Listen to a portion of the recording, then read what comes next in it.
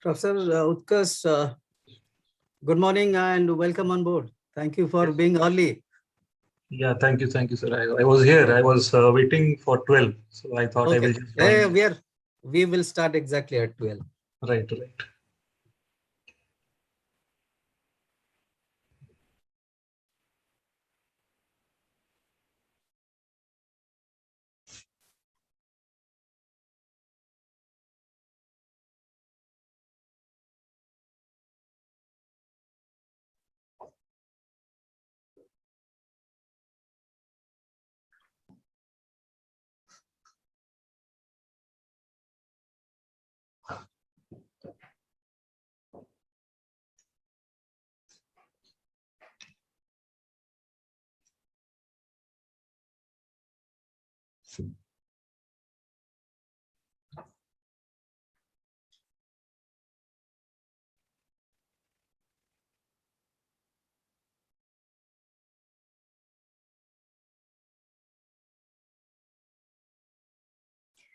Good afternoon. On behalf of Accent Info Media, I would like to thank all of you for sparing the time to join us for the CMO Leadership Summit 2021. Now that the hustle is back, is it just me, or do you also feel that time runs out faster these days?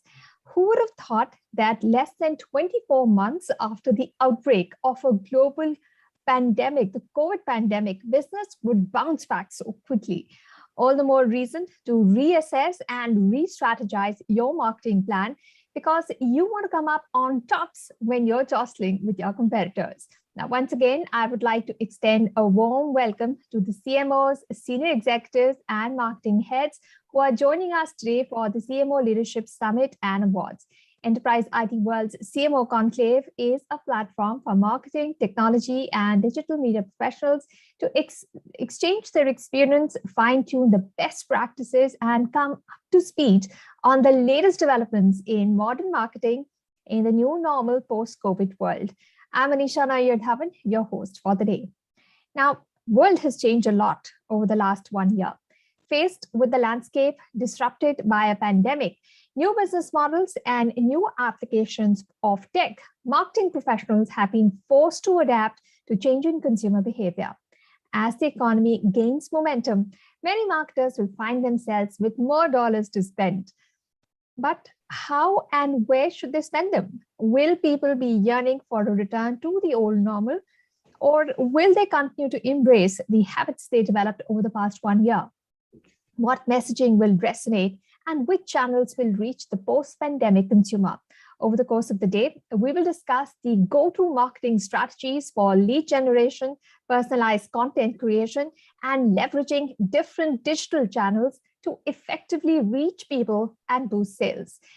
In keeping with our tradition to seek divine blessings at the start of an event, we would like to begin with the Ganesh Vandana.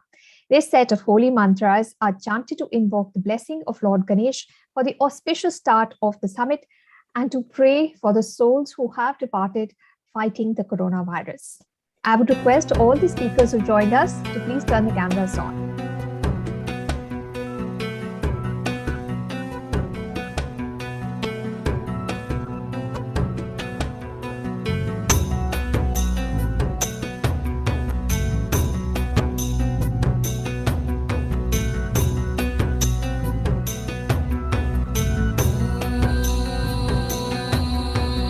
वक्रतुण्ड महाकाय कोटिसूर्यसमप्रभा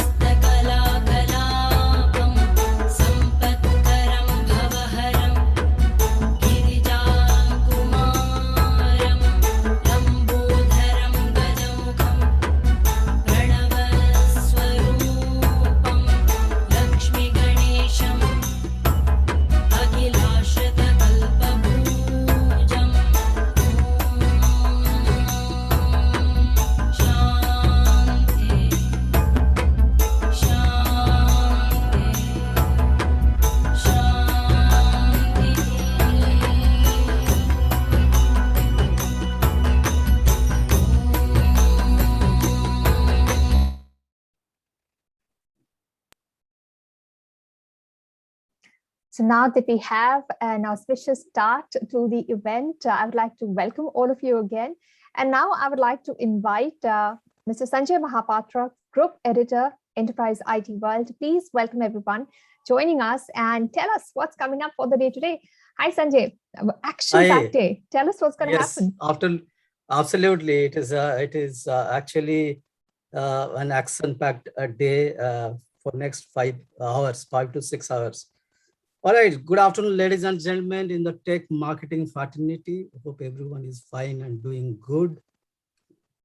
And warm welcome to all of you to Enterprise IT World, 5th edition of Tech CMO Leadership Awards 2021.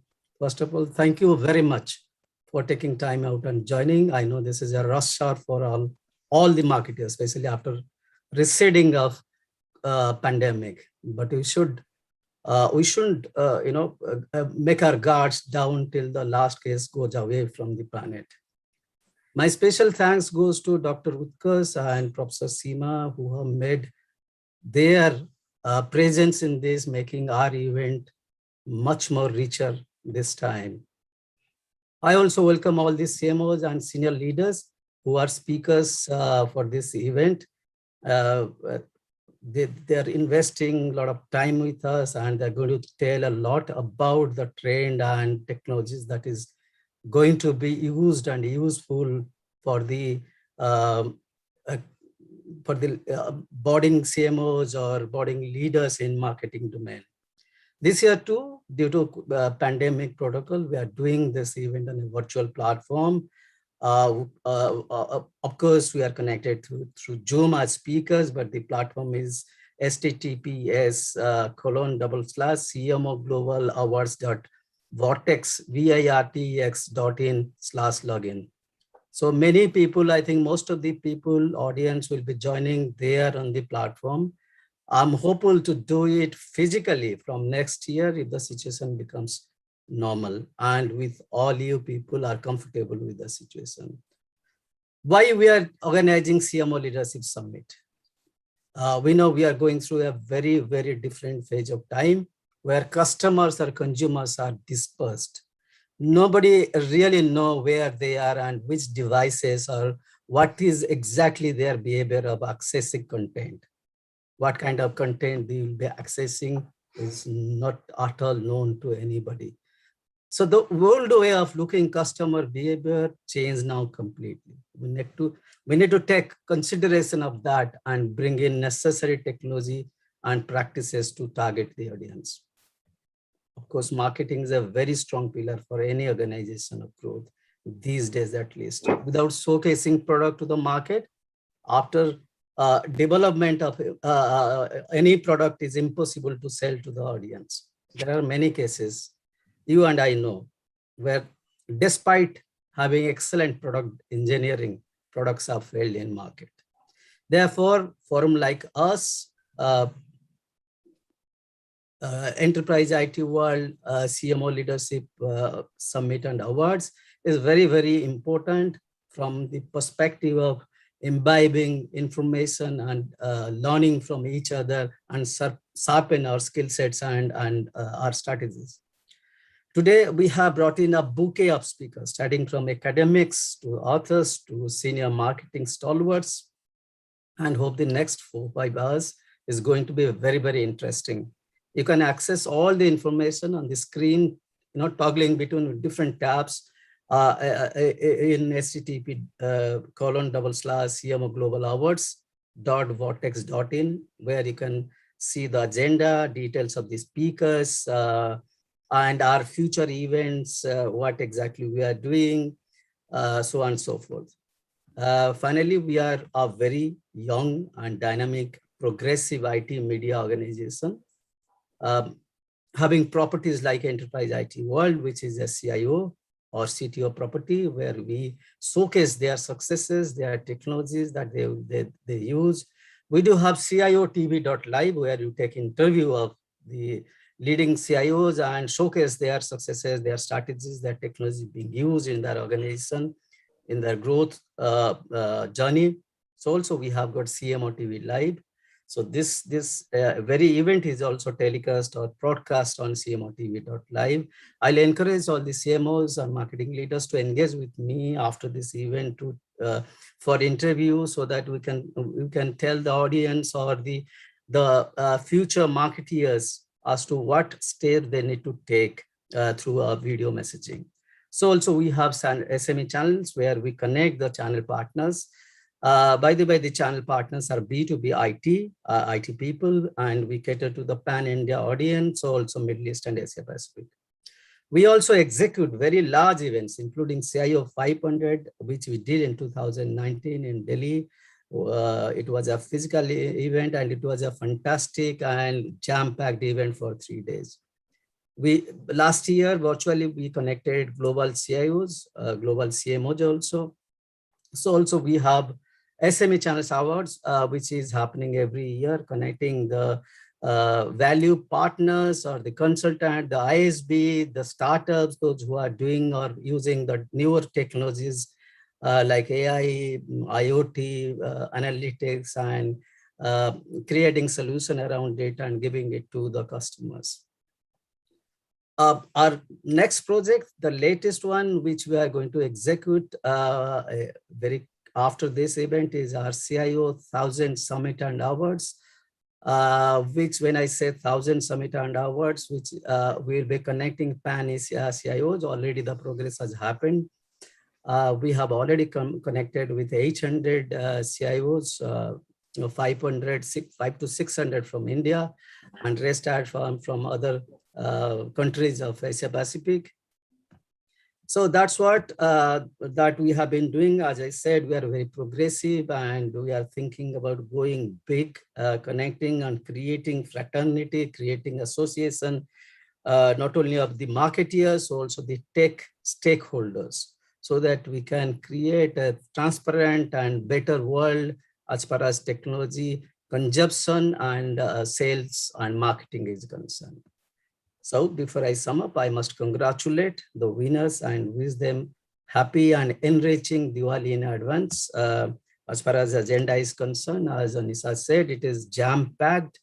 We have got Professor Utkarsh coming in. After that, we have got keynote from senior marketeers on various topics. So we have a fireside chat followed by a panel discussion on different topics. I'll appreciate if you check the platform, or you can go to our CMO Global events.com, which is there. I can key in on the chat box also. The agenda you can see. We also have towards the afternoon, we have Professor Seema, who will talk about the marketing, trends, digital marketing particularly. Following that, we have the much awaited awards, which will happen in the end. Plus, we have a little bit of entertainment towards the end. We'll have one of our fellow CMOs and CTOs. He's playing good music, so we will play the recorded of his music as well in this platform. With this, I'll end here, and thank you very much. Stay safe, and wish you have a happy and enriching Deepavali. Thank you. Thank you, Anisa. Thanks, Sanjay. After navigating an 18-month pandemic, it's not surprising that consumer behavior has changed. While no one can claim to know the future, it can be safely predicted that consumers won't simply revert to doing exactly what they did in 2019. So are companies getting better at anticipating and then responding to new customer needs and preferences? We have a first keynote on the topic, Decoding the Consumer Mind in the Digital Marketing Era. Please welcome our speaker. We have Dr. Utkarsh, Assistant Professor Marketing, Kashipur, joining us. Dr. Utkarsh has over 8 years of experience in teaching and research experience in the field of marketing management. He received his MBA and PhD degrees from the University of Lucknow. Thank you so much for joining us, Dr. Utkarsh. We will be taking questions. If you have questions from Dr. Utkarsh, do type it into the chat box. And please send us your questions as soon as it comes to your mind. Don't wait till the end. And Dr. Utkarsh, in the interest of time, I request you to please stick to the time allotted to you so that we can hear all the speakers during the day. Over to you, Dr. Utkarsh. Yeah, a very good afternoon to everyone. And thank you, Ms. Anisha, for inviting me and giving me this opportunity. And obviously to Mr. Sanjay ji, it's an honor to be the first speaker, and it is also a huge responsibility to be the first speaker, right? So I have put in my effort, and as an academician, when we have to talk to the industry, it is always a huge challenge. Because we are wondering what we should say and what we should not, because here are practitioners who are doing it a day in and day out, and we are doing some kind of research, and we are also making an attempt to learn from the industry, and also maybe we also try to suggest something to the industry. Though yes, there is one lacuna, is that we publish in journals, and these journals have, I believe, limited reach. But I think these kind of opportunities where we can talk to the industry and we get an opportunity, it is our time to share our understanding and perspectives, which also bring hopefully some new ideas, which bring and let industry also understand what we are doing in different contexts. Now, the topic that we are doing today and talking about today is decoding consumers' mind in the digital era. Now, two very important things have happened during the last 1 or 2 years. One is obviously the COVID. We know how things have changed. And second thing is the emphasis on digital that has happened during this era is phenomenal. So we are looking at disruption, which is not only at the level of technology, it is a disruption which is also at the level of personal issues, health issues, sustainability issues, and maybe it is a activity which has influenced us at a global level and also at multiple levels. Now, given this context, we believe that maybe possibly there are a lot of changes that consumers have gone through. And this is something that I want to emphasize in my talk, that how the consumer behavior has changed and how we can understand it better given the changing reality in the last 2 years.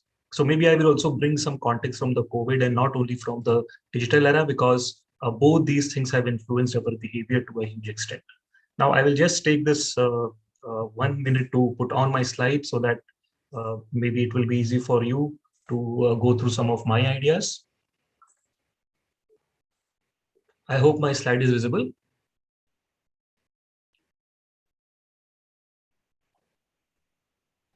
Yeah. So looking at how the digital world is changing the consumer behavior and what is going inside the consumer mind is something which is very crucial for us.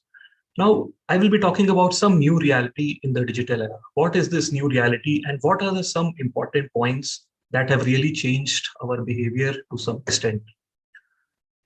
Number one issue that I feel has happened is after the pandemic and in the digital era is that customers' priorities have changed. Now, customers are looking at several aspects. It is less about the product benefits that emerge from consumption. Rather, consumers have become more personal in nature. They are thinking about themselves. Now, how it is going to or how it has impacted our marketing offering is something which we should be thinking about. Now, yes, we believe that customers' priorities have changed. How they have changed, I will borrow from a EY Future Consumer Index, which reported that consumers can be divided into various segments. One segment that is emerging is focused on affordability. Now, consumers are not ready to spend too much money. They are thinking about affordability. And obviously, given the rise in the prices, everyone is concerned about that. But we are looking at products which are affordable, which are providing value, which suit our lifestyle. So we are possibly not interested in spending too much amount of money. So that is a kind of a new segment which has emerged in this digital era. Second, the emphasis has come on health. Now, health has become a very important point which people generally used to ignore. Today, people are concerned about health, which is leading to consumption of products like Fitbit. Looking at insurance products, everything has been, to a certain extent, has become a very important part of the consumer demographics. And then another issue which has become very important is of sustainability. We all know the heavy rains, the floods, which we have seen in the month of October. Specifically, I'm in Uttarakhand, and it was hard to believe that just 30 kilometers far from my place, there was huge flood. And we can see that tourists were stuck and they had to wait for 2 to 3 days to come out of that region.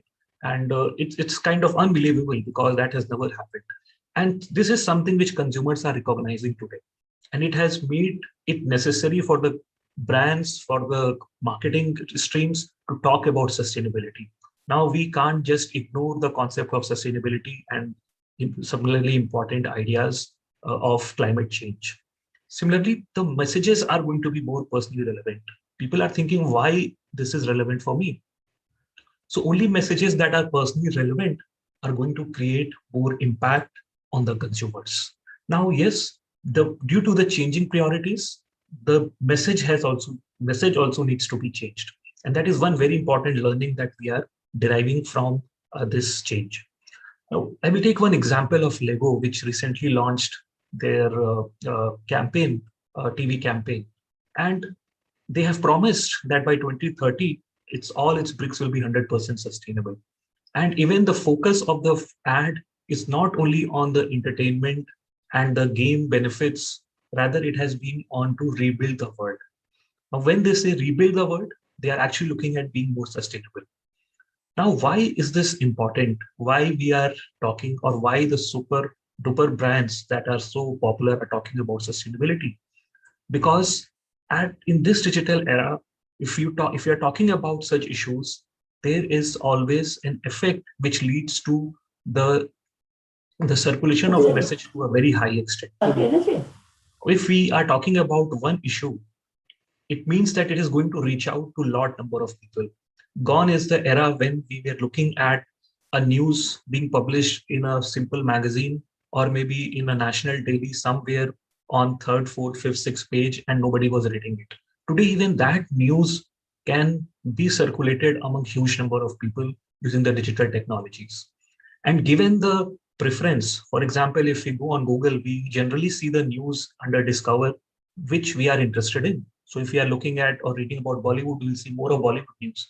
If we are concerned about sustainability, we see more of sustainability news. And in that context, when brands are talking and actually doing something about it, it is reaching to the right kind of audience. So the effect of such activities are not only important from the global sustainability challenges or sustainable development goals, but they are also important from the perspective of marketing.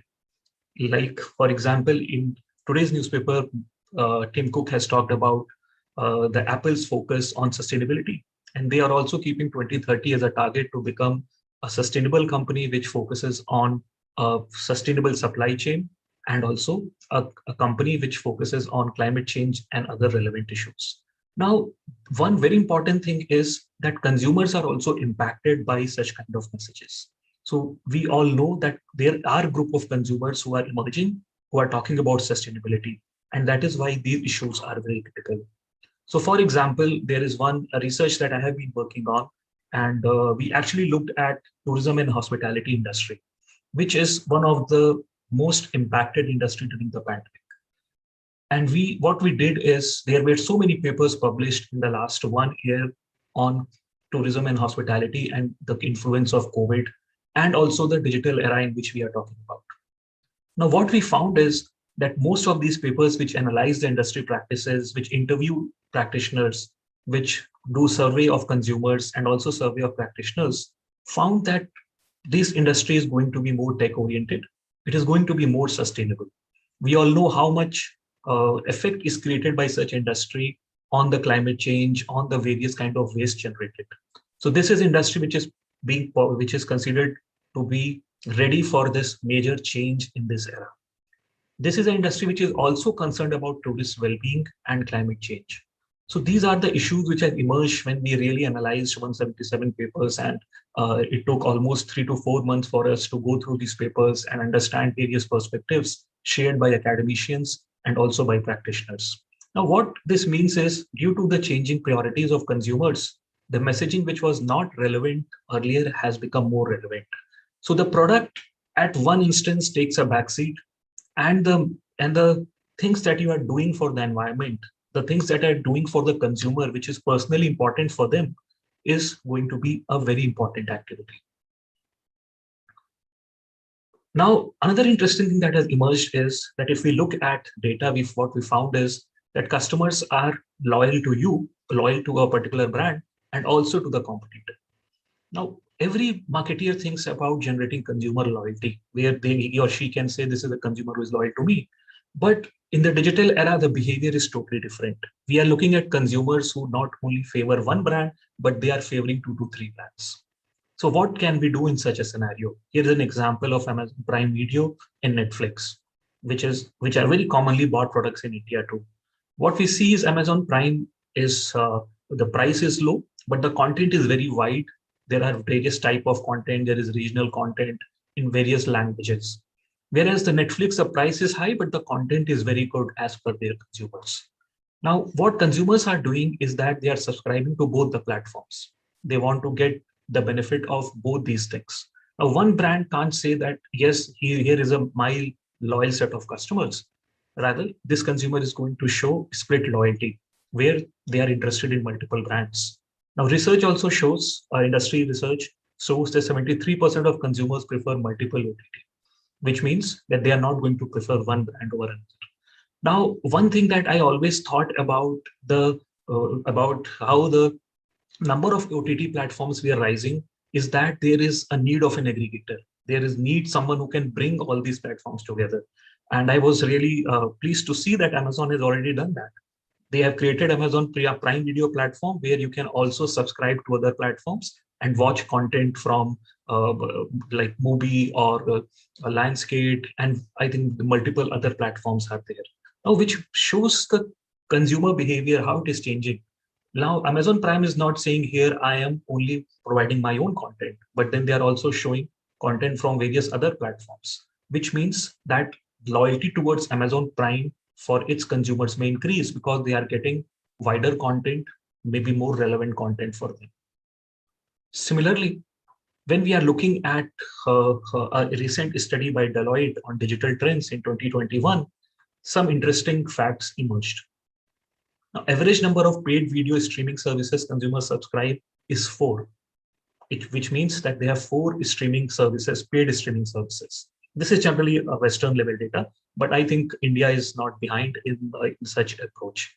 Average number of paid gaming service gamers opt 3, and average number of paid music streaming 2. So we can't expect the consumers to be loyal. Rather, they are going to be working with multiple brands and also favoring multiple brands. Now, what we did in the last 1 year, I've also worked on another study where we did a survey of 400 OTT consumers. Most of these consumers are into the age group of 20 to 30, but yes, we also have a good representation of age group of above 30 years and up to 50, 55 years. Now, what we found is that yes, consumers prefer content, consumers prefer the price image is relevant, and quality of the content is relevant, quality of the platform is relevant. But when we really analyze the data, we found that memorable brand experience, how you have been in touch with the brand and how you have utilized and worked with the brand and what kind of experience you had. And this is not about only the users experience, rather in what context you have used the product. So I have shared, I have looked at the content when I was with my friends, when I was with my partner. I have memories related to this brand, was considered to be one of the most important determinant of brand identification. And what generally the research also says, consumers who identify with the brand, which means they feel that this brand is very similar to me, is similar to my personality, are likely to remain more loyal. And they also help the brand.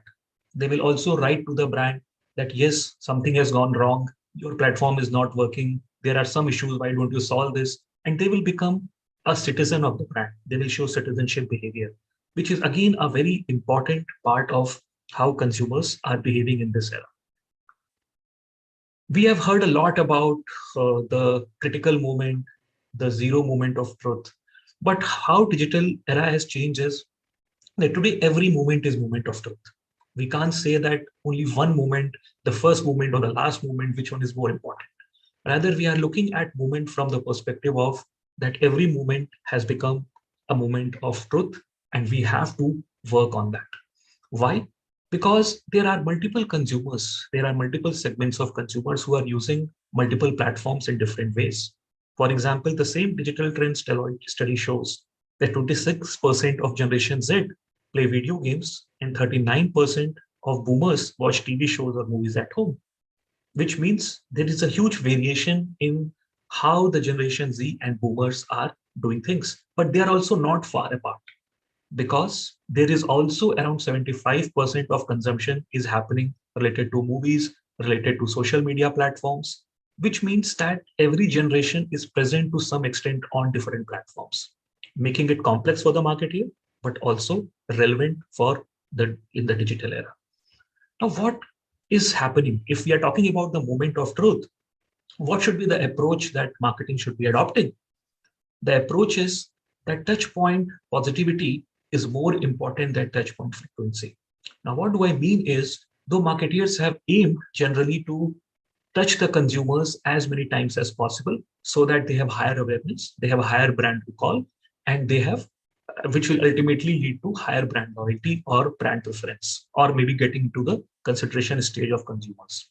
But recent research shows that the positivity of the touch point, which means that what is the emotional response I generated or the consumer generated after getting in touch with the brand, is more important, which means the frequency is going to take a back seat, and the emotional response, the effective response that you generate in a particular touch point creates much more importance. So instead of aiming for more and more frequency, we have to aim for positivity. So the more positive the experience is, more positive or emotional response that we generate, we are likely to have a better moment of truth, which will lead to maybe the consumer turning in our favor. Fourth, we are looking at consumers who want to choose on their own, but from your recommendations. Now, why this is happening? So we want that power, that I have the power to make the decision. But then due to the digital information, we also feel powerless. There are so many options. There are so many points to think about. There are so many points to consider, which is making it more and more complex for the consumer to choose something. What is happening in this domain is that information overload is at its peak. Too much information. You have one product that you want to buy, and then there are 20 to 25 variants available, 4 or 5 websites selling the same product, 20 sellers selling the same product. And consumers don't have time. Obviously, today we are working from home, where the boundaries have really merged, and we don't have time to do things. Now, what's happening is that platforms that enable quick search and comparison are favored by consumers. So I go on Amazon, I search for the product, but if Amazon provides me the comparison with other products, I'm going to buy from it, rather than Flipkart, where I have to compare my opportunity or my selection with other on my own. So someone who is recommending me, where the AI tools become very handy in this context, is going to be favored by the consumers. Maybe I will be more sure about my decision making. I will be sure about what is the price that I'm paying. Is it less than the other service providers? How my quality is different? How the rating of the product is different? And that is going to make an overall impact on the preference for maybe selling some item. Now, how this artificial intelligence tools that we are talking about today are creating some variation. So what we see is that a recent study, which was an experimental study, shows that AI tools that reduce cognitive load and promote cognitive fluency improve product attitude. Now, this is exactly what I said in the previous slide. Consumers have a lot of cognitive load, which means there is too much information to process, and my mind is not ready to process because my mind is already overloaded. So the cognitive load is high. Are there tools? Is there a way which can reduce my cognitive load? So what if I'm searching for product X and someone comes and tells me that on Amazon, there are 5 sellers, best sellers who are selling this product. Their price is this, their rating is this, their general review is this, and these are some dominant features of the product. It is going to substantially reduce my cognitive load. and it is going to promote my cognitive fluency because I have something ready at my hand. The table that we used to create in the bygone era in our diary to compare a car or a product is now available on the platform itself. And it promotes high level of cognitive fluency, and it improves the attitude towards the product. Now, when we are aiming for generating or using AI tools, we are not just aiming for accuracy or cost. Rather, we have to look at how it is reducing the cognitive load for consumers, how it is helping the consumer in developing cognitive fluency, which will really impact their attitude towards your product. Similarly, consumers are concerned about privacy. Now, this is something which has become very, very relevant in today's era. Obviously, after all the news that we have heard about Facebook and the issue between Facebook and Apple, the cookieless world talk that we have been talking about, but all this has led to consumers thinking about their privacy. What is happening with their data? What is happening with their resources? And they have become, or they have developed a guard against the companies saying, we need companies that can prevent our data. Now, this may look a little difficult to achieve, but then consumers are going to demand it, because what recent thing shows that consumers are looking for more control over their data. Now, due to the GDPR regulations and everything, we have seen how websites are today asking us whether we want to accept cookies or maybe ignore or maybe select some of the cookies. Same thing is going to happen where consumers will love such kind of experience, where they would like to see the options that are given to them. And then they will also favor the brands who will give them the option to protect their data. For example, a browser which says your data is safe with us and we don't share your data is likely to be more patronized than any browser which says don't talks about data protection. And consumer want more protection of data. And there are also researches which show that consumers are willing to pay for data protection, which means there's an opportunity for paid social media. There's an opportunity for paid services, which also engage the consumers, but they also ensure that the data is protected.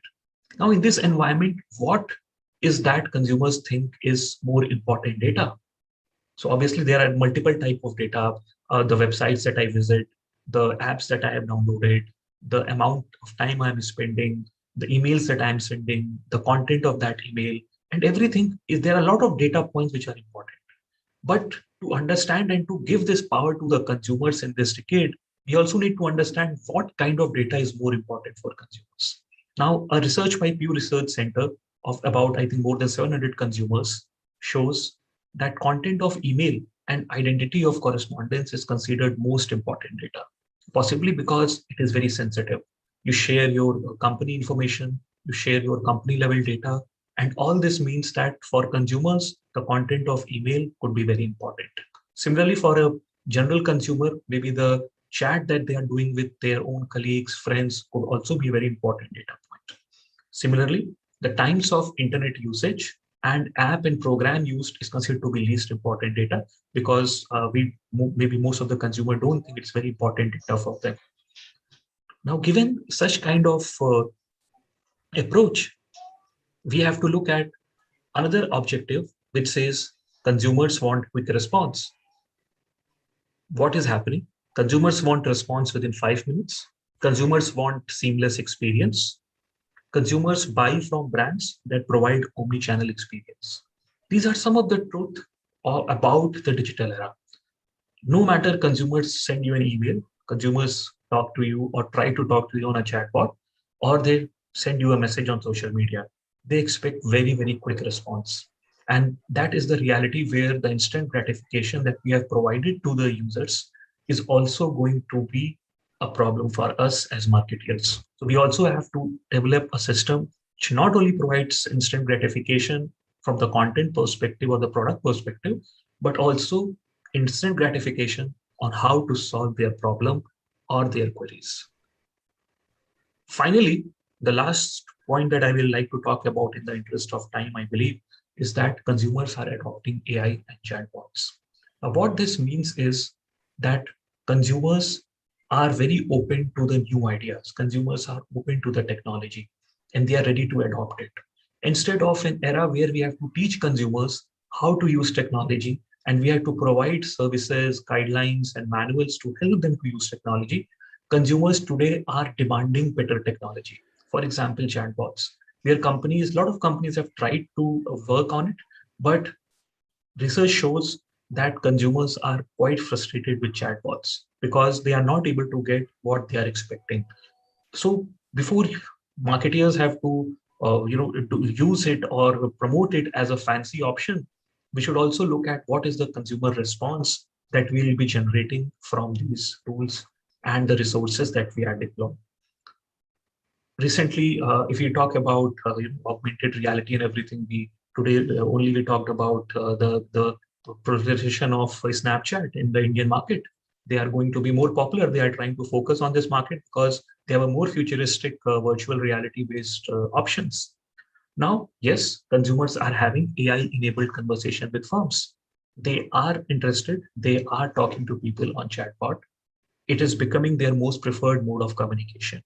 But research, published study shows that human to human interaction is also important.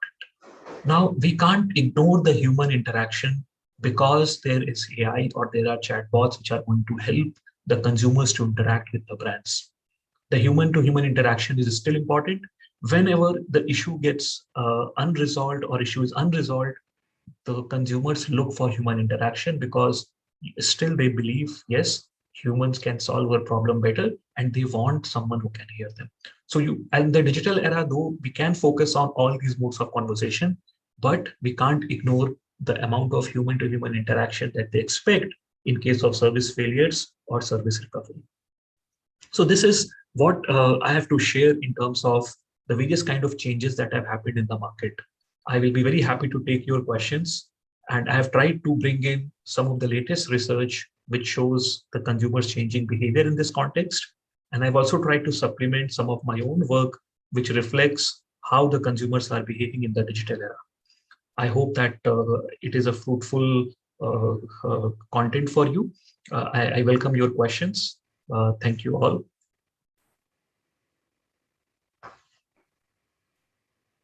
Thank you, Professor Utkarsh, for giving us such a nice presentation. At this point of time, we haven't received any questions, but they can see your email ID on the screen. And if if somebody has a second thought, if a light bulb moment happens a little late in the day, I'm sure they'll get in touch with you. Thank you so much for joining us. Yeah, thank you, Anisha. Great. We're now going to move on to our next keynote address. Now, consumers' desire for real-life interactions has understandably only accelerated given the restrictions in place around socializing imposed during the COVID lockdowns. And we are seeing this with the Diwali parties that are happening, at least here in Delhi. People are attending many parties because they feel they've been deprived of all this because of the lockdowns. So brands have embraced both virtual and hybrid experiences by using new tech innovations to keep engagement high while maintaining safety. So what will experiential marketing in this year look like? Please welcome Mr. Prasenjit Roy, Head of Marketing and Product NTT India. He's going to give us a presentation on experiential marketing. Prasenjit has over 2.5 decades of corporate experience in marketing. He's an evangelist of integrated strategic marketing, spanning across a wide spectrum of industry sectors. And of course, this presentation will be about 20 minutes long. I'll hand it over to you, Prasenjit.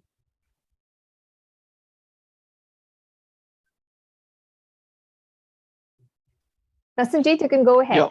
Yep. Thanks. Very good afternoon. Sorry. Very good afternoon, everyone. Hope all are fine and healthy. Grateful to Sanjay Mahapatra and Sanjeev Mahapatra for inviting me here and providing me the opportunity to address this August gathering. Thanks, Professor Utkarsh, for perfectly setting the context for today's platform. There will be some element of community, what I would be touching upon, but I think that's the order of the game. Before I start formally, I would like to call out a few caveats. It's not possible to cover all the tenets of experiential marketing in a short span of 20 odd minutes. Hence, I've taken the liberty of picking up a few nuggets. I'll primarily touch upon some areas where the business would need to focus on.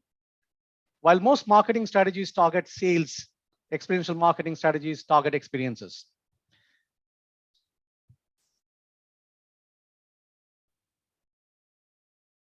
Sorry, I think there's some, it's not moving.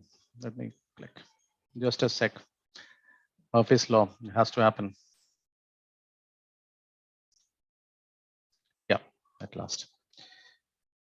Okay, so before we start, what is experiential marketing? Okay, it's also referred as engagement marketing. Experiential marketing is a marketing strategy that immerses customers within a product or deeply engages them. In short, experiential marketing enables consumers to not just buy products or services from a brand, but actually experience the product. The emotional connections between the brand and the consumer are creating through memorable and unique experiences. So here you see the engagement, the activation of senses, and the build of the emotions. Let me dwell a bit on the senses part of it. It's something that creates sensory experiences through sight, sound, touch, taste, and smell. Then the aspect of feel comes in. We appeal to the customer's inner feelings and emotions. The aspect of think comes in, targeting the customer's potential thinking through surprise, intrigue, and provocation. The aspect of act.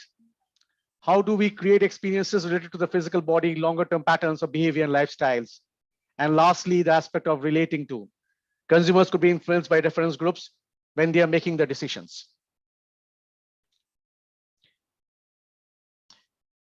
If I peel off like the onion layer, we find the experience are comprised of three components.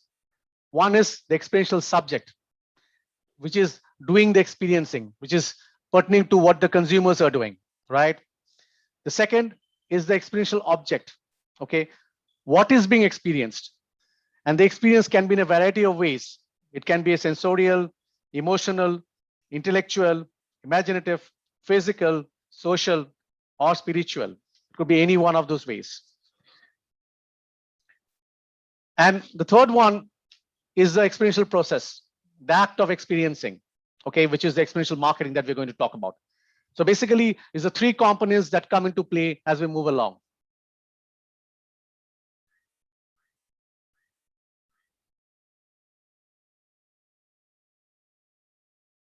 Just a sec, I'm having some issues with the slides not moving.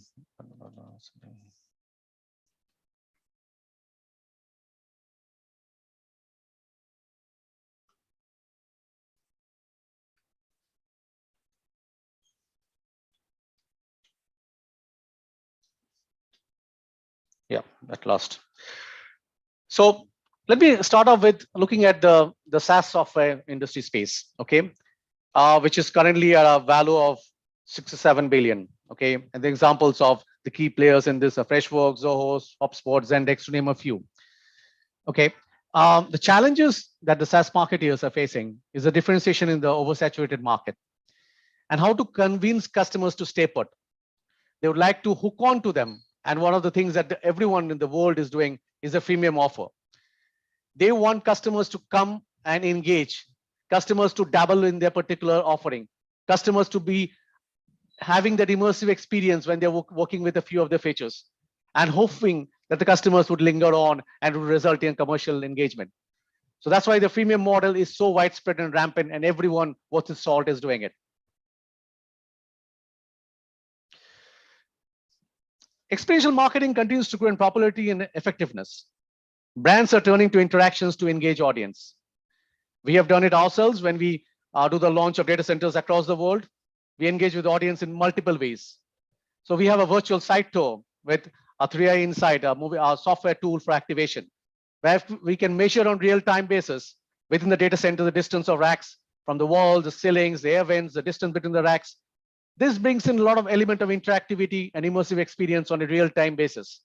In today's world, when it's difficult for consumers to come in and visit a data center, this is coming out to be our next alternative. And we see a lot of engagement and stickiness as we embark on this. A visit to a hyperscale data center may take something anywhere from a couple of hours to a full day, depending on the interest level and the technical features present. Depends on the person who is coming in. If it's a CTO or CIO or a head of infrastructure, obviously he will go into the nitty-gritties and have to know a lot of details. The key things that they check in a data center are the power supply, battery, fire prevention systems, chillers, and etc. We capture all of this in a walkthrough video that may run till around 12 to 15 minutes.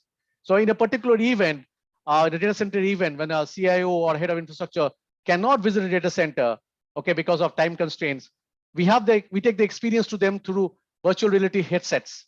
Many a times, this is so comprehensive and ever encompassing, a physical visit to the data center may not be desired or needed before a deal is signed.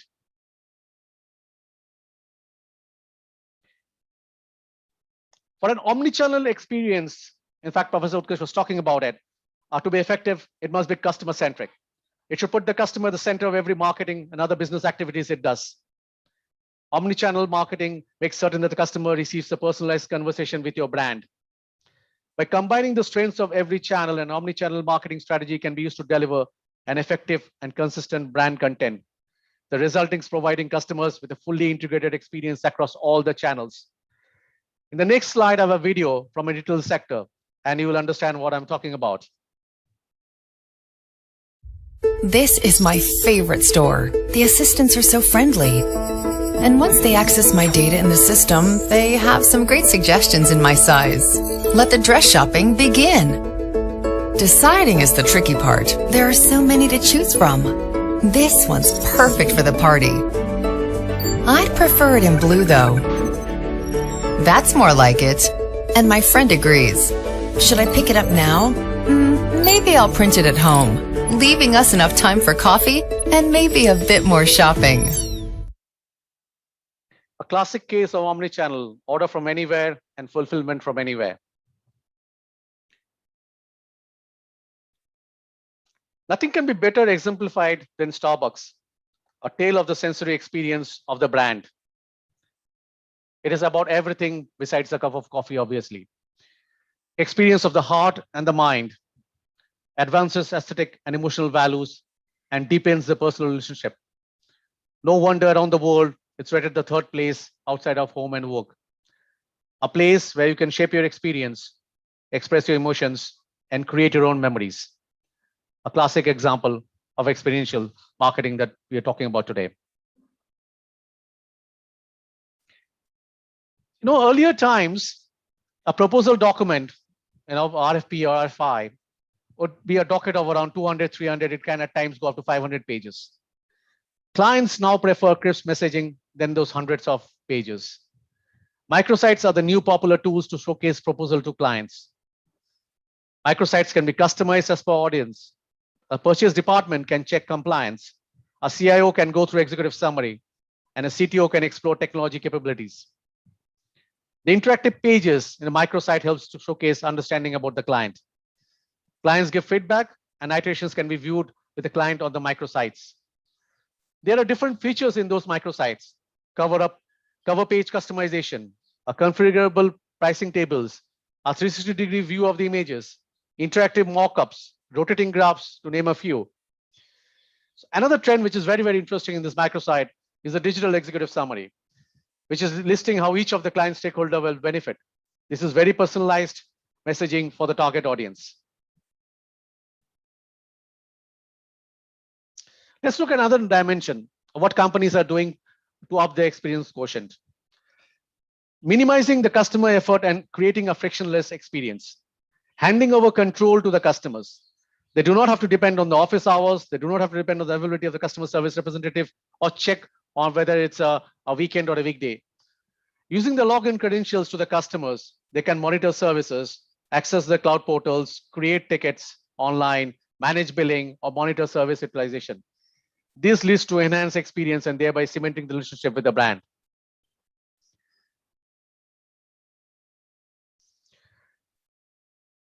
Experiential marketing campaigns can be also set up to make it extremely easy for mobile applications to be involved in the process. So if you have experiential marketing campaign, a lot of companies are using the path of the mobiles to set it amongst and the target audience, and mobile application is becoming a rage nowadays.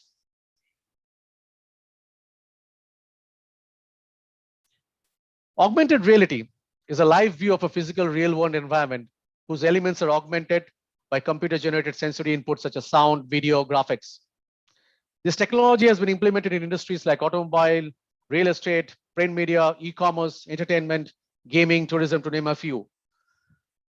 Hover your smart device over a print ad or any print material and watch them come to life in the form of amazing 3D visuals and animations coupled with engaging sounds and voiceovers. It leads to three main things. One is the deeper engagement, which is deepen your brand conversation by sharing your story to the world. Second is the brand relevancy. Unlock your most valuable brand assets with the digital experience. And third is the endless possibilities it throws up. Dive into the world of augmented reality, explore anything, anytime, anywhere.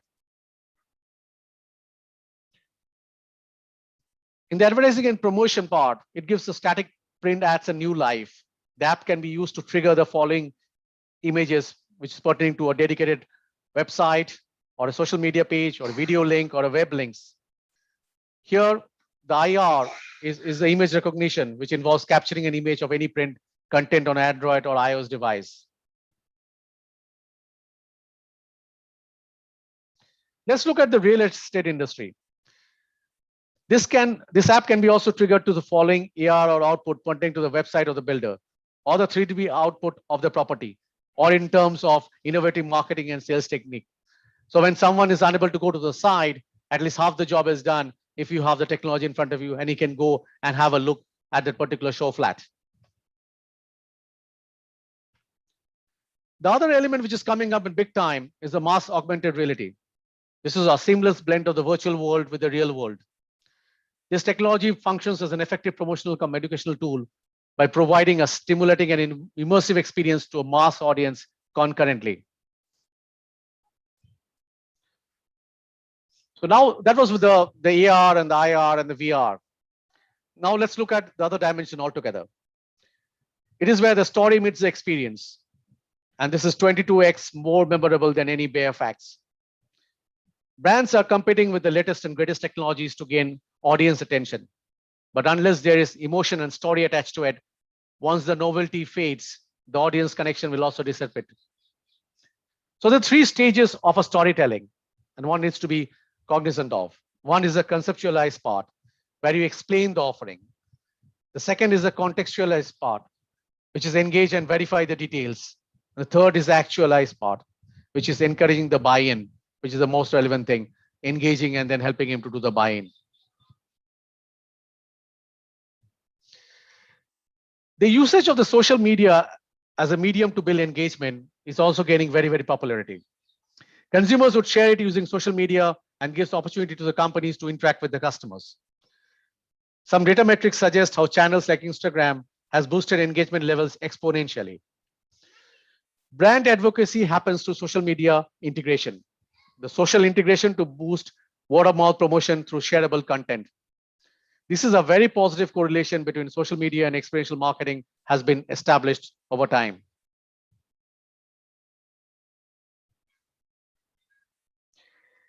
We had looked at mega launch and the play at industry events.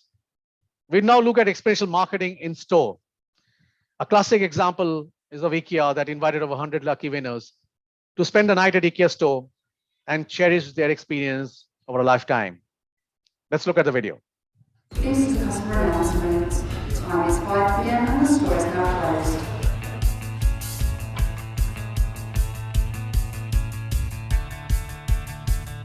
Tonight we're hosting the IKEA Big Sleepover here in IKEA Lakeside. We have 100 lucky competition winners who've got the chance to sleep over in the store this evening. So far tonight we came in and we chose all our bed linen and everything. We've got a free goodie bag, which is amazing. Yeah. And had some cakes and hot chocolate, mulled wine. There you go. We've got a sleep expert on hand to advise about the rituals and habits that people have before they go to bed. We're going to be showing a film, we've got massages, manicures, and we've even got a celebrity who's going to be coming and doing a bedtime story reading for us. Mummy Bear made Maurice breakfast. I've read to everyone Goldilocks and the Three Bears, and everyone kind of laughed. So it was quite light-hearted, like tongue-in-cheek. It wasn't deadly serious. We did a piece of research with about 3,000 people. We found that 3/4 said that they took less than 10 minutes to choose their mattress, which is less time than some people take to choose their lunch. It's really important to take the time to choose the right mattress because you actually spend around about a third of your life on it. I hadn't really realized how little time people spend looking at beds, which are clearly very important in obtaining good sleep. It's more of a fun experience as well because obviously everyone's in one big room together sleeping like with strangers. I've had loads of fun. I had a little bit of a massage. I spoke to the sleep expert. So yeah, it's been good. I've had my nails done. Yeah, good. First time ever.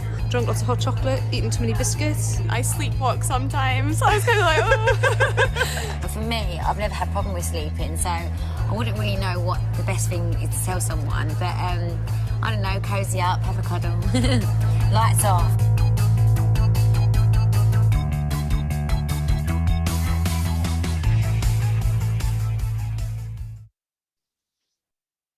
I'm sure many of you would like to have the experience. I would, certainly. Great experiences lead to great results. There is a direct correlation to the top line and bottom line. It has been proven fact by surveys done by PwC. Customers are ready to pay 16 to 20% more for a great experience. And they'll walk away from any just bad one. And the flip side of the coin is, if they encounter something which is really bad, awful, terrible, even the loyal customers, 1/3 of them will walk away. So experience is like a very, very critical thing one should pursue while delivering any of your particular campaigns or any of your strategies or tactics. People talk about great experience, but great experiences are grown. And the importance and benefits of experiential marketing are manifold. I can call out 4 of them. One is the free publicity. If you have a great experience, people talk about it in different medias, paid, owned, anywhere. It builds the emotional connect and the brand loyalty. It creates a word of mouth. And 4th, the experiences are socially shareable. Let's look at what's in store for us. Going forward, I see 5 trends that are going to emerge. We'll see technology being used to capture these experiences, and that becomes more advanced. And immersive technology like extended reality won't be reserved for select music performance or keynote presentations alone. By taking the in-person events online, organizations opened up their experiences to a much larger audience than they had ever before. This increased exposure was no doubt a positive for the brands, and it enabled those who otherwise wouldn't be able to join due to financial or geographical barriers to get into the action phase. Much more than ticketing, there are now tiered VIP packages for brand and sporting fans, and consumers can opt to pay a little extra to gain access to unique add-ons or unlock exclusive content. And a lot of corporates are doing this now. Live chats, polling, real-time networking remains important ways to connect virtual attendees with an event's content, speakers, and one another. We saw gaming usage and viewership spike massively as the pandemic became a reality, and several brands subsequently leveraged these platforms to the fullest extent. Lastly, one thing we have learned is that the future is unknown. The moment of absolute certainty will never come, so don't wait for it. The pandemic has shown us it's important to move quickly, think creatively, and always place your audience at the forefront of all you do. Great. Let me end the session with a bit of humor in this short video. I've been talking about the experience quotient for some time now. In the world of disruptive technologies and high-tech gadgets, sometimes at no fault of anyone, one can land up with a really horrible experience and be at the complete mercy of one's fate and be in utter despair. Let's look at the video. Playing jazz. Playing jazz. Smoothie. Making smoothie. Calendar. No meetings today. Remember, tandläkare at 9:30. Fire off. Fire off. Open door. Door open. Sånn, så skal vi sette en til. Ja. Open door. Wrong voice command. Open door. Wrong voice command. Open door. Repeat that. Open door. I didn't understand that. Hey, open door. Play on the floor. Sick on the floor. Get over the door! Open the door! Open the door! Error. Hey, there. With a rock? Open the door. Open the door.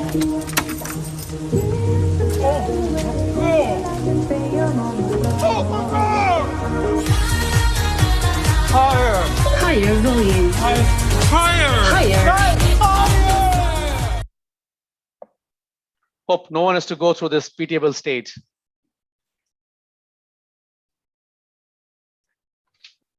Thank you for giving me a patient hearing. I really appreciate that.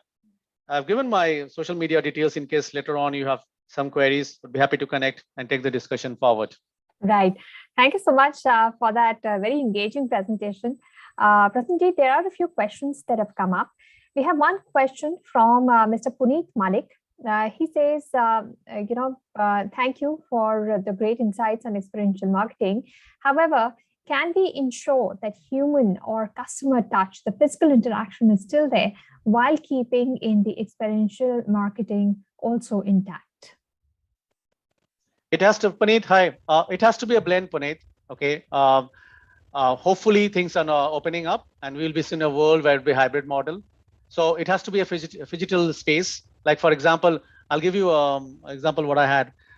So yesterday I was in a seminar with Adobe seminar. It was organized by DNB.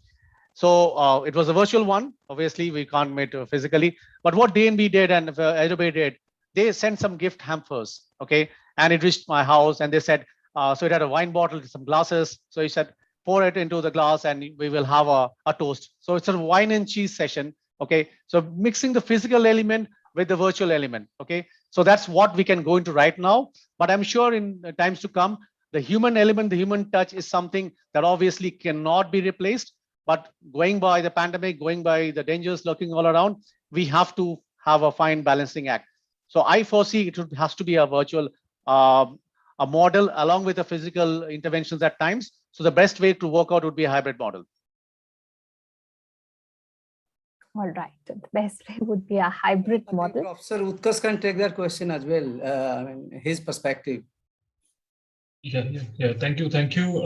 I think, yes, it's important that we can't miss the human aspect. So today experiences are on both the front, be it digital or in the physical world. Though our physical experiences are limited, it also means that there is an opportunity for better and great physical experiences. So people are actually waiting when the physical world will open and they will have better experience. Like I am here waiting when we will have more physical conferences and I will get an opportunity to move out. And I believe similarly, consumers are also waiting for that opportunity. And I said, like, there are two kinds of human interactions. One is that we are having with the chatbot or maybe with technology. That is technology, human to technology interaction. Second is human to human interaction using technology, which is happening here right now. And then the third one is human to human interaction where we meet in a physical world. So brands have to look at all the three aspects. So that's going to be the future. Yeah, just adding on to what Professor Utkarsh said, all said and done, nothing can replace a warm handshake. Nothing can replace a pat on the back. That's where your trust comes in. That's where your emotive elements comes in. But again, I said, we have to toe the line. It's a tightrope balancing act. We can't go overboard because there are dangers all around. So till that point of time, we will have to stay put. All right. Thank you so much, Prasanjit, for your presentation and taking the questions and giving us a complete overview about experiential marketing in the years ahead. Thank you so much for taking the time. Thank you. My pleasure. Next, we have a fireside chat, which of course will be for about 20 minutes. And please welcome our speakers who will be chatting on the future of marketing. Please welcome Mr. Balamurli Devur, Chief Marketing Officer, Kyndryl, and Kaustubh Chandra, Chief Marketing Officer of Airtel. Now, IBM hived off the IT infrastructure services unit of its global technology services division into a new separate company called Kyndryl. Bala has been with IBM for 15 years, and Kaustubh is a seasoned B2B technology marketing and communications professional with over 17 years of experience in information technology sectors. So a warm welcome to both of you, Bala and Kaustubh. So good to have both of you with us here. And I'll hand it over to you for this chat on the future of marketing. Thanks, Anisha. Thanks for the warm intro. And it is great to be in this forum. And it is great to be back in this forum. So Sanjay, thank you so much for inviting us. And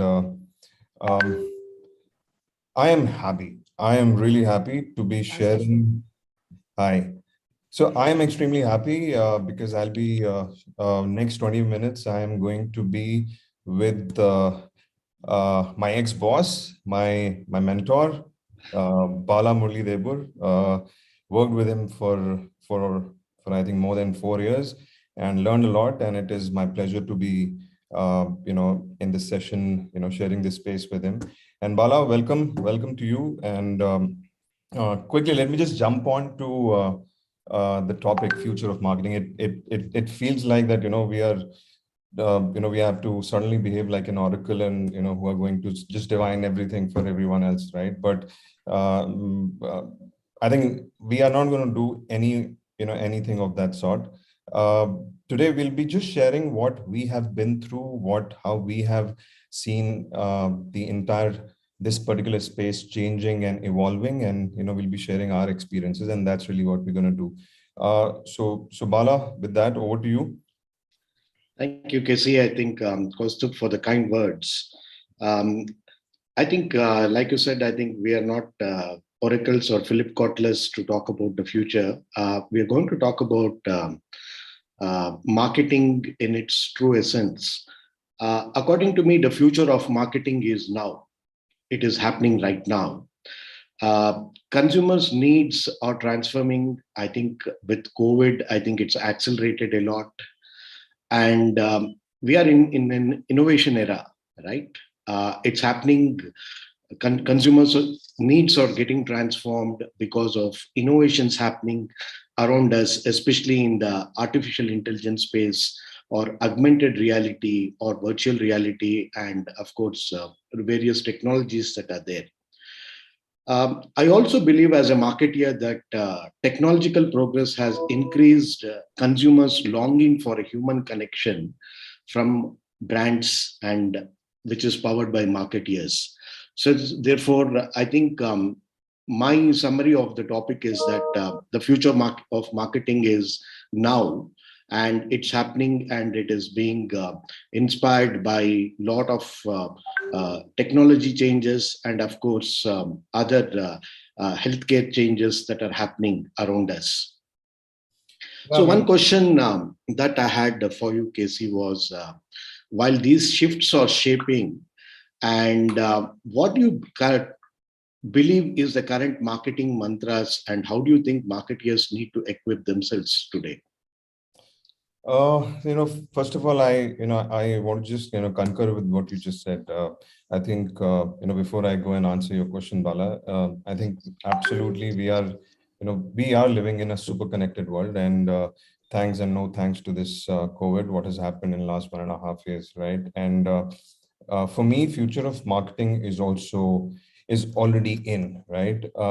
What this pandemic has done for marketing, I think, I should not be saying this, but this has been a blessing in disguise for us as marketers, because this pandemic has literally pushed marketing right in the center and core of any organization's future growth or in the growth agenda. And I think that's where we as marketers, we have to take that mantle extremely seriously, which is driving the, owning up to that growth agenda of the organization and literally pave the way forward. In terms of, what are the, from a future perspective, I think it's again, going back to the basics, right? Future of marketing is literally going back to the basics, reinventing and reimagining the way we've been doing marketing till now. And whether it's the AI, ML, the AR, VR, which you talked about, or the way digital has evolved and transformed organizations, and the way it has has been transforming marketing piece as well. I think it's all about going to the basics, because all of these things are going to always act as in routes or vehicles through which we go out in the market, interact with the consumers. And one of the things which Prasenjit also mentioned, towards the end, is that that general handshake, right? And I think that is going to be the core of anything and everything which we do as marketers. So the way I see it, I think three very key and important things which we as marketers have to really seriously think about is marketing is a function which really brings all the other functions together. It's all about how much can we collaborate, and we need to collaborate on all levels to make sure that that growth gets unlocked for the organization. So that's one. Collaborations at all level is something which we cannot do without. And I'm not going to talk about, okay, this is one digital strategy, we need to take it, because all of those things are in the back end. We will keep evolving ourselves, as well as different ways of doing it, creating new ways of doing things. But at the end of the day, it's all about how do we really own that growth agenda, which means collaboration. And then second is going to be simplification. Simplify the way we've been doing things, right? It is very easy for us as marketers to really create some really complex charts and complex processes around it, and then create multiple journeys. But the fact of the matter is, consumer really defines it. Consumer defines their own journey. What we can do is we can just enable them. So simplification of anything and everything is the second piece. And third piece, and which is really the core, is the accountability and the ownership which we need to take up on ourselves when we are driving the entire outcome orientation within the team as well as for the organization. So everything starts with an outcome in mind, and then we need to drive towards it, which ultimately adds to the growth of the organization. So I think these are three key keywords which is extremely important for me. And I think that's what I've seen changing a lot of things especially in last 6 years of my the work which I did at NTT or Dimension Data and now as well in Airtel Business, which is just a very different ball game. With that, I'm going to throw the same question at you, Bala. A lot has changed for you. A lot has changed for you last 1.5 years. Changes in IBM. Now you're Kyndryl. How has your life been, and what has changed for you, and what do you think future holds from a marketing perspective, especially in these changing times? You have an external piece which is getting changed, which has already changed so much, and then you already have been going through a lot of internal changes also. So you've been attacked by both the forces together. So how has it been for you? I think my true belief as a marketeer, irrespective of where I am, is the genre of marketeer as an idea generator cannot change, and I'm as good as my last idea. Okay. Therefore, irrespective of where you are, I think you need to create that impact with ideas that matter to the category, to the brand, and to the one thing that you talked about, the growth of the business. I think that's the only metric during these times that is more impactful. My 2 cents on what's happening around and what's as a marketeer, what is it that we need to be leaving our signature or legacy is, I think trend spotting and looking at the future is all of us talk. We look at various research reports and look at it. But to create an impact of the brand, which is my first meaningful impact on a brand, which is my first mantra, is marketeers need to hone the brands to innovate and give relevant product solutions, and most importantly, deliver it on the ethos of their brand values. That is extremely critical. That actually needs to be given across. To make the point, a leading MNC conducted a global research about where 83% of the respondents spoke about the fact that they believe in brands which have the power to make the world better. And it's important to buy from companies who practice social consciousness and ethical behavior. If you look at Unilever, I think Unilever was the first one to look at it with its power strategy that they looked at about 10 or 15 years back, and made the sustainability part of their entire business model and the way they look at it. So therefore, it's extremely important that even though they had to give away so many of their brands and categories which did not make part of their brand value, I think they are creating a large impact, and we are all talking and leaving about purposeful brands and mainly around sustainability. I think Unilever spotted this about 10-15 years back, right? The second one I would say is I think the technology innovations you can't as a marketeer anymore ignore. And therefore, the key takeout for a marketeer is the immersive experiences that we actually create, right? What are those immersive experiences that we create?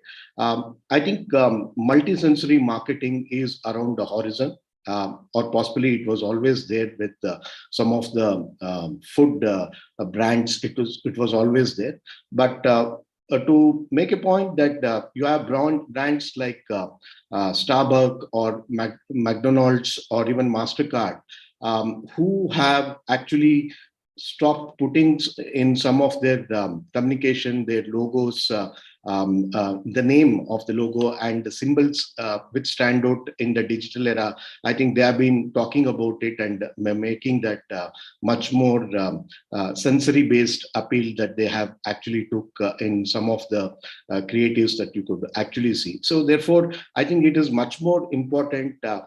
We are living in a world where my last experience is the benchmark for any category or anything. Like an Amazon delivery that happens to me, or the experience of buying delivery through Amazon is the benchmark for any category, because the customer or the consumer looks at it from that perspective. Therefore, immersive experience is my second mantra. The third one I would say is the power of influence. We are in a socially connected world, and it is the reputation that actually that you create, which is an offshoot of what the consumer talks about your brand, rather than you talking about it, what the consumer actually talks about it, and therefore the influence. So I would sum it up as the 3 I's, which is impact, immersive experience, and influence. What you create around the reputation, what you build, is according to me the 3 mantras, Kaustubh. Sorry, I was on mute. Especially on the last point which you said, right? It is the reputation, and I think gone are those days when the PR and media function used to be isolated and separately, working, and then marketing team is separately working. I think it's all about how we are building these campaigns. I mean, the campaign could be anything, right? But how do we really, build these super integrated campaigns which are ultimately working in tandem? Because that's, your, like it said, the reputation building, the top of the funnel, so to say, if I may have to say it, that is something which can be very well done by all the PR and the, that above the line kind of a thing which we do. And then your ground support is really all the other activities, hybrid activities which we keep on doing, which is whether it's digital or events and all that. So I'm, the other thing which also, brings right at the, center of this entire discussion is, I think I also strongly feel, Bala, that we have to see ourselves as problem solvers. We as marketing, at least I more and more, and I think this is the last 4 months of experience, what I'm seeing around me in the new organization and the way this organization has transformed, I think, and has been transforming, especially the marketing side of the entire organization. I think it's all about, marketing is all about solving problems. Now that problem could be a business problem, that problem could be an organization problem. How do we, and ultimately it's a customer problem which we are solving. Like it said that, the solutions and products which we build, again, purpose-led brand, and which gets delivered on the ethos of the brand. I think all of that really comes together, and it's all about, solving a problem for our customers, for our, for our organizations, and for the employees at the end of the day. Absolutely. I think we always bring a lot to the table in terms of our frugal thinking that we bring in. I think we always look at how do I actually expand the value chain, whether it is in terms of the service that I can actually deliver. And that comes with honing your mindset with being obsessed with the customer and the customer needs, right? Those basic fundas or fundamentals cannot change.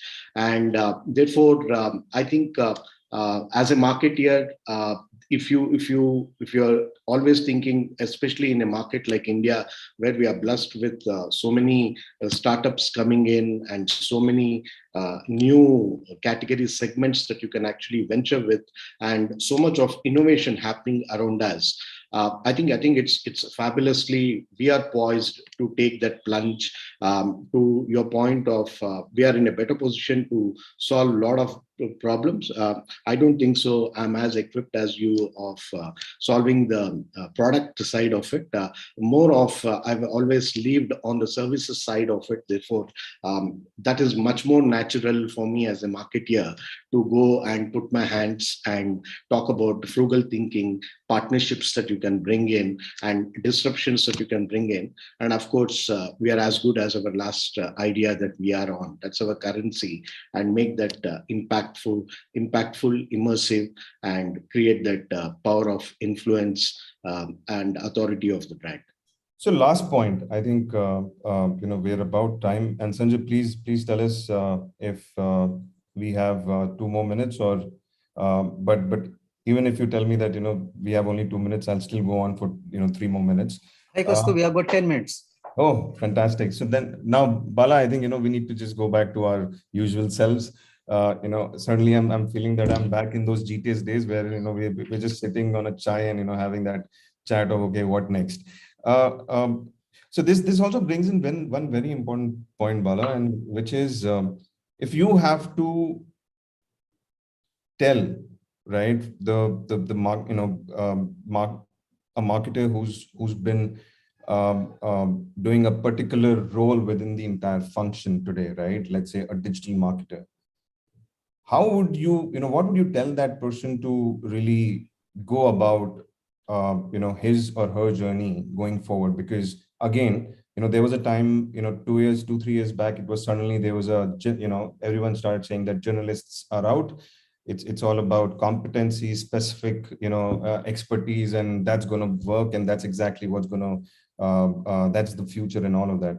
What do you have to say about, to those guys who are only been doing one part of the marketing, and how, what do they need to really think of? I think the basics of marketing can never change, and we are in an era, like I said, about innovation. And I saw a tool about a year back, or a product service that was created called Lucy in US, which actually gives you spellbound at the click of a button. You get the entire category research of what, if you're looking at a car segment, what you would have taken to research about the car segments, a particular market's customer needs and buying patterns and habits and historical data, what you would have taken possibly 3 months and doing a primary research. Now at a click of a button, you actually get that across in say 60 seconds that you get it. It's called Lucy, and it is powered by an IBM AI tool called Watson, technology called Watson. And the thing is that whatever we are living, these tools will always be there. And this is something that we are in a digital era, right? We're talking about adding technology to every process and reaping the benefits of it in terms of it giving us revenues into any of those processes. And therefore, digitalization is at its fore. That's the era that we are in. So from that perspective, what I think is that the basic fundas of marketing doesn't change. You are doing marketing in the digital era and keep leveraging these tools to hone more immersive experiences and to create new value chains, and to your point earlier about make it much more simplification. The role of technology has to be simplified. There is too much of, I think, drama, I would call it, as saying that everything can be honed and done with digital. I don't think so. I think the customer needs, the customer's insights or still the paramount things that actually gives you the springboard to come out with any idea. And any good marketeer is always on the field and speaking with the sales teams to hone new ideas, new things to the market. And it does not win the battle for you with just some 15, 20 tools. It's about how you actually create what you create. We are best known for creating those experiences, and how do you actually hone and create it? Right. That's my and I think, two bits. and I think, the point which is just said, right? It cannot be just one route, which is digital, right? I mean, we are in the hybrid world now, and in all honesty, I think, all of us are in the hybrid world. And again, it's thanks to the way things have happened in the last 1.5 years. So I think that hybrid thinking needs to be there now. And the other thing is also about, we cannot limit ourselves as marketers. And I think this is the time when we definitely cannot limit ourselves with our thinking, right? That, okay, this is what I do, and this is my role. I think as marketers, this is one of the very few, in fact, the only function which has this thing attached to it, that you can literally take it to whichever way you want to.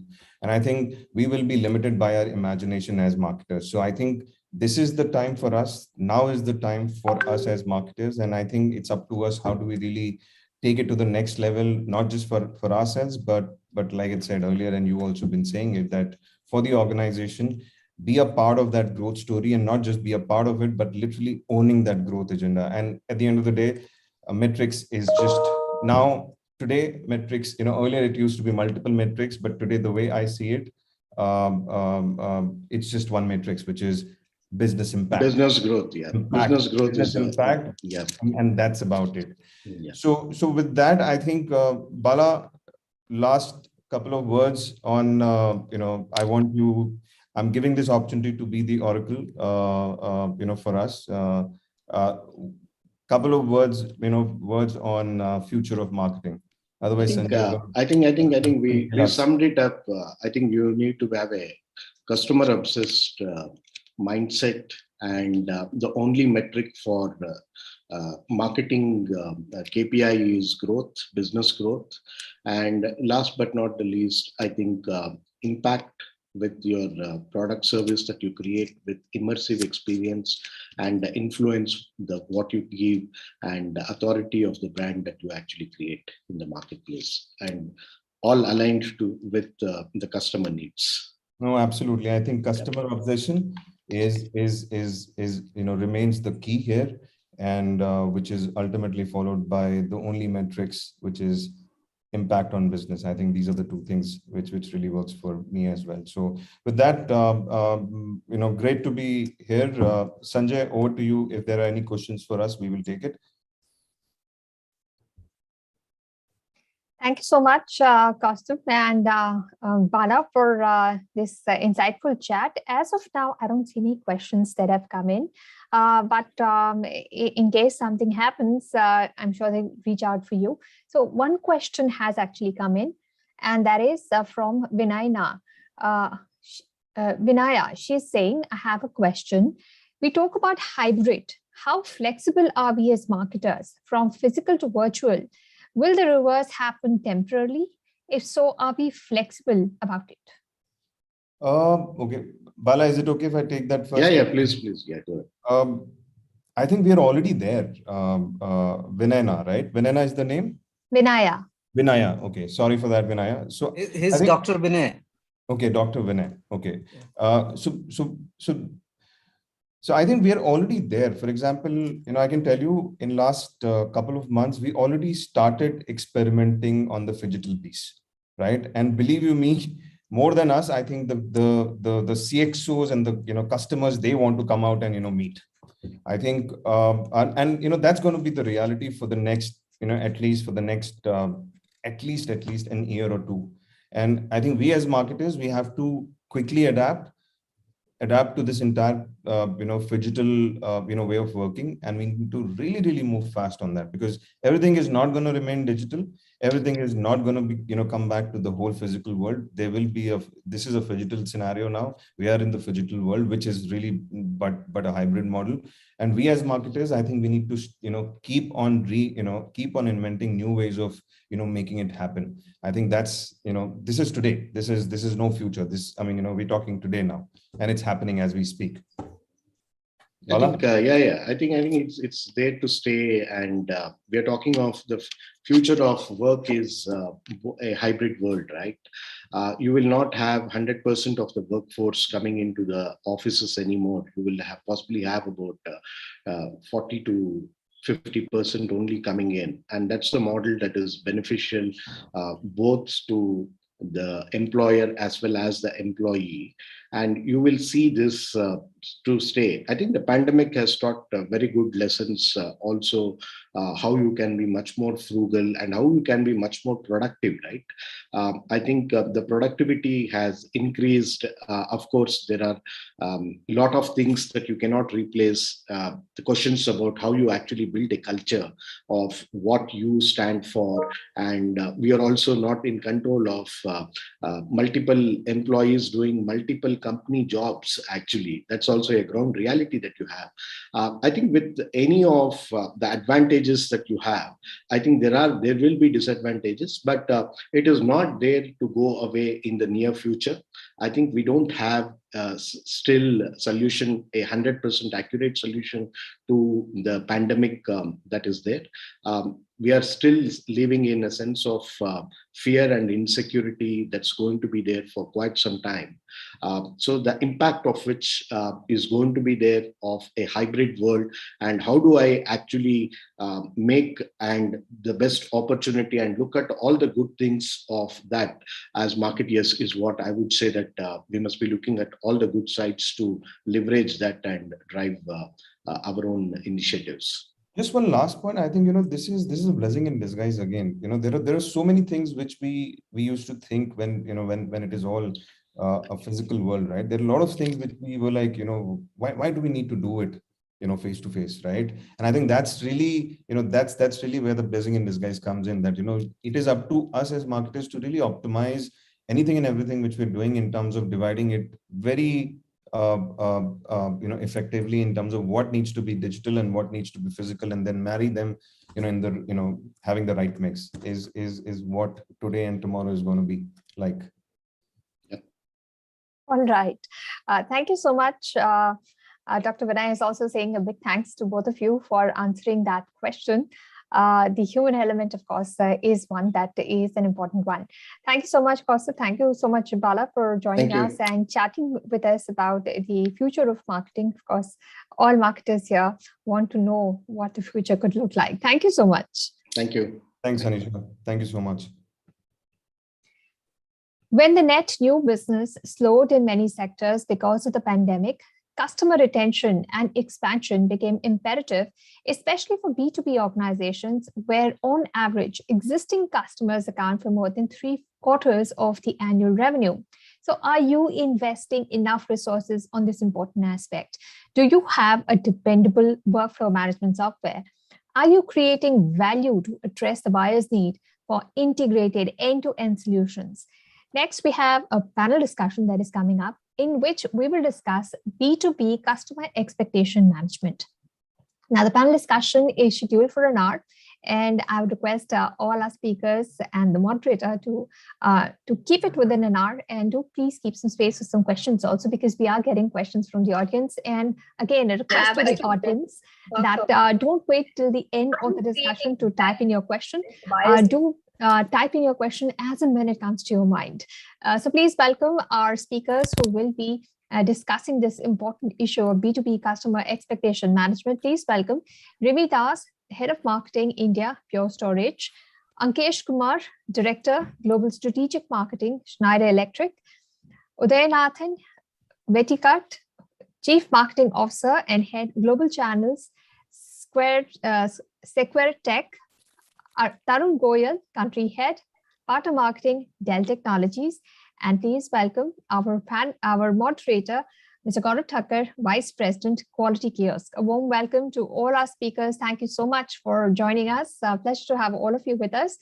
Just a request to all speakers to keep themselves on mute. And once our moderator gives you the chance, please do unmute yourself and speak. So I'll hand it over to our moderator, Gaurav, over to you. Thank you very much. Thank you very much. Good afternoon, everybody, and thank you for your time today. It's a very, very interesting conversation that we are going to have. Customer expectations have always skyrocketed exponentially. And unfortunately for marketers, more the things change, they remain the same. I think a French writer, Jean-Baptiste, said this 160 years ago. Still rings true. And unfortunately for us, pre-pandemic, post-pandemic, the set of our expectations that our customers have and B2B customers are trickier because you're not engaging with one individual, you are speaking with a panel of people. Managing their expectations becomes very dicey. On one side, you have a constraint in terms of logistics that not just you or your customer or your partner ecosystem, but the world has never seen or experienced ever before, except for Hollywood. They got that right a couple of years back. That said, we are going to embark on a discussion, an exploratory discussion, where my esteemed panelists, all of them who are veterans in the industry, they're going to share their take on a couple of questions that I've framed. Let us start with Uday. Uday, in your experience, what was the drastic shift in your customer experience strategy? Did it change significantly pre and post March last year? What happened there? If you could throw some light.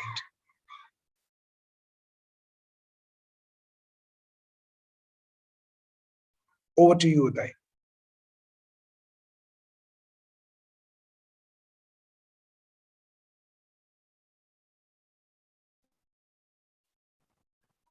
I think Uday is frozen. Let's move on. We will circle back to Uday.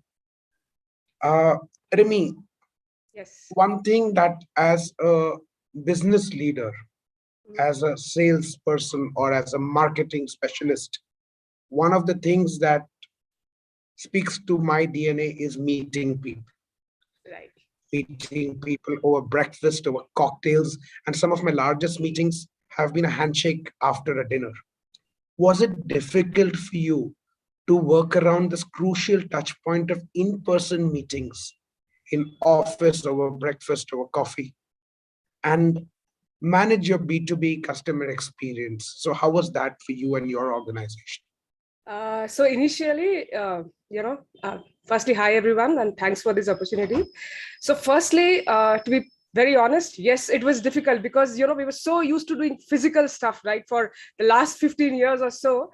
So it was definitely a challenge. You not only had to change the whole, your marketing program for the year, but also the physical touch points that you would usually do with a prospective customer or customer. How do you change that? But while being virtual, it's got to be effective. And I'm sure all my esteemed colleagues here would agree. There is always immense pressure from the sales guys, to get, especially, when you're entering new in the market, how do you touch base? How do you kind of, build that rapport with them, with the prospective customers existing as well?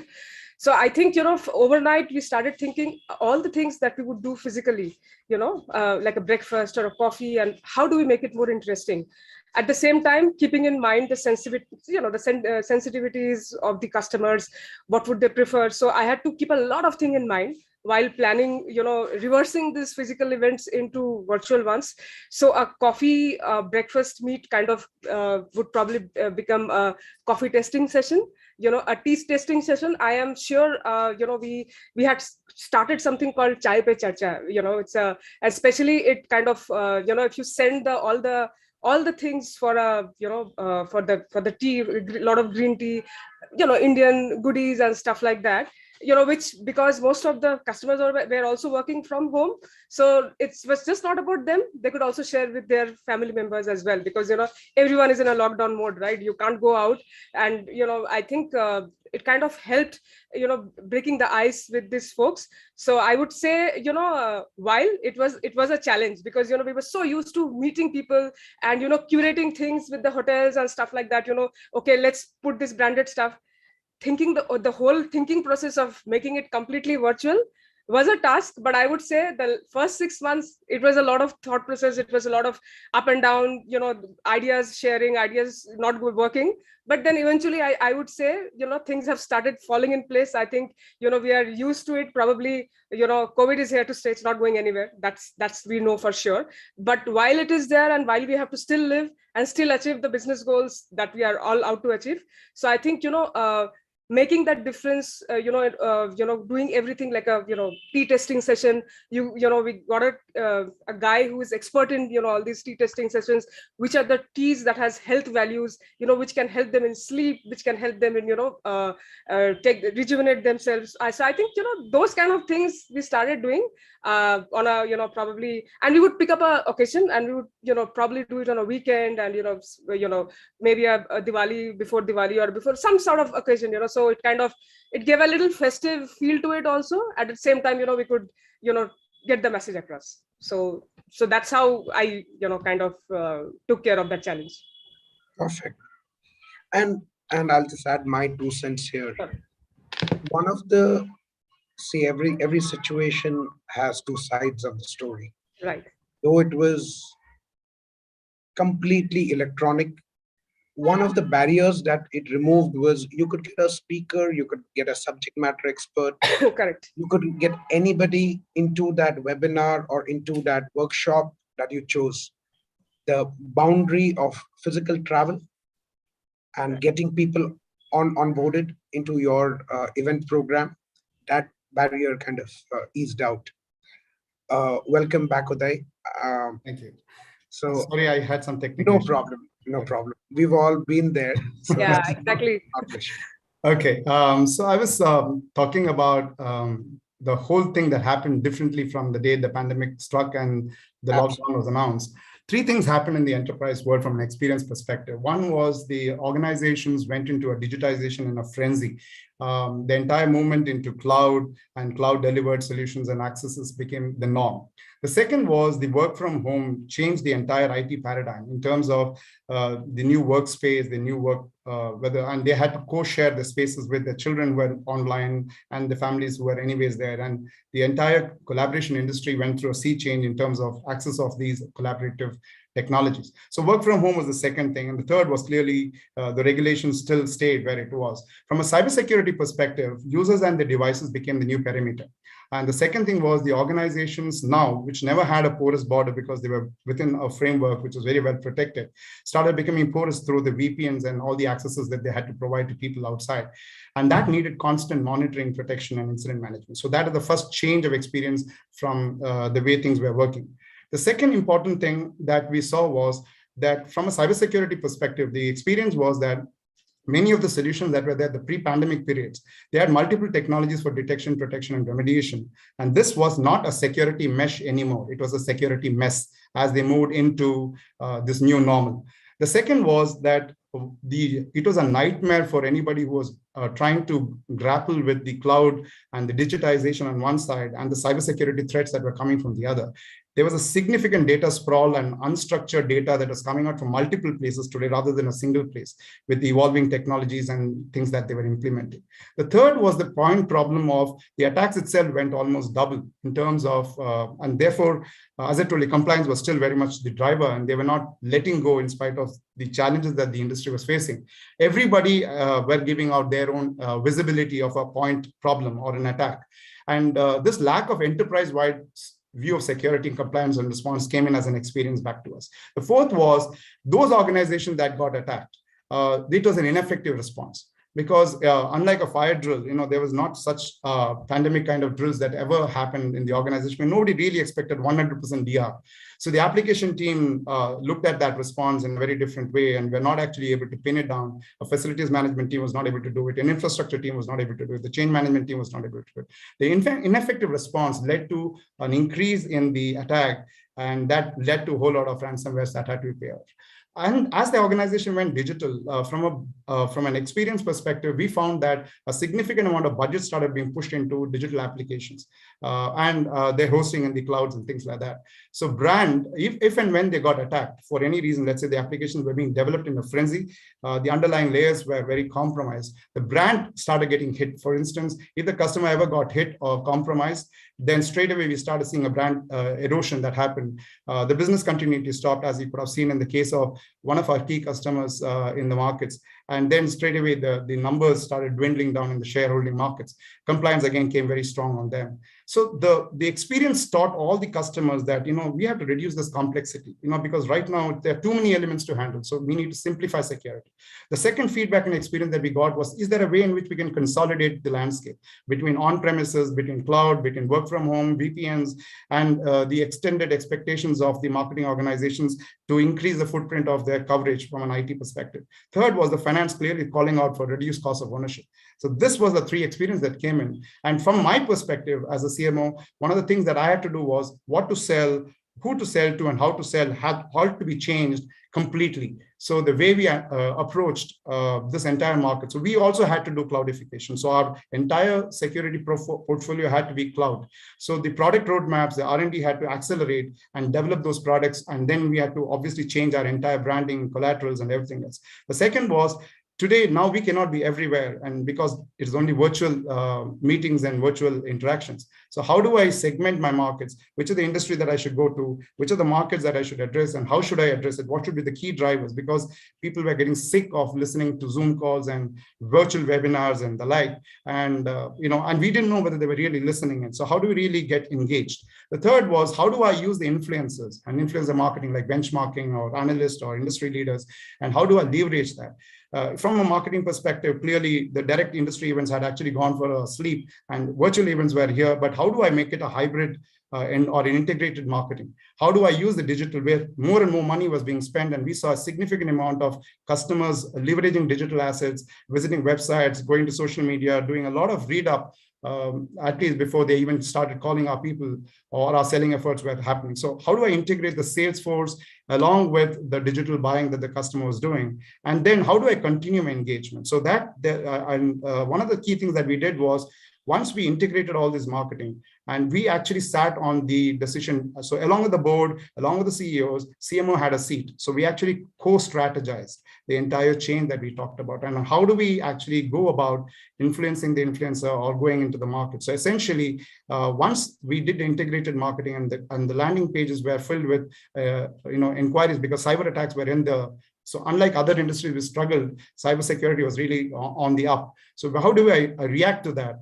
How do I engage? So clearly inside sales, how do I make the one-on-one sales? How do I do customized research and provide customized solutions to the problem and not ask people to rip and replace? How do I leverage what they have on top and go on top of that? How do I go into a demonstration? How do I do a virtual POC? How do I actually ensure that they have the experience, which Prasenjit actually talked about in a 360 manner? And how do I actually get in from a no budget situation for these purchases to a CapEx or an OpEx models. So many of these things, and again, from a footprint coverage perspective, large accounts needed the ABM, indirect, which is distribution of partner marketing and deal referrals, etc., had to happen. So this entire go-to-market strategy went through a complete sea change. Just to change gears, we found that whether it's a B2B or B2C, 17% increase was the spend on mobile phones and mobile-based marketing. We saw 13% increase in order online and so on and so forth. Any of the third parties and in-stores and outside pickup started, coming down, and the online went up. The journeys of the customers also completely changed. Today, from a website, which was just about 12 or 13%, went to 25%, and we see it growing towards a 37%. Through salespeople, it was earlier very, very large, but now since it was not in person, it went to 28%, and now it is slowly shrinking further into 24%. That means we are not getting enough face-to-face physical time, but we're having more and more virtual. So how do I leverage and how do I change my channels? The third was any online channels went up to 24 and is going up even more. So things like that, we had to re-strategize. Customer-facing roles that I had, or real-time interaction, that changed completely. So how do I, like Prasenjit was doing, how do I participate in various kinds of wine tasting and any other kind of interactions, and do a virtualized engagements with people who I can influence? So things like that were very important. Back to you, Gaurav. These are the... Thank you, Uday. Thank you. So definitely there was a huge change in strategy pre-March and post-March, which you've wonderfully articulated. You've literally given us a blueprint of the areas where you had to intervene. Now, that said, one of the things that I noted, Quality Kiosk working with banking, financial services, insurance, healthcare, all regulated areas. One of the things that helped us manage our B2B expectations pre and post-March was flexibility. It was a realm that was new for us. It was an area that was very difficult to navigate. For example, large PSU banks we work with had in their entirety of their existence never thought about work from home. But they had to do that. We were flexible enough, we adapted to the situation, and that is where I think customers have appreciated that bit. Instead of talking sales, marketing, and numbers, it was more of an outcome-centric discussion that how do I keep your lights on 24/7? Well, that said, let me move on to a question to Ankesh. We all talked about work from home. We all talked about connecting to the customer and his family over tea in their homes. Ankesh, the question to you is, how did you leverage technology to bring your brand, your business to your B2B customers' home? How did you make the entire experience relevant? Hi, good afternoon, everyone, and thanks for this great opportunity and amazing discussion that I'm hearing, about a very important factor. And it looks like we went through a war, and now we are known soldiers. We know how to tackle anything which comes in the future, whether it's a virtual, hybrid, or offline and all. And we do miss those events where you can, at least cheers. You can cheers with an actual glass with each others and physically. Well, very good questions you have asked. See, digital was not new for us. Digital was always there in some of the form. So digital marketing or digital experience was one of the key factors. Whenever we used to create a strategy, digital was one of the key factors. So what happened during pandemic? From one of the key factors, it becomes only factor. And we used to most of the organization have a lot of these digital tools like CRMs, your marketing engines, sales marketing automations like Marketo of the world, Salesforce, and partner portals, apps, and all, which was not used effectively.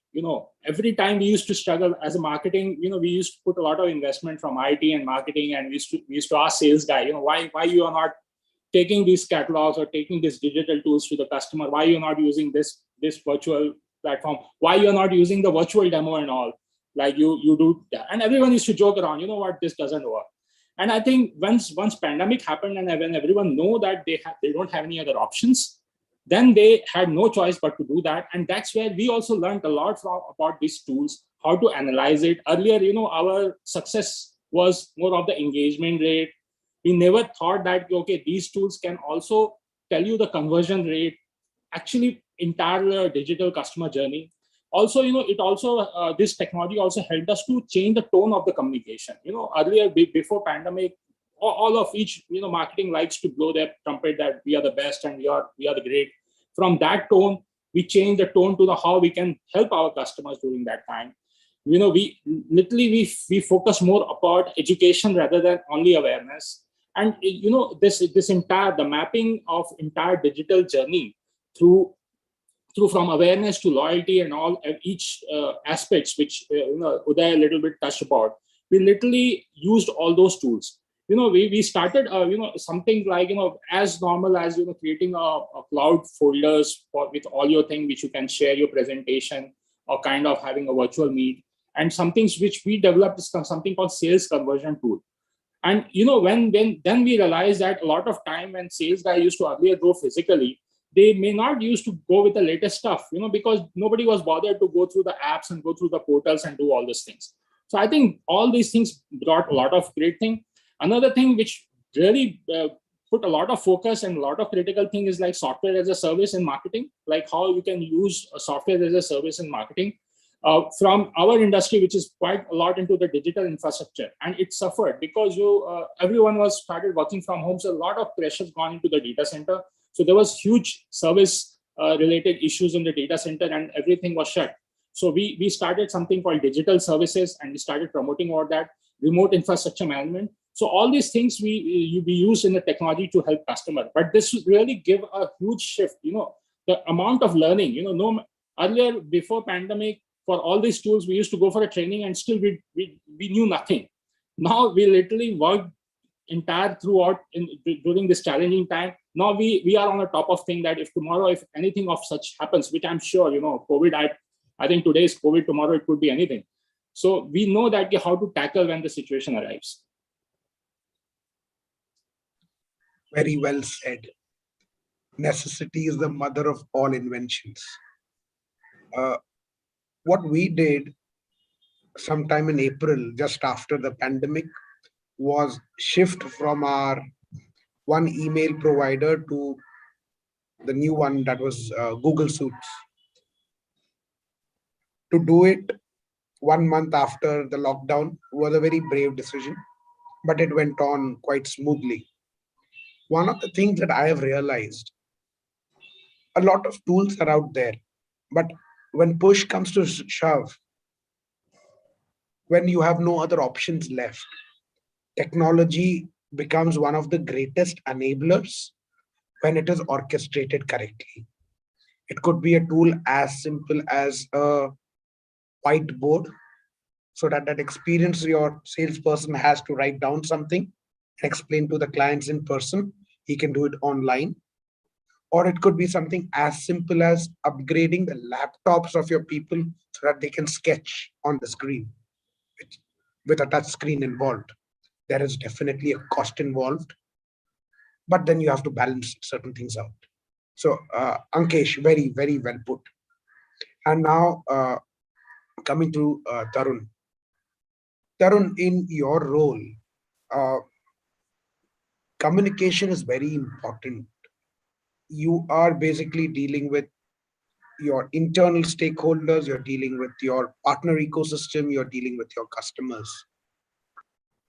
What was the change in crafting a communication strategy for your B2B customers? Because post-March, it was like that old Age of Empires game. You start with a small town and the rest of the map is black and dark. You and your customer are looking at the fog of war. Each time you take 5 steps, you see something. And it would be best to have a clear communication, so you guys are on the same page. There are multiple stakeholders, Tarun, you deal with. How did you tackle this from a communication point of view?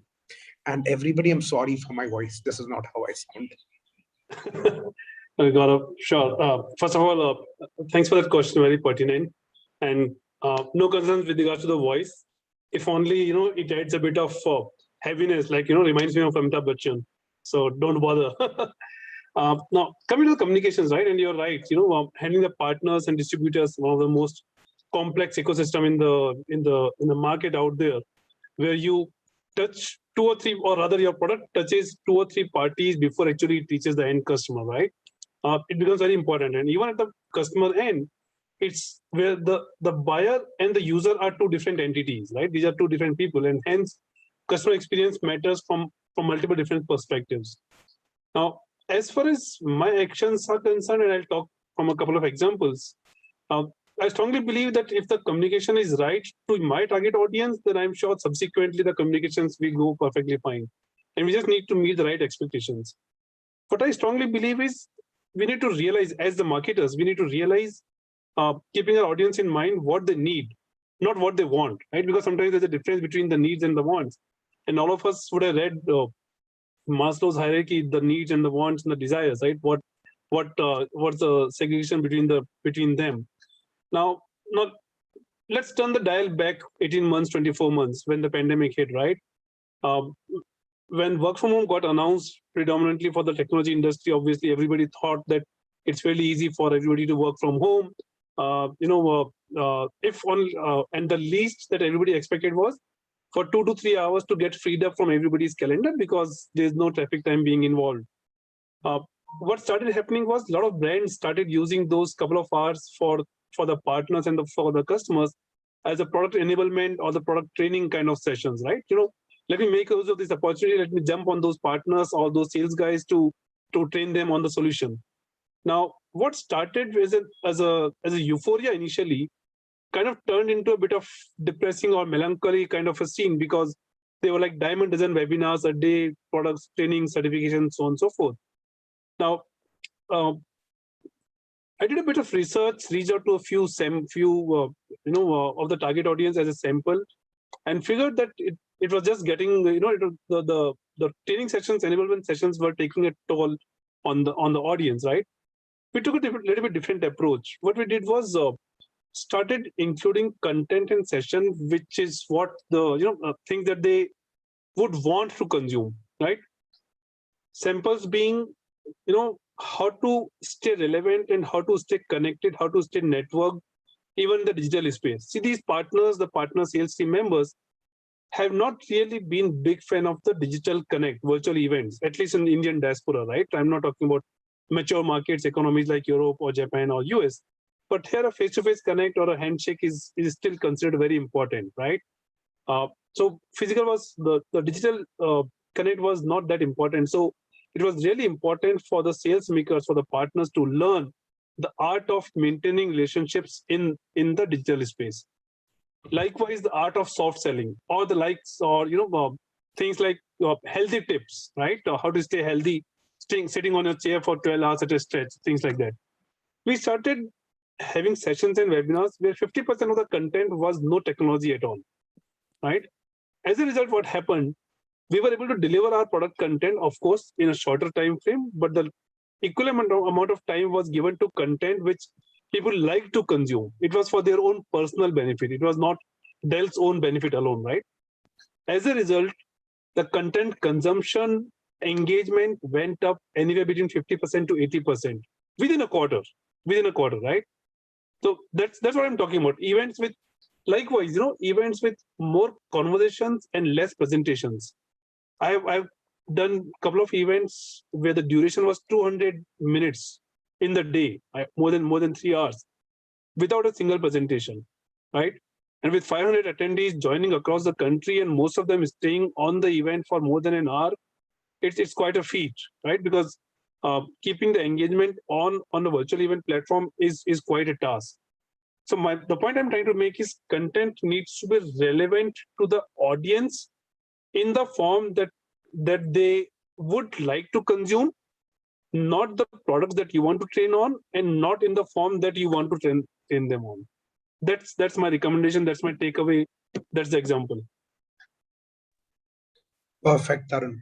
And I think Uday also mentioned that there was an overwhelming number of webinar and online events. So pre-pandemic or post-pandemic, content is king. So if you have the right content and a subtle message of your product, solution, or service, I think that works very well. So Quality Kiosk is a services organization. One of the things that we did to keep experience, the lights always on, it was a two-step process. One, as the entire organization went work from home, we ensured that hygiene is maintained. Our promise is not quality. Quality is at 100%. We are a quality engineering organization. That's a given. The promise is predictability. In the pandemic times, work from home, when we were transitioning, our clients were also transitioning. A bank cannot shut its shop, right? That said, hygiene, efficiency, productivity, there was an ironclad governance that was put around. So customer expectations and the experience that they have of our services was never marred. Second, we went out of our way to delight our customers. If there were areas or learnings that we had, exactly what you are talking about, Tarun, we had those sessions with them on how are other banks, how are other organizations doing their work from home. If there is a process challenge, technology challenge, any challenge, we created forums that help them. So bang on, what you said, Tarun, resonates very well with what I have experienced. Now let me do another round of discussion with all of you. Uday, I'll circle back to you. Thank you. You actually gave us a blueprint or a roadmap. Now, if I have to ask you point blank, what were the top 2-3 on-ground tactics that drove your customer experience strategies? The idea here in this round of discussion, it will be to ask each one of you the practitioner's point of view. I'll give an example of brilliant customer experience. And this I'm talking about 2011-12 time frame. There was an organization that is called Cabbage. They decided to provide loans in 7 minutes for individuals and small and medium businesses. Something that took 10 days, zero sales touch, they started doing in 7 minutes. I know that for a fact because at that point in time, we were the marketing agency that powered their growth. That was brilliant customer experience. Zero touch point, give your social security number, 7 minutes, you get your loan. So I would request each one of you to focus on tactics that our audience here and people who listen to the recording can take home, adapt and adopt it to their organization and their business. So Uday, over to you. What were the top 3-4 tactics that you used to change and elevate your customer experience strategy post-March? Thank you. So the first thing was, as customers started embracing cloud in a very big way, they started having different challenges. So one of the first things that we had to do was to educate, enable, empower, and actually execute as they migrated into a cloud journey, keeping cybersecurity in mind. And you know that the advent of the technologies which uses artificial intelligence, machine learning, deep learning, SOAR as a technology, and MITRE ATT&CK frameworks. These are all the state-of-the-art cutting-edge technologies which needed to be embraced by the users. But many of them, as they moved into a catalyzed new normal, was struggling to grapple with these newfound technologies. So first of all, education, enabling, empowerment, and then execution, all the 4 that had to come in. We had to build this entire branding, our entire collaterals, our entire communication strategy to take this in account. Just as a use case, the attack association and the time series analysis that happens when people move from X to Y's area of work, and the attacks that came in because there is a new perimeter of endpoint and identities were being exploited. somebody had to do this association and tell them that this is what is happening and when it is happening and how it is happening, especially with the next generation ransomwares or the targeted attacks that happen because of the China border issue that we have and various other things that are happening from a ransomware perspective. So how do I associate the entire anatomy of attack, educate, enable, execute, and empower and execute? So that is one as they moved into cloud or work from home. The second was to also say that this is where you have to prioritize and invest. For instance, endpoint and device behavior modeling. The endpoint today, which were always using antivirus, had to quickly migrate into an AI-based EDR. And that entire journey, they needed help to justify to their CFO why they need it and why they didn't need it now from a perimeter perspective. So one had to give them a lot of information to get that going. If you take the other aspect is there is a lot of insider threat detection and enrichment that we saw. So this threat intelligence that we were subscribing to, and we had 85 plus threat feeds that we were subscribing to, there was a lot of intelligence that came in from there. We had a malware research lab that came in a lot of intelligence. We got a lot of that from existing customers. How do I use all this and convert this into threat advisories? Push it while we are putting it into the technology which does automated detection and response.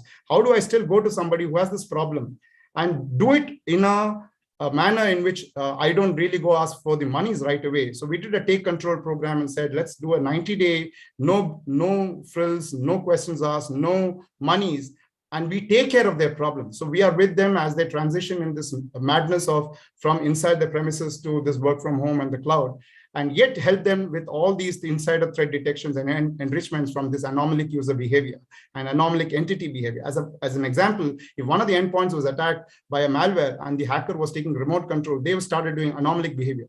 Can I go proactive? Can I go predictive? Can I use these intelligence and integrity? These are the things that we did, especially around customers' environments.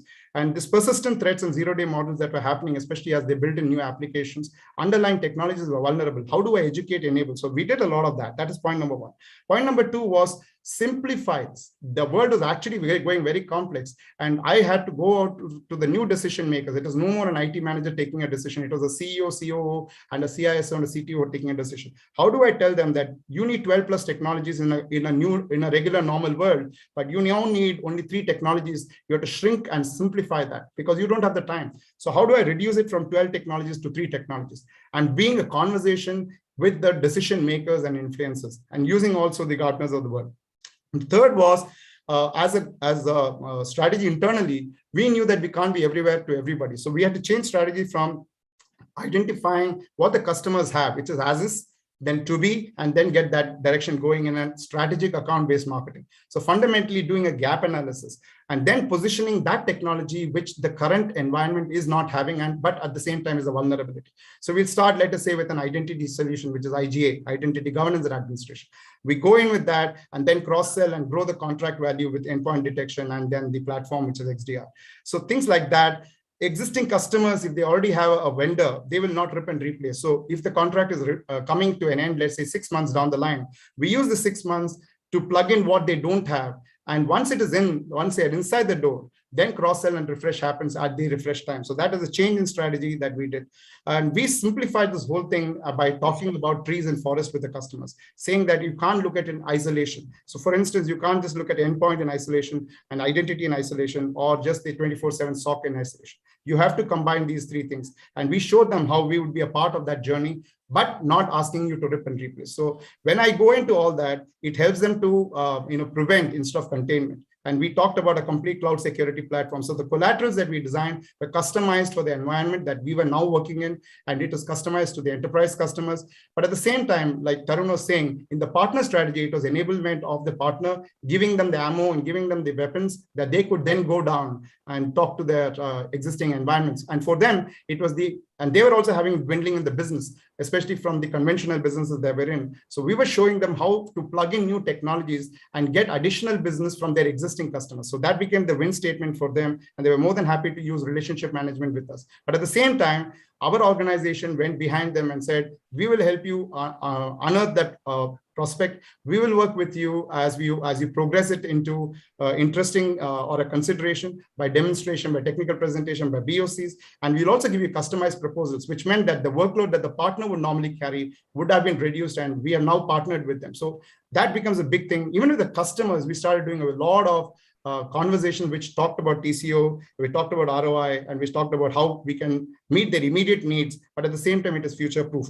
So many of these things became a very important parameter and we always told them it is not about why you should buy secure tech. It is about what is the value proposition for you. So we created a lot of value proposition documents. Just as an example, in a security and brand protection, how is AI and ML and a big data lake going to help you? So it is more education, not why you should buy secure tech. And things like that. So that is the way, and also some of them were operational excellence because many of them were struggling to get the 100% operational efficiency as they moved into a new environment. So how do I help them in achieving this operational excellence? At the same time, with these new technologies that I talked about, how do I still reduce the attack surface management? Or if I talk about enterprise security, how do I ensure that we give them the world-class security operation, but still being compliant with the SOX compliance, HIPAA compliance, IRDA compliance, SEBI compliance, and RBI compliances. So all these things, we talk the customer language. And so these were all the things that our team did. Bottom line was we increased our business 50% CAGR on a quarter-to-quarter basis, not a year-on-year basis. And we improved our customer base by significant 2x numbers. So this was the proof in the pudding. But at the same time, we helped our CFO by going as near as possible to a zero budget market. Lovely, lovely. So what I really liked about Uday, what you guys have done, besides the zero budget marketing, was you played the role of an advisor. You decided not to market or sell. That's exactly the track we've taken as well. Because at this point in time where everybody is trying to keep their lights on, you don't want to be perceived as a vendor. You want to be perceived as a long-term friend and a long-term partner who gives the right advice at the right time. Absolutely. And is not out there to make a buck. That's what we believe in as an organization philosophy. I think you've resonated that quite well. Thank you, Gaurav. Rimi, yes. The question to you. Yes. A follow-up. Besides the brilliant tea parties, right? What were the other tactics that helped you kind of get your customer experience tactics on the ground right? Yeah, so I would agree with all my esteemed counterparts. I think what made the difference is the kind of conversation we are having with the customer, right? It was, we kind of, what we did was we moved away from the usual technology talk because everyone is doing that on a daily basis. If you have to make a difference, I think, the difference comes from what is it that we are taking to them. Are we giving them the feeling that we are just not here to do business? We also care about you. So, keeping all these factors in mind. So while, I think the second wave was horrendous, right? In India, every partner, distributor, customer was affected. All of us, I would say, including my family as well, was affected in some way or the other. And so what we decided, I said, for some time, we will not have any of these business conversations, any of these, the usual technology, the product pitch that we do, we won't do that. What we will do is maybe get a doctor, maybe get a, psychoanalyst who can actually talk how to, involve, how to kind of manage, go through this situation. So we did, we got some really good doctors from AIIMS, and we kind of, did sessions for both partners and as well as customers. We did separate ones, of course. And, we kind of send them the safety kit before in advance, what is it that they should keep in mind, because while we had the luxury of working from home, a lot of our customers, the kind of industry that they belong to, had no choice but to go to office. Like, BFSI, they can't work from home really. I mean, of course, some people of it kind of had a, rotational work and stuff like that. But, eventually most of them had to go to work, because if they don't go to, their respective banks, none of us would really, the finance would not move, right? So we had to, keeping that in mind, we had to, we organized, doctor psychoanalyst sessions, how to deal with this, go with this situation. And we kept it very interactive, where they could ask questions, because a lot of them were going through, what is that, they have this symptom, what should they do? Is it a good time? So we kind of kept it completely open. We didn't talk one bit about our organization or our product. It was completely for the customers and from the doctor, that perspective. One was that. And the other thing, which we did, which really worked well, and we got great feedback, is because I have the permission to take the name of the customer, I would take it. So there's Mercedes is one of our biggest customer, in terms of data. They do a lot of data modernization and stuff like that.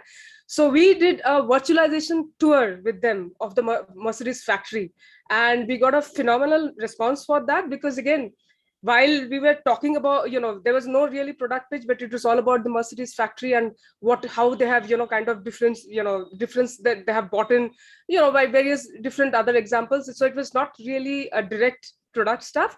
And, what we did was we sent them a lot of swags which had Mercedes branding to it, which really did not talk about our organization. So, those were the few things that we did, which were examples which we got great feedback. And yes, last year during Diwali, also this year during Diwali, what we were doing is we were whatever sessions or whatever, we had the roundtables and stuff like that. We made sure that we give them very customized, we kind of did a little bit of research, what would they like and stuff like that. And, we would send them those kind of giveaways. As I said, we did a, we figured out there was a process to it, we figured out, and, kind of stuck to it. But I think, what makes the difference is these things that we take in points, that if you kind of get to know the customer or the partner a little better, and just not send things because you want to send things, but getting to know of their liking, maybe do a little bit of research. I think that makes a lot of difference. And I'm telling you, because in May and June, I mean, honestly, the morale was so down, though the plan was there, the morale was absolutely, I think across the country, the morale was really down. So I think thinking something which will actually make a little bit of difference, show them a ray of hope, I think that's what we try to bring in, those 2 months, especially month of May and June. Absolutely. Whether it is B2C, B2B, B2B2C, whatever B's and C's you want to put in whichever order, it's all about the people, the individuals. It is not only about the company that they are working with. Ultimately, it is one person interacting with another person. So that angle, Remy, is touching the hearts, touching those emotional chords in an atmosphere which was quite dark and desolate to begin with. That's true. Perfect. That does make sense. So we have 2 more questions, and then we will open it for our audience. And I see questions coming in. So Ankesh, you talked about using technology. But there is one thing about enabling the technology implementation, and more importantly, getting the adoption right.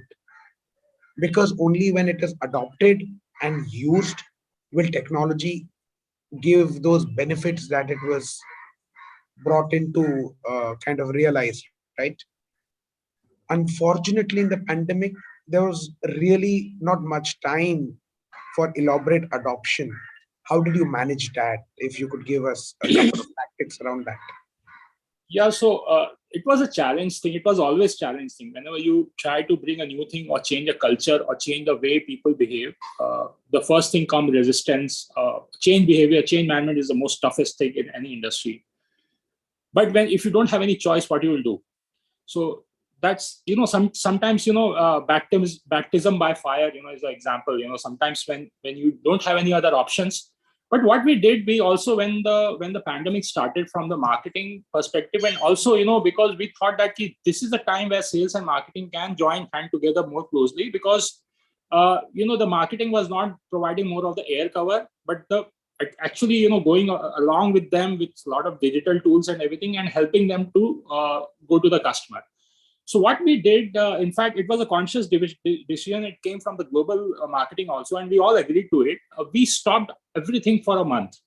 We literally stopped it because, when we see, the idea was that, okay, if offline we can't do this, let's do everything online. Let's go to the social media. Let's go to email marketing. But then I think some of the marketers globally, I think the content guy, they realized that, you see our tone of communication. It was as if everything was normal. So we took a step back. We took a one and a half month break during the March. And we were literally not present until it's something very important press announcement or PR thing. We are literally not doing anything. We pulled up from most of the paid media, and we re-looked in our content. And then we re-looked in our content and customer journey. And then we aligned our sales that, this is how it's going to be. And this is, for example, if the opportunity comes, you have to go to the PFO, which is in your salesforce.com, and you have to, attach all these things. And this was the best time to do a lot of trading, because people suddenly for 1.5 months, they were not meeting customers, they were not doing anything. So we did a good round of training to our sales team that this is how you like sales conversion tools and conversation tools and all. And then we literally were running 2 webinars for each week for partners till 8 weeks. So partners also a lot of certification, a lot of those things, because partners and their employees was there. And then that's where we brought a lot of digital focus also there, that how to use partner portal, how they can log in opportunity, how they can do it. And as I rightly said, in fact, we ran a project called E2E digital enablement. A lot of time we say digital, but eventually someone is cutting invoice from the office, someone is doing something, some operational region or commercial region they are doing. So we created something called end-to-end digital, how we are going to achieve that since from the time we generated the lead and also getting the orders. So all these things we did mix and match, and great collaboration from everyone, because I'm saying it because it was no choice. At the same time, there was a lot of new thing to learn. And now when things are a little normal, I started going office, like I go office twice a week. But I see that people still going office. They're still using, the digital stuff. They are not gone back to the previous time, take a printout or do all these things and all. It's just a very similar example of what happened after demonetization or, all these things. You see now even my press guys, my, the Sabzi guys and everyone has a QR code. So, it's not like, when they got the cash, it came back to the cash circulation. So the behaviors changed. And behavior changed not because of choice, because of compulsion. So, yeah. Absolutely. Ankesh, that's bang on. 21 days and the behavior becomes new habit, but perfect. You've made it sound so simple, but I'm very sure it was a very, very complicated tactical maneuver to do, considering it was a very short time to achieve it in. So kudos to you there. You made it sound very, very straightforward. Tarun, I want your unique perspective from a channel partner ecosystem angle. How did you enable them? And it's along the lines of what Ankesh has said. On one thing is the enablement on the tool and technology. The second thing is the skill set enablement. And considering Dell, that ecosystem is vast. What were your on-ground tactics that some of us can adapt and adopt? Sure, Gaurav. First of all, I must applaud Ankesh for the strategy. I'm going to copy that for sure. Go for 1 month silence. Sometimes a jolt or a kind of ripple definitely makes a big difference. Having said that, some of the strategies that we kind of adopted in the last few months were kind of giving additional benefits, and again going with the same lens of what they would need, not what they would want. Correct? Things like additional free trainings, additional free certifications. Now, there are some of the certifications of Dell technologies which come at a cost of anywhere between $200 to $1,000, right? So giving hundreds of those training and certification hours free of cost to the partners to make use of that time and to make use of that opportunity, right? That was one of the things that we kind of doled out very early in these pandemic days. Giving out some of the marketing budgets, the marketing funds that we normally give out to the partners. Now, knowing the fact that because of pandemic and because of the hit on the payment cycles that the partners were expecting, the P&L, the cash flow kind of went for a toss, right? And this is as close to, when you say that, when the rubber hits the road, right? It is as close to those brass tacks, as close to, the tire hits the road as possible. Because the cash flow was getting crunched for the partners, we started giving the marketing funds in advance. Usually when the partners complete the activity, we would reimburse them after the claim is submitted. We'll verify the details, the documents and everything. As an exception, for those couple of quarters, we gave the marketing funds in advance to the partners, right? And they were free to submit the claims with the documentation in the next 6 months to 10 months of time frame. Now, those were some of the few strategies that the company adopted, right? And you are right. I believe even Rimi spoke about that. See, it's not about the cost, right? It's about getting the right element included in your strategy, in your deliverables. See, if I always remember this saying, and I tell this to a lot of my partners and customers. If Sharjah had gone for the lowest cost quote, then Taj Mahal wouldn't be what we see today, right? So it's not always about cost. You should not look at technology just to optimize, just to save costs, just to cut down the workforce or the workflow cycles. It's about giving the partners and your customers what they require, what they need. And that requires a lot of research, a lot of gut feel to make sure that you get it right. Absolutely. Now we have a couple of minutes left, and there is already a question. And this question is to you, Uday, from Dr. Vinay. From a B2B business perspective, in the new normal post-COVID, the revenues from existing customers have started to deplete. Return of investment sustainability was questioned. POCs have moved to virtual POCs. Do we need to rely heavily on innovative approaches, use technology to increase profitability and margins? Yeah, it's a wonderful question, very relevant, very contextual, very much here and now, and facing all of us as B2B marketeers. So absolutely, I agree that we have to, and I'll just talk about something that we have experienced ourselves as we went through this entire process of seeing how we can do innovative marketing and implement innovative strategies. So first and foremost, from if you take a buying cycle that normally happened in a pre-pandemic mode and compare it during the pandemic periods, everything just changed drastically. Monies were taken out from budget buckets, including marketing and including administration, including everybody else, and put into what was required for the organization to became relevant to their customers in the digital era or in the new normal era. So a lot of money went into digitization, a lot of money went into application development in the cloud, a lot of money went into strategies that could make them reach out to their customers in the most effective way and start doing transactions. So that suddenly changed your long-term strategic plans that you would have put in place overnight. So first and foremost, that happened to us and happened to everybody else. So we have to very clearly look at a metric on a monthly basis when you sit down with the sales organization as they go through the CRM and review and look at the responsive planning and the cross-functional network that happens across the triggers, which is monthly metrics. Is the deal happening, not happening? Why is it not happening? Where is it deviating from the goal? And is there a consistency or a pattern in the deviation? And which are the sectors that are firing? Which are the sectors that are not firing? And which are the sectors that are investing and not investing? So then it changed from lights on budgets to we have to now change and make ourselves go into what I call as a lights on budget or a must-have budget, and must-have budgets now.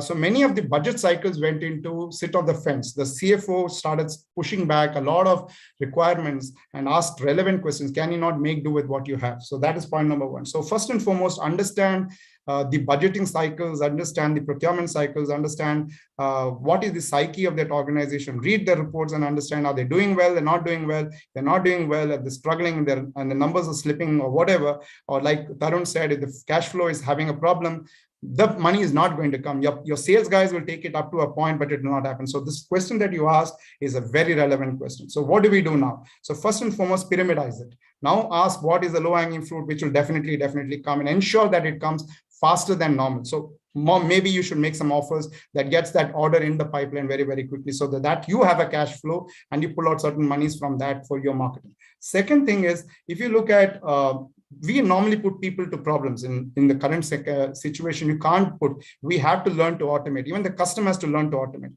What we did in SecureTech as cybersecurity was, we used a lot of the SOAR framework, security orchestration, automation, and networking, which fundamentally meant that where you put 30 people, can we put 3 people? where we could, and what happens to the balance 27? I'm not saying that they should be dispensed with. How can we use them for doing more qualitative work, especially as they move into cloud, as they move into providing technologies for their partners and customers? So repurposing that, but at the same time, not hampering cybersecurity. So ensuring that we help them automate and be a part of their automation journey as they're trying to cut down costs. Second important thing is from a point of how do you approach that particular customer. So since the customer is becoming very picky and choosy in investments, especially as you talked about innovative marketing, we have to do research. Now, here's the time where you have to do customized research on that sector and on that particular account. So normally what would have happened otherwise is you would have done one size fits all, but now you can't do that even within a sector. So you have to customize your thing. So research on that organization and use all the tools at your disposal. Once you do that, find out the gaps. What is the gap that that customer is having and he's not able to do it, and be a part of his budgeting journey, be a part of his purchase journey, be a part of his user journey. Once you do that, then you can do that telecalling, but a customized EDM. So the EDM itself has become very customized, goes to that particular person who is actually a decision maker. Elevate your conversation to a CXO level, because now the decision has gone up. It is not staying with the level of IT manager, IT security. It has gone down to a CXO level. So do a telecalling, put a better caliber agency or an internal team. In our case, we moved it internal. We moved all the agency work into internal, and we got professionals to start calling out these customers, but with a specific point saying, this is what you have, this is very good, this is the gaps, and this is what you need right now, and this is, I want to take 30 minutes of your time to talk. So we got an engagement in because it is customized. That person did call us and give us 30 minutes. When you get into 30 minutes, normally you would have had a regular sales guy talking, but here we changed the gears and we said, one of our CXOs will talk. That is either me or the CEOs or the technical head would actually talk, which meant that we take their problems in a far more gravely than it normally is taken. We look at them and we talk, we interact, and we talk about what is their problem, what is their idea of a solution, and what is the help they need to actually use that solution. So that entire conversation ends by we asking another 60 minutes to do a customized tech presentation and a proposal. So in that we use demos, etc. So we go there and then end up with a virtual POC. And like in the earlier session it was covered, we can use a lot of VR, AR, and virtual demos. But the last bit is going into pricing proposals, which you stagger and put it in a pyramidal form. Take the one which is now, and then you use upsell, cross-sell, and refresh. All this will give you that return, and you have to be patient with the budgeting cycles and the buy cycles. Stay with the customer, but keep your eyes on the ball. Where is in each trigger is the deviation happening, and is your response, is your delivery in line with the outcome? So today we are a return on investment, return on deliverables, return on time, return on objectives. Yeah. Uday, sorry to interrupt you, but that is pretty bang on. But I have just a slightly different thought here. Every marketer and sales leader needs to plan for the next 3 months. Pandemic or no pandemic, whatever Uday has just spoken, do it continuously. Yeah, even if there is no pandemic, you have to do the same thing. So I don't think it's changed. More the things change, more they remain the same. I think that is what I started with, and that is what I'll end with. Sanjay and the team, thank you so much. On behalf of all my panelists and I, this was a wonderful session. Amazing nuggets of information that we could cull out. And I hope people benefit by spending this 1 hour with us. Anisha, over to you. I hope we've not overshot our time. No, not Thank at all, you very much. Very nice chat that we heard. And the participants are glad that you answered the questions as well. Thank you so much for conducting such a wonderful discussion. And thank you all for joining in and sharing your thoughts and your views on how you've handled things during the pandemic and how things have changed from here on. Thank you so much for joining us. Thanks, Anisha. Thanks, Gaurav, and everybody. Thanks, bye. Wonderful engaging with you. Bye-bye. Yeah, it was a pleasure. Thank you very much. Bye-bye. Thank you. Please welcome our next speaker. Please welcome Mr. B.S. Rao, Senior Vice President, Marketing, Control S. He's a seasoned business strategist, turnaround specialist, sales and marketing professional, certified Lean Six Sigma Black Belt, and a certified process professional, CPP, with 2 decades of rich and diverse experience in profit center management, successful startups, strategic planning in IT, telecommunications industries, alliances, and management consulting. He's going to be talking to us about marketing myopia. Welcome, Mr. Rao. For the uninitiated like me, I thought myopia was a condition of the eye. Since when did the marketers, is this a physical problem or is this something more of mental conditioning? Yeah, thanks, Anisha. Thank you very much. So thanks for the invitation, and I'm happy to be here. I will not be able to run the video, but I have the slideshow. So, and a warm welcome to all the attendees, participants, and my co-panelists, and of course, Sanjay and Sanjeev. Very good afternoon to everybody. Thanks, Anisha, for that question. Yes, myopia is not only about eyesight, it's also about strategies. It's also about how we look at our customers and the opportunities. So over the next 15 minutes, we'll spend time in understanding what this myopia is all about and uncover those facts. So it was in 1960 that Professor Levitt from Harvard University conceptualized this, or coined the phrase called marketing myopia, right? And rightly so. So we'll visit that and understand what it is. But before that, let's look at some of these individuals who've been a part of a life. Sri J.R.D. Tata, iconic Indian businessman, 1930s to 1980s. Sri Rajesh Khanna has been India's first Bollywood superstar, 1970s. Hema Malini, the India's dream girl, 1970s. Mrs. Gandhi, India's Prime Minister, former Prime Minister, 1970s to 1980s. Mr. Sunil Gavaskar, the iconic Indian cricketer, 1980s.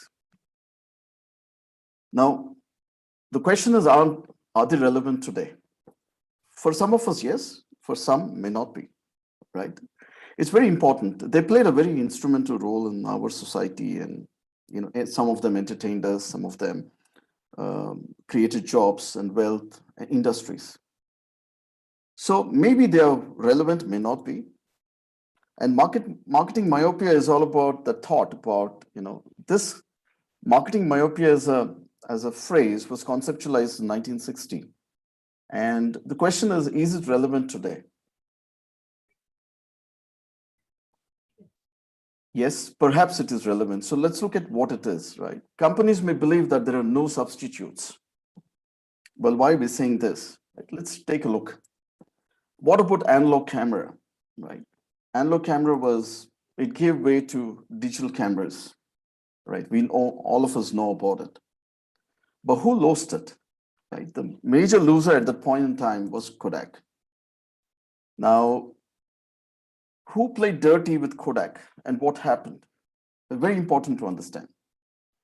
If you look at the share price of Kodak, it went topsy-turvy, high, low, and then eventually dropped. What happened around the same time is that the digital camera sales between 1995 and 2011 rose up very rapidly. Around the same time, the film roll sales dropped significantly from here to here, right? And analog sales dropped, almost dead. And as you would observe, the company almost went down by 2013. Now, it was absolute mayhem. Now, why was it so? Because Kodak at some point in time enjoyed 80% of the market share in 1968. Then what happened? What led to the downfall of Kodak? That's because there was a technology revolution that came in called digital cameras. They also were one of the first companies to actually talk about digital cameras. They had the product, but some of their internal management team felt it was not the right time to launch the product. So what happened? Eventually Kodak lost it. And what happened? They went bankrupt. So as you see in this particular slide, by 2013, they virtually lost, the sales dropped significantly and the share price dropped dead and they went into bankruptcy. Of course, they recovered later at a later point in time. But the point is they went bankrupt. But who gained? Sony gained it because Sony actually eventually introduced the digital cameras and became very successful, right? So now let's ask us a question, right? Who took the kerosene lamp away? In 1800s, kerosene lamp was the only way to live your life, between the moonlight and the sunlight. But who took the kerosene lamp away? The bulb, right? Thomas Edison eventually came up with the bulb, and then eventually electricity came in, and then kerosene lamp became history, right? Now let's ask ourselves a question: who took the trains away? Perhaps the aircrafts, perhaps the cars, right? Who took the swords away? And there was a time when the battle was a sword battle, right? Who took this away? The guns, right? Who took the landlines away? I think naturally it's the mobile phone, right? And who took the typewriters away? The computers. And who took the BlackBerry away? The Android. And who took the Fiat, the old Pradmini Premier away? Maruti 800.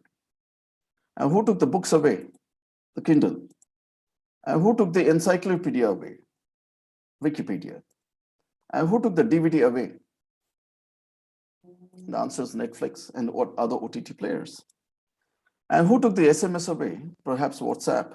And who took the video conferencing away? And Zoom. We are now actually conducting our entire event today on Zoom. So I think life has been transformed. As you see, whether it's a sword to gun, or whether it's a Fiat to Maruti 800, or video conferencing to Zoom, everywhere you see, none of them actually believed that they would be here and gone tomorrow. I don't think any of them, even Padmini Premier ruled the roost for almost 2 decades. They never believed that it would be gone tomorrow. But most of them have ended up in the graveyard. So let's look at the graveyard, how it looks like today, right? Floppy disk is a part of the graveyard today. VCRs are a part of the graveyard today. Yellow pages are a part of the graveyard.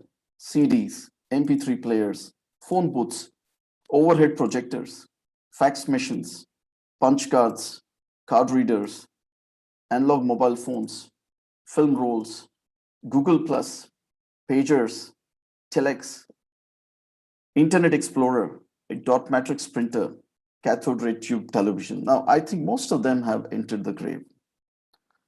What it tells us is a very significant story that, no growth is permanent. There was a growth for floppy disk once upon a time. There was a time for pagers. Pagers actually had a very short life. Telex was the only way to communicate between 2 cities. But today, we communicate over WhatsApp, right? I think significantly, as we see, most of the technologies given way to something else, right? How did this happen? And why did this happen? That's happened because companies believe that growth is forever. They felt that the Fiat car is going to be there forever. The swords are going to be there forever. Kerosene will be there forever, or kerosene lamps will be there forever. They believe that there will be no growth decay. None of their technologies will be displaced, right? They believe that there will be no substitute that may replace them. And that's the reason why most of them have actually seen a downfall in their own product lines and technologies. Classic example of Kodak that we have seen earlier. So there's no such thing as a growth industry. The history of every dead and dying growth industry shows a self-deceiving cycle of bountiful expansion and undetected decay. This is exactly what Professor Levitt said. Next, let's look at the airlines industry. What do they say? They say we run airline services. This is the service provider view. But however, what does the customer think? The customer believes that they run safe and speedy passenger transportation services in the air. This is exactly what the customer would imagine them to be doing, right? Let's look at railway services. A railway company would say we run railways, right? That's a service provider view. But however, they run safe and speedy passenger transportation services on the rail. This is exactly the business they are in. They're not a railway company, right? Similarly, if you look at a mobile manufacturer, they would say, hey, we manufacture and sell mobile phones. But however, they sell a communication device with added features like cameras and audio recording, video recording, etc. Right? Next, if you look at a cab company, right, a cab service company, what would they say? We run a cab services company. But however, they run a speedy and safe passenger transportation service on the road. I think this is where the contrast is, between what the company thinks and what the customer actually expects. Next, if you look at a cloud services company, they would say we are a cloud computing company. But however, a CIO would look at them as saying they provide highly available computing infrastructure, which is OpEx driven combined with self-service. Perhaps this is what the customer mindset would be.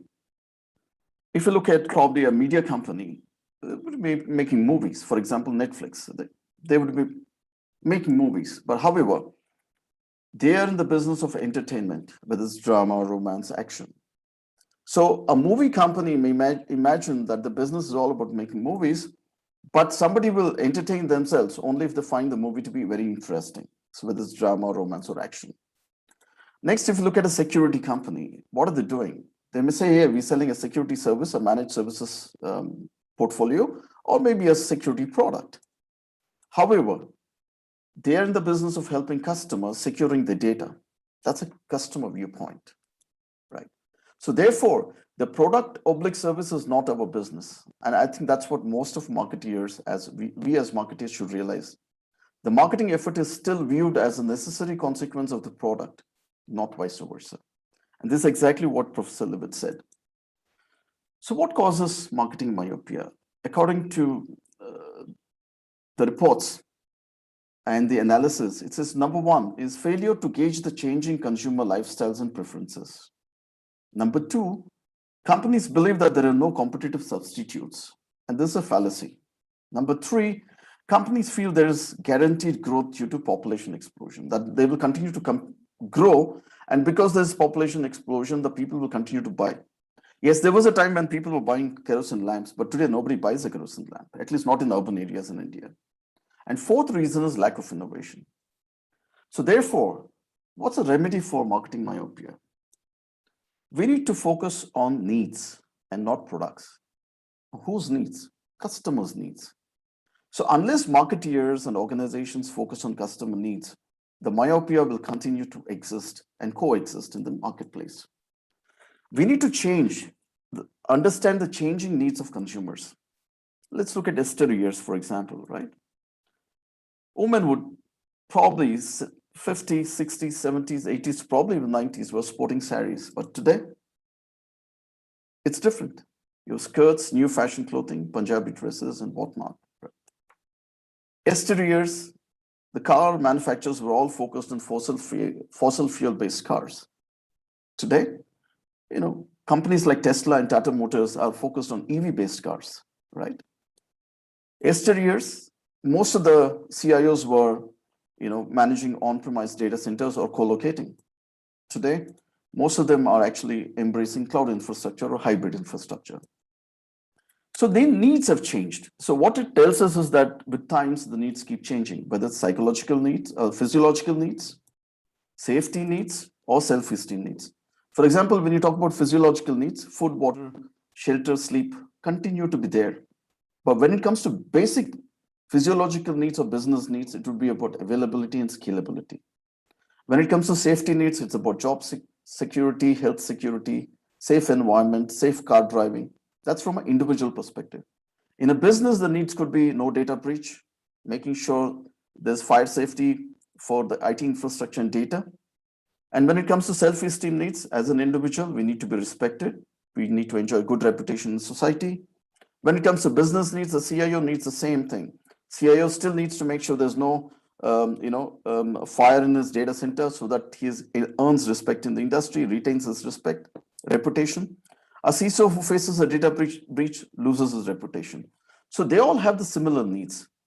And whether it's a buyer, a buying center, or an end consumer, they all have changing needs over a period of time.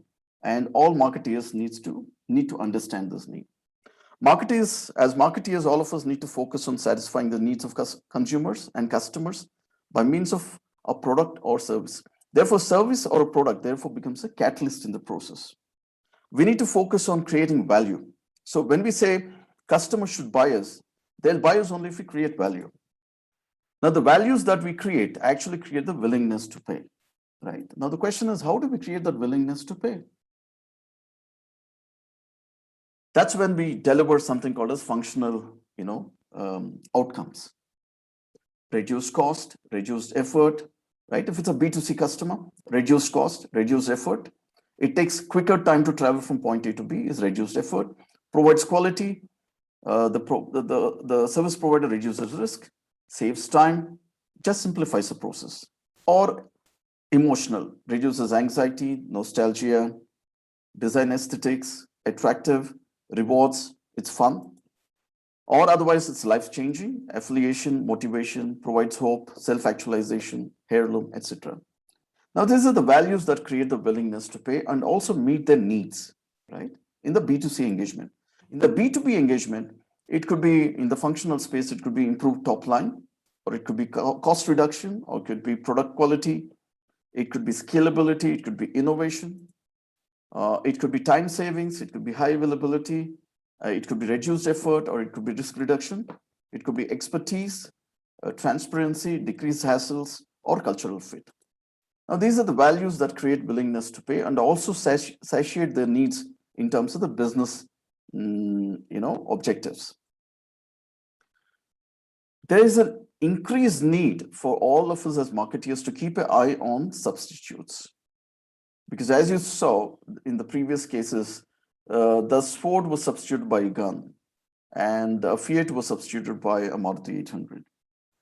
So substitutes are the goods that refer to those goods which can be used in place of one another. So let's look at butter and margarine, right? If the price of butter goes up, then the demand for margarine may go up, right? If the rise in management in in-house IT infrastructure costs in a data center, if it goes up, then there could be a growth in cloud adoption, right? If the price of desktop goes up, then there'll be a demand for laptops. We know that, if the desktops are getting very, very costly, we may actually buy laptops instead, right? That becomes a substitute product. If the price of iPhone goes up, then the demand for Samsung may go up. And if the price of an inkjet printer goes up, then probably the demand for laser printers may go up, right? And we are incrementally seeing now that the manual process are being substituted by robotic process automation. We have companies like UiPath and a lot of them, Automation Anywhere. So incrementally, humans are likely to be substituted by software robots in some manual processes. And fossil cars may probably give way to EVs when the price probably the petrol price crosses about 150 per liter. I think we already touched 100 plus, 110. Once it surpasses about 150, I think everybody will look towards EV cars. And on the lighter note, if air pollution keeps going up, probably we'll be sitting at a workplace like this, sporting unique products and probably oxygen cylinders to breathe fresh oxygen and clean oxygen. So therefore, let's not think that there's no substitute for our product or service. There is always a substitute or an alternative. We need to keep listening to the changing customer tastes. Like we talked about the saris and the modern wear. We talked about data centers and cloud. We need to keep listening to our customers constantly. We need to continue to innovate, to focus on satisfying customer needs, and follow the following mantras to overcome marketing myopia. Number one, understand that growth is not forever. Or if somebody imagines that our growth is forever, we may end up in the graveyard, like the way we've seen so many of us in the graveyard, whether it's a floppy disk, whether it's a telex machine or whatever it is. Number two, satisfy the needs of customers. Building products is one, building services is another. But are they fulfilling those customer needs in a unique manner? That's very important. Are we able to fulfill those needs in a very differentiated manner, which is not copyable, is also very important. And most important to reinforce, let's not focus on product and service. Let's focus on the needs. Let's position those services and products to eliminate the pain points. It's very important to marry the pain point to the product or service. And this is key to marketing strategy. And we need to build technologies that address the needs of customers. to eliminate the pain points. And this I'm reinforcing again and again, because technology does not solve the problem. Technology, when deployed meaningfully to eliminate a pain point, serves the customer's need. And finally, ladies and gentlemen, innovate to stay ahead of competition. Tesla, for example, innovated a car which does not require fossil fuel. Tatas are manufacturing a lot of cars in India, Tata Motors. And I think we need to constantly innovate to stay ahead of competition. And also to keep a tab on substitutes. And that's very, very important. So thank you very much. And that's all I have to say. And congratulations to all the award winners at the CMO Leadership Awards today. And thanks for the opportunity.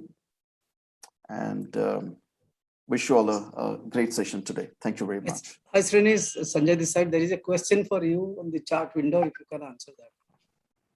Sure. Isn't it the technology advancement? There are companies that understand the stagnation you've been talking about and do make a move, but it's not easy to change brand perception. How to change is the big question.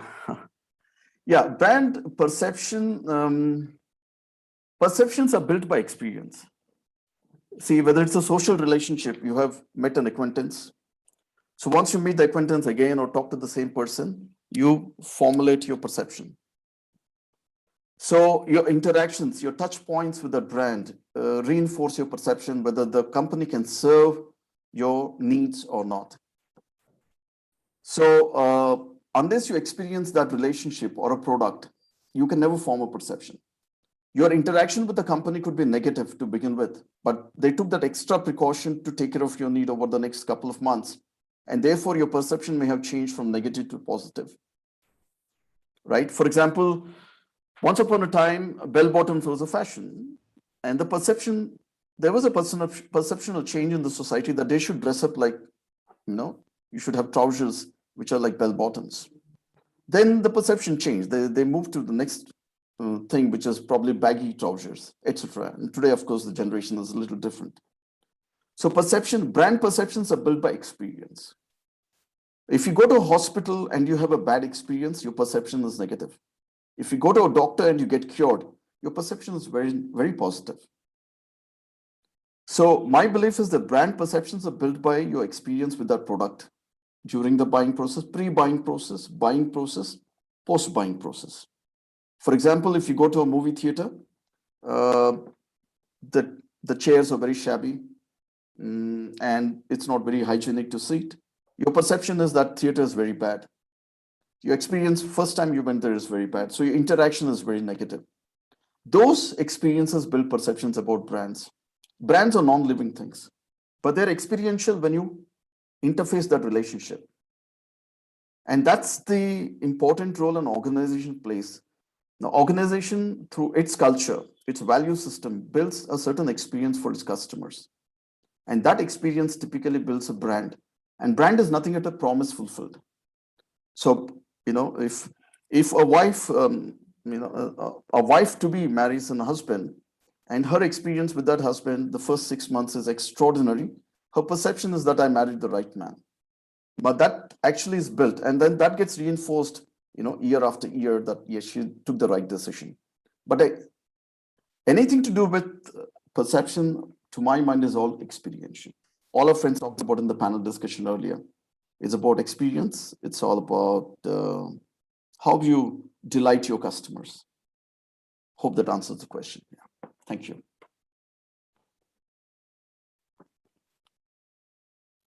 Right. Thank you so much, Mr. Rao, for answering that question. And you've given a very nice, elaborate answer. I hope the question has the one asking the question has got the answer and is satisfied with it. Thank you so much for joining us and giving us this presentation on marketing myopia. Really, not only you need to keep the eyes open, you need to have strategize to be able to look into the future, to be able to gauge as well. Thank you so much, Mr. Rao, for joining us and sharing this presentation with us. Thanks, Anisha. Thank you very much. Have a great day. Bye-bye. Right. Let's move on to another panel discussion. Now, measuring digital ad spend is constantly evolving along with marketing and technology landscape. By measuring the ROI of each tactic in your marketing mix, you can see what is and isn't working for you and make the necessary changes to your campaigns to bring in more revenue. So how can you be certain that your marketing ROI is living up to your expectations? Have you identified the metrics you want to track? Do you have a timeline in place? And are you using marketing automation tools adequately? Are you segmenting by audience, channel, traffic, sales, or other variables? These are some of the questions that we will take up in this panel discussion on the art of ROI-based marketing. Please welcome our speakers who will be talking about this. Please welcome Mr. Cynthia Bala Singh, Head of Global Marketing, ISV, GSI, and Strategic Partnerships, Freshworks, Mr. Ram Ramalingam, Chief Marketing Officer, InfoGlen, Mr. Shashwat Ghosh, Vice President Marketing and Demand Generation, Happy, and Dave Mehta, Director, International Marketing at Versec. And please do welcome our moderator for this discussion is Mr. Ramalingam, the CMO of InfoGlen. A warm welcome to all of you. Thank you so much for joining us. And I'm going to hand it over to the moderator. Mr. Ramalingam, would request you to please turn your video on so that we can hand over to you and you can start. Anisa, there is a correction. The moderator is Mr. Sairam Vedam. Oh, I'm so sorry.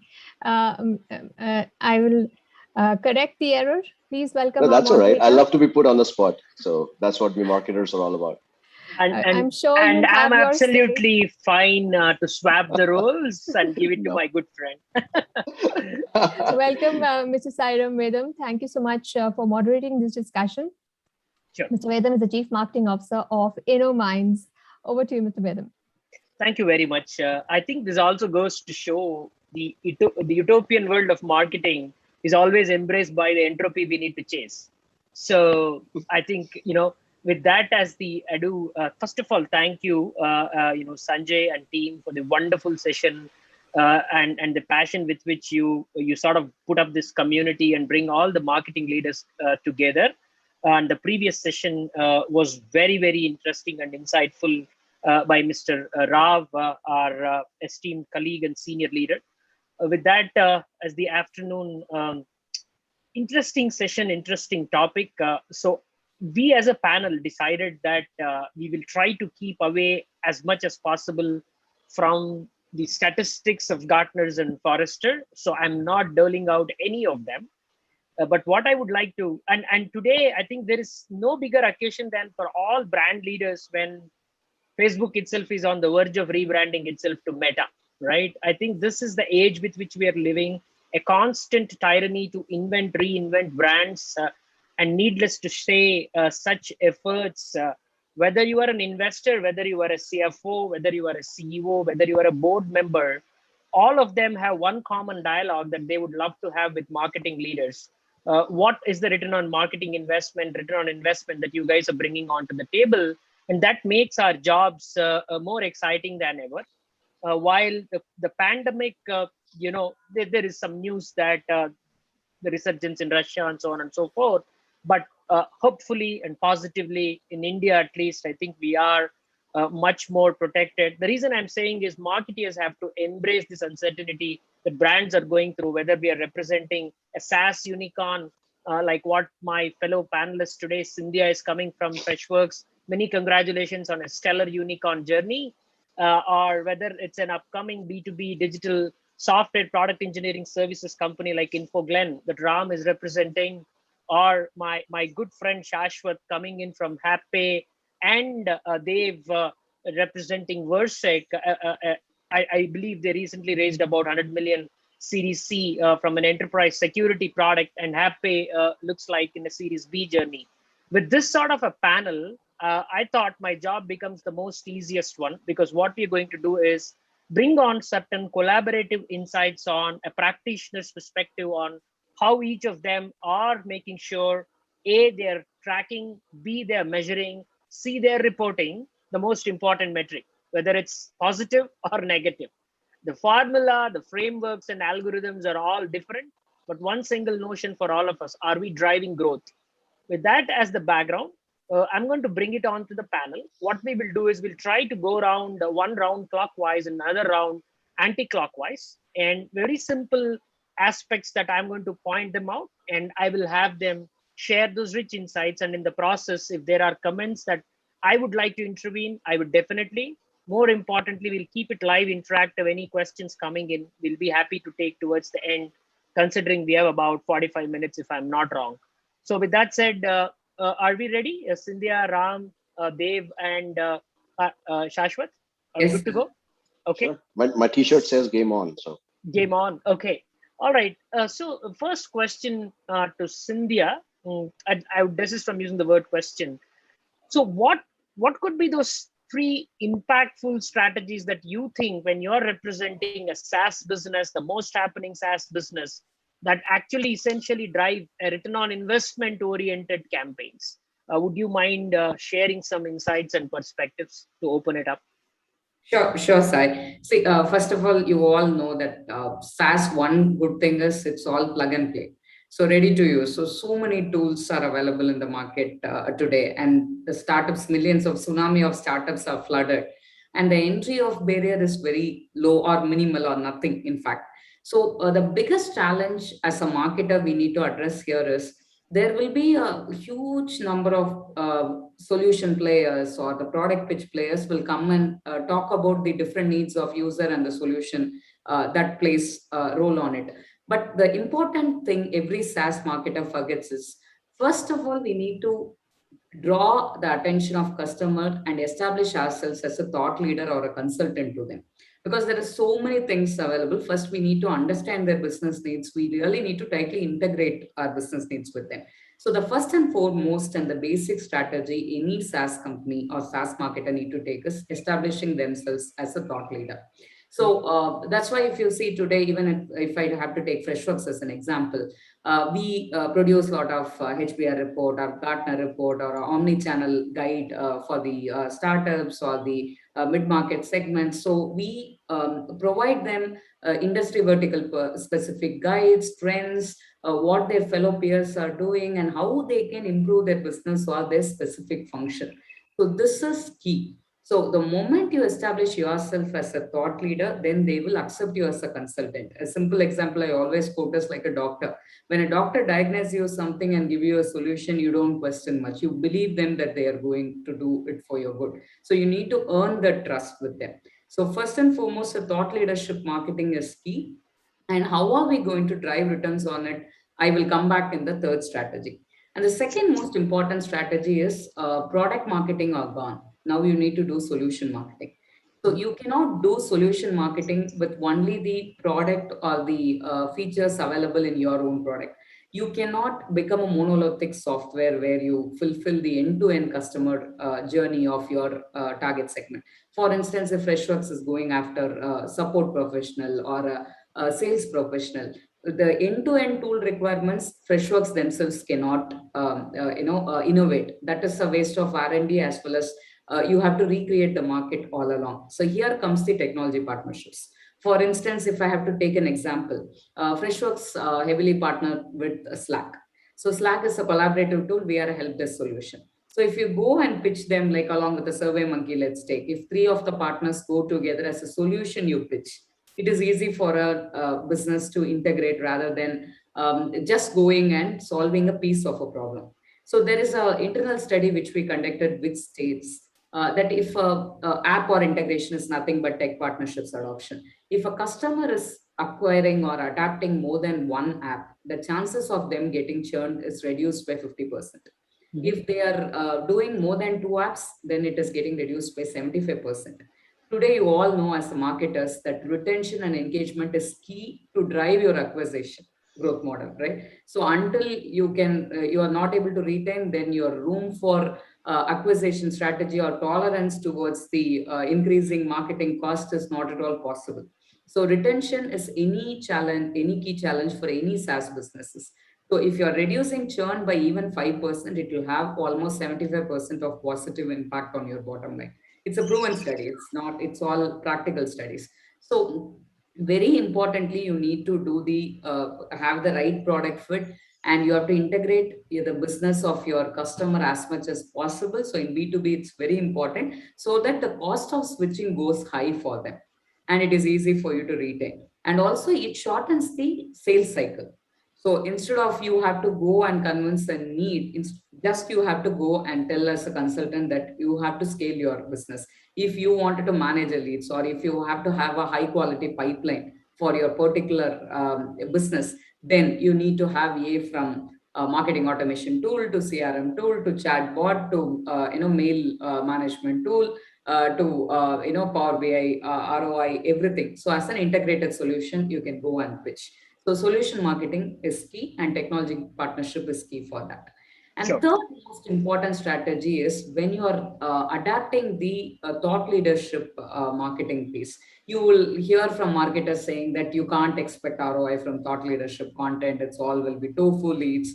That is a major challenge, right? The investment and all. But to do the third strategy right, then the ROI building will be at the right metric. For instance, the major challenge in tofu strategy is high intent leads identification, because huge number of volume of leads you will get. You will not know who are the high intent leads, which you need to pass it to sales. There is a study which says almost like it's all like company related studies that almost like 69% of marketing professionals directly pass all the leads to the sales professionals for qualification, which lead them to directly go pitch a sales pitch to the prospect before even they are mature to hear about that. So that results in almost 70% of loss in sales. So also the another thing is the moment, like if you're feeding some 1,000 leads to your this thing saying that you're very happy about a thought leadership forum you have done and 1,000 people participated and you're passing all the 1,000 leads to your sales team. The moment like 10 or 20, if they follow up and everybody says, no, I just, entered for education purpose. I never asked for any demo, or I don't want any solution. The salesperson will lose interest on the campaign. So they will say that ROI is very bad or all are bad leads. So which will result in the misalignment of sales and marketing. Sure. Do the sales and marketing alignment right, there are almost like 208% of increase in revenue happens for the company who does it right. And also their employee retention is very high. This is purely because you will not blame sales for poor follow-up. You will not blame marketing for bad ROI. So how to do this? Today you have various tools and technologies to do that. If you are doing your lead scoring correct. So there are three aspects of lead scoring. Intent is something like whether a person shows any intent on your product, or they spend some time in your any of the forms, give away any details, ask for demo or anything is intent. Certain percentage go for that. Engagement is something like whether they attended, how many activities they attended, how long they stayed in your content, or how much times they have visited your website. That is intent, right? So fit, the third is very key, fit, because a lot of people will engage in your content or give out the details even for education purpose, or they are your competitors, or they are doing some research in this field, or some entrepreneur enthusiast also can come and learn it for education. But are they fit? Are they into your bracket of companies where they can adopt your solution? Or the right designations are attending. Right designation is another thing. It's not always a VP or CMO or a director is required. It can be even a practitioners, right? Those who are using the product are coming also is key. So if this fit is right, when these three parameters are taken into account, there is a lead scoring produce. This is the key third strategy which you need to rightly implement. Sure. So you have laid a lot of tools like Leadspace, Bambura, which is integrated with your Power BI. So which will help you to identify the high intent leads along with the details of where your lead was traveling in the whole prospect journey and everything. And then you can pass it to your sales team. After Brilliant. that, other strategies to follow. So this is key. These three strategies are key for making your not only marketing campaigns, making the SaaS business profitable and viable. Terrific. That was as impactful opening as probably heart opening in the IPL, the World Cup that's happening right now. So that's a great start. So what I hear is three things, right? Solution marketing, high intent leads, and also the ability to stitch together a common solution partnership, because it's not like one guy can do everything. There's 3K takeaways. And of course, then smartly using the tech stack to measure what you need to track, and also probably ensure that retention is the key, so that you don't really waste the dollars, no matter how big or how small you are, right? With that, let's move to the world of B2B. Let me bring in my good friend, Dave from Versec. Dave, so coming from an entirely different world of B2B, predominantly, I assume that you would sell to enterprises and ISVs with prolonged sales life cycles that you constantly encounter. How do you measure the effectiveness and ROI of marketing? Thank you so much, Sairam. And first of all, thank you, Sanjay and Sanjay, for organizing such an insightful sessions around marketing. And yes, I must also congratulate Sanjay for an amazing opening. That was really great and very insightful for me as well. Straight diving into the question. See, I think B2B is a complete is a complex ball game, right? And the prolonged sales cycles are very well known in the B2B space, right? But what is very, very important to understand is that sales and marketing go very closely and hand in hand, right? And it's very important to understand the sales objectives and channel objectives to align your marketing strategies. Unless and until we don't do that, our marketing investment is not going to go into the right track. And in order to understand that, we divide your marketing kind of investments into the three different buckets. Because if you want to understand ROI and ROMI, it's very important to understand where you are investing in, right? Because if you'll invest in the right place, you're going to get the right returns, right? So the most important three buckets that I kind of focus on is demand generation, channel enablement and channel through execution, and brand awareness, right? So that's where your digital, your PR, media, and all of that comes into play. Now, understanding all of this is that the ROI focus comes from the demand generation that you will be driving directly with your customers. Now, when you are in a growing organization, it's very important to drive the pipeline, right? Your sales teams are looking for leads. They need those contacts, those inquiries, those qualified nurtured opportunities coming into them so that they can take it to the next level. But what is also important is that the marketers need to understand that it's not only about generating the opportunities, but it's also taking and focusing on the lifetime value of that customer and also the customer acquisition cycle, right? Because when you are with the customer, shadowing the customer and the sales team through the customer acquisition cycle, you will be able to generate the required ROI and also the ROI that we are looking at, right? Because it is very imperative in today's world that we leave the customer at a stage when there is an opportunity generated via your SDRs, right? Your telemarketers and your inside sales teams. Now, after that, it's all on to the sales, and then it just moves on from there.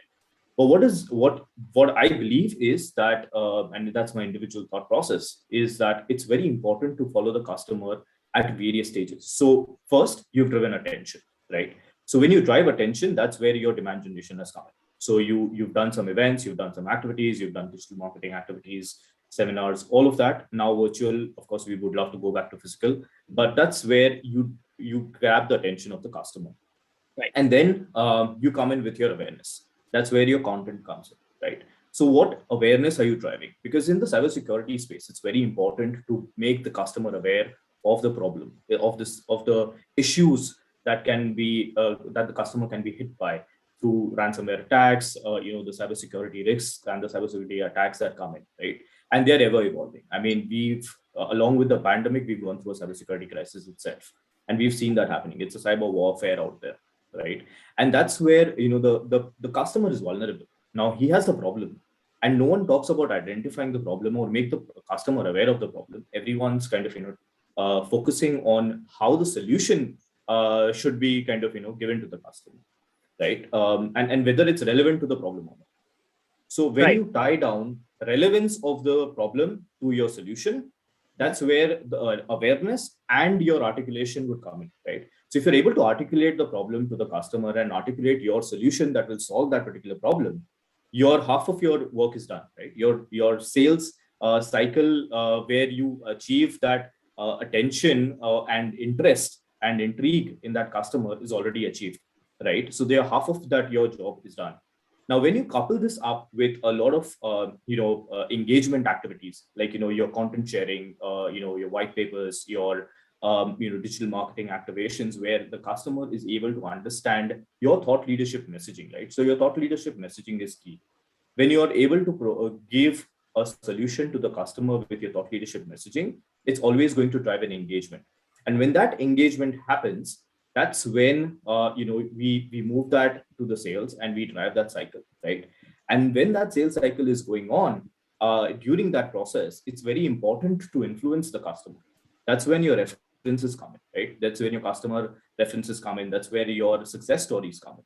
And when that happens, your customer is stamped and sealed to become a valued, trusted, kind of follower of your solution, because you've provided the trusted security advisory that that particular customer was looking for, right?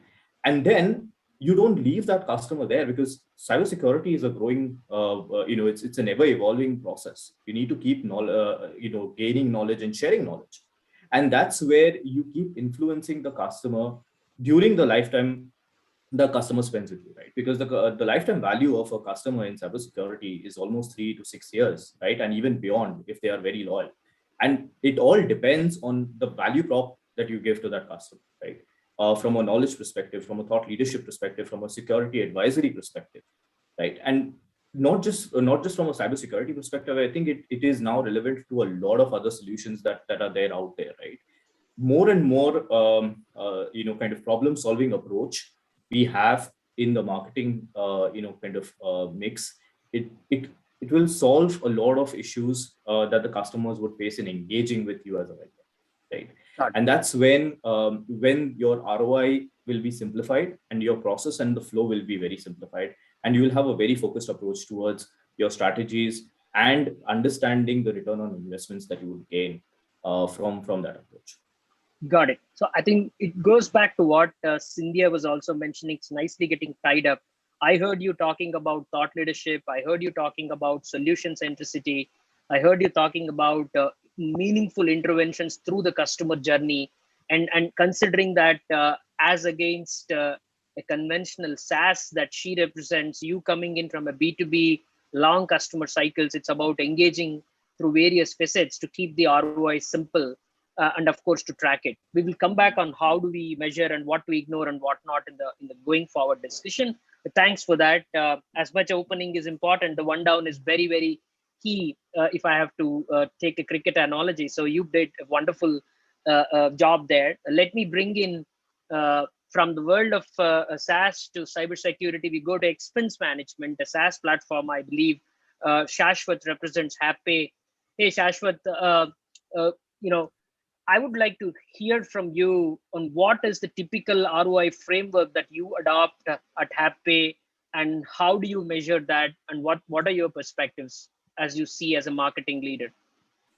Thanks, Sai, for the question. And I don't intend to be the Kohli of the panel, but the idea is how do I give you a framework?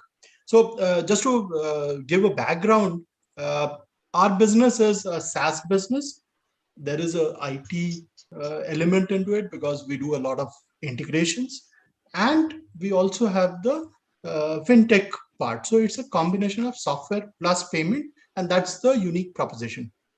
Now, in our case, unfortunately, my CRO or CEO don't actually believe in English. So I have to give the maths to that entire framework, and that's what I will try and articulate. Yes. So in this entire thing, the way we have started off is we have started with the very basic thing of the list development. We have decided that this is the list that we will go after. I don't care if anybody has seen it outside the list, but if it is not within the list, it is not for me. It's as simple as that. That's a very, very there has to, within that list, so that list is roughly about 2,500 companies, and there has to be a very strong logic in terms of why that customer or why that prospect has been chosen. And that goes back to, so over the period of last 7 years, we have close to about 6,500 customers. So we try and create a map almost similar to the existing customers. So that's the first thing we start off with. The second thing that we have done is, from this list, the funnel that marketing has to generate, every quarter we are interested in only the net new funnel and the top of the funnel piece. We are not, I mean, most of our exercise is focused around those two aspects. And every quarter, the net new that comes in from all the channels put together, marketing and demand generation has to generate at least 70% of the net new that comes in. So that's the very simple metric that we have taken. And when we are talking about the 70%, it is a combination of ACV, which is ARR, and the OTI. ARR is nothing but the annual recurring revenue, and OTI is the one-time recurring revenue. So we decide on a target that every quarter we have to bring in so much, and in that 70% has to be brought by marketing and demand gen effort. Now this entire piece, I have kind of broken it down into 3 parts, which is the first one through inbound. So any kind of, whether it's content related stuff, or whether it's your website related traffic, or any of those kind of traffic, that inbound piece is the first one.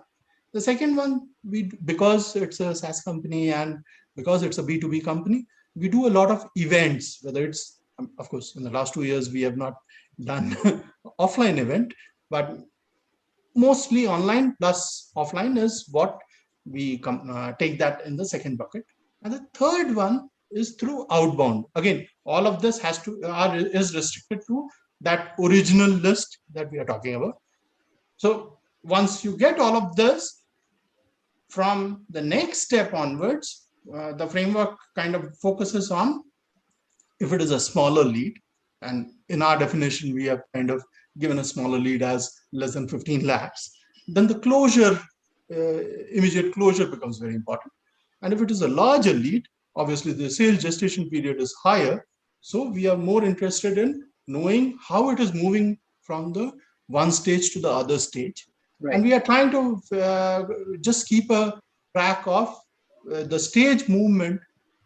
Do you need a nurture over there? Do you need any other activity over there to ensure that the movement happens? So that's a very simple framework that we have, and that so far, thankfully, the pandemic has worked. Absolutely. I think you made sure that you represented a very stable middle order by being very, very close to how it gets done on a day-by-day basis without losing the touch of pragmatism. I think sometimes, as they say, keeping it simple is the most difficult art, and there is nothing complex than that while it comes to measure. So I think that was very useful. Let me now go to Ram, maybe the finisher, the most hottest debated position, wherever it is. Ram represents exciting digital product engineering services company, very focused on the Salesforce ecosystem, Infoglen. Ram, so from your perspective as the CMO, what is the ROI framework that you adopt? I know while the 3 other colleagues of us talked and represent a touch and go product, you sort of do more services, which is a slightly different cup of tea. Yes. So please bring in your thoughts on how do you do that? And I'm sure it's equally interesting and challenging. So thanks, Sai, for the question. Yes, it is challenging, but that's what life is. And again, like, let me point out to my t-shirt that says Game On World, right? So that's what we marketers are. I specifically wore this t-shirt today because this is the world that we are living in right now. Before I start with my response to your question, I would like to thank Sanjay and Sanjeev for the opportunity and organizing this. It's a tough job to get a lot of people, a lot of like-minded marketers in the same stage and share ideas. And Shashwat Ghosh and Dev Mehta and Skindhya went backwards, descending order. So they did a very good job. And Shashwat, while he was not wanting to be co-lead, I'm more than happy to be Suryakumar Yadav because along with this panel of people comes like, Spider-Man ke chacha ne ek cheez boli thi, with great power comes great responsibility. And me probably being one of the younger members of the group with just about 16 years of experience, I would rather come with an open mind where I want to kind of put some kind of a millennial spin to the whole ball game of ROI. Terrific. So taking from what Shashwat said, like a proper handover, right, is data. Now, data is everywhere, right? But what we target, or what I specifically target, is smart data, right? Data where you have not only the kind of companies you want to sell. I mean, I'm sure that 4 years ago, Airbnb and Uber would have been in every marketer's list as the kind of companies we want to sell to. But and my very good friend Casey Kaustubh did one of the sessions earlier, and he said, problem solving. I'm not a huge believer in solving problems, because what is the point of solving a problem after it has become a problem? The idea is to do predictive problem solving and trying to solve a problem before it becomes a problem. Makes sense? Yep. So that is what I believe in. Even on my LinkedIn, I don't never call myself a problem solver. Anyone can solve problems or firefight, right? I'm not getting paid, or I'm not inducted into the organization to do a firefighting job. I'm here to basically. There's a very good movie where the guy says, the head of the company, he says that my job is to predict when the music is going to stop at the precise time and then already getting prepared for the situation, and then trying to get yourself into that act where you never fall into that problem, right? So list and smart data is one of the key things that we do. While I don't want to give away some secret sauce of my own, I have my own algorithms. I'm a bit of a R nerd, and also do a bit of Python. But some of the things that I've done is in this organization, I've been brought on board to start the entire MQL channel. While I've been very successful in doing this back in my previous stints within our systems, and I'm also an ex-IBMer. At this particular day and age, I believe that some of the channels that are currently working for us right now, it's purely from our existing clients, like cross-sell and upsell. And I think a lot of people are talking about net new logos, and that's where the focus should be. I get it. But one of the key ROIs that I personally, I'm actually in the process of calculating those things. I just put in some matrices and processes around trying to calculate LTV, a lifetime value of a customer, right? And also trying to predict a possible churn by doing some really smart account level insights, right? And I also specifically have an ROI channel put towards things like MQLs. So we just hired an LDR team, and we are about to start our pilot process of the ad campaigns, like digital stuff, in the next couple of weeks, and then probably go all gung ho next year. So MQLs, and there's also something else that I think it's funny. I mean, when I joined IBM for the first couple of months, I joined as a brand leader for India market, and I was kind of the face to the sales teams. And then I worked very closely with Kaustubh, KC, for a few things.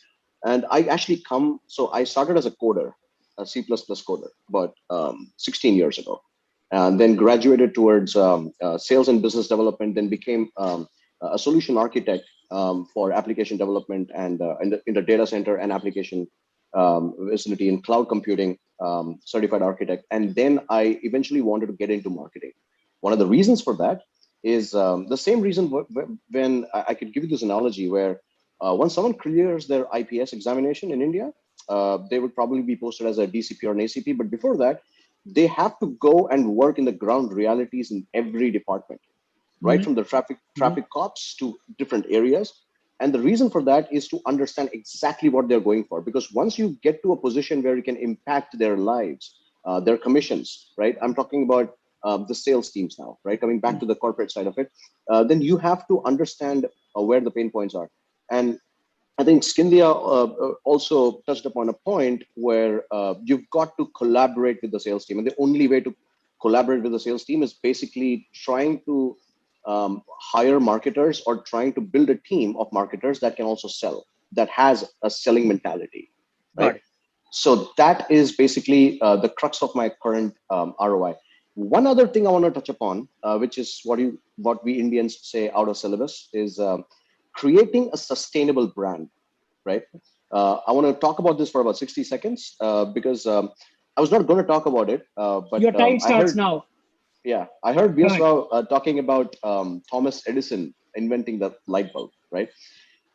This is a classic example of creating a sustainable brand. Thomas Edison did not create the light bulb, as we are taught. Alessandro Volta first came up with the idea 79, 80 years ago. Before 79, 80 years before Edison actually patented it. And then Alex Login, Harvey Hubble, there are a lot of these names, along with Nikola Tesla, right? Nikola Tesla and Edison had an amazing feud, right? Nikola actually did alternating current, which is what we are using at homes right now.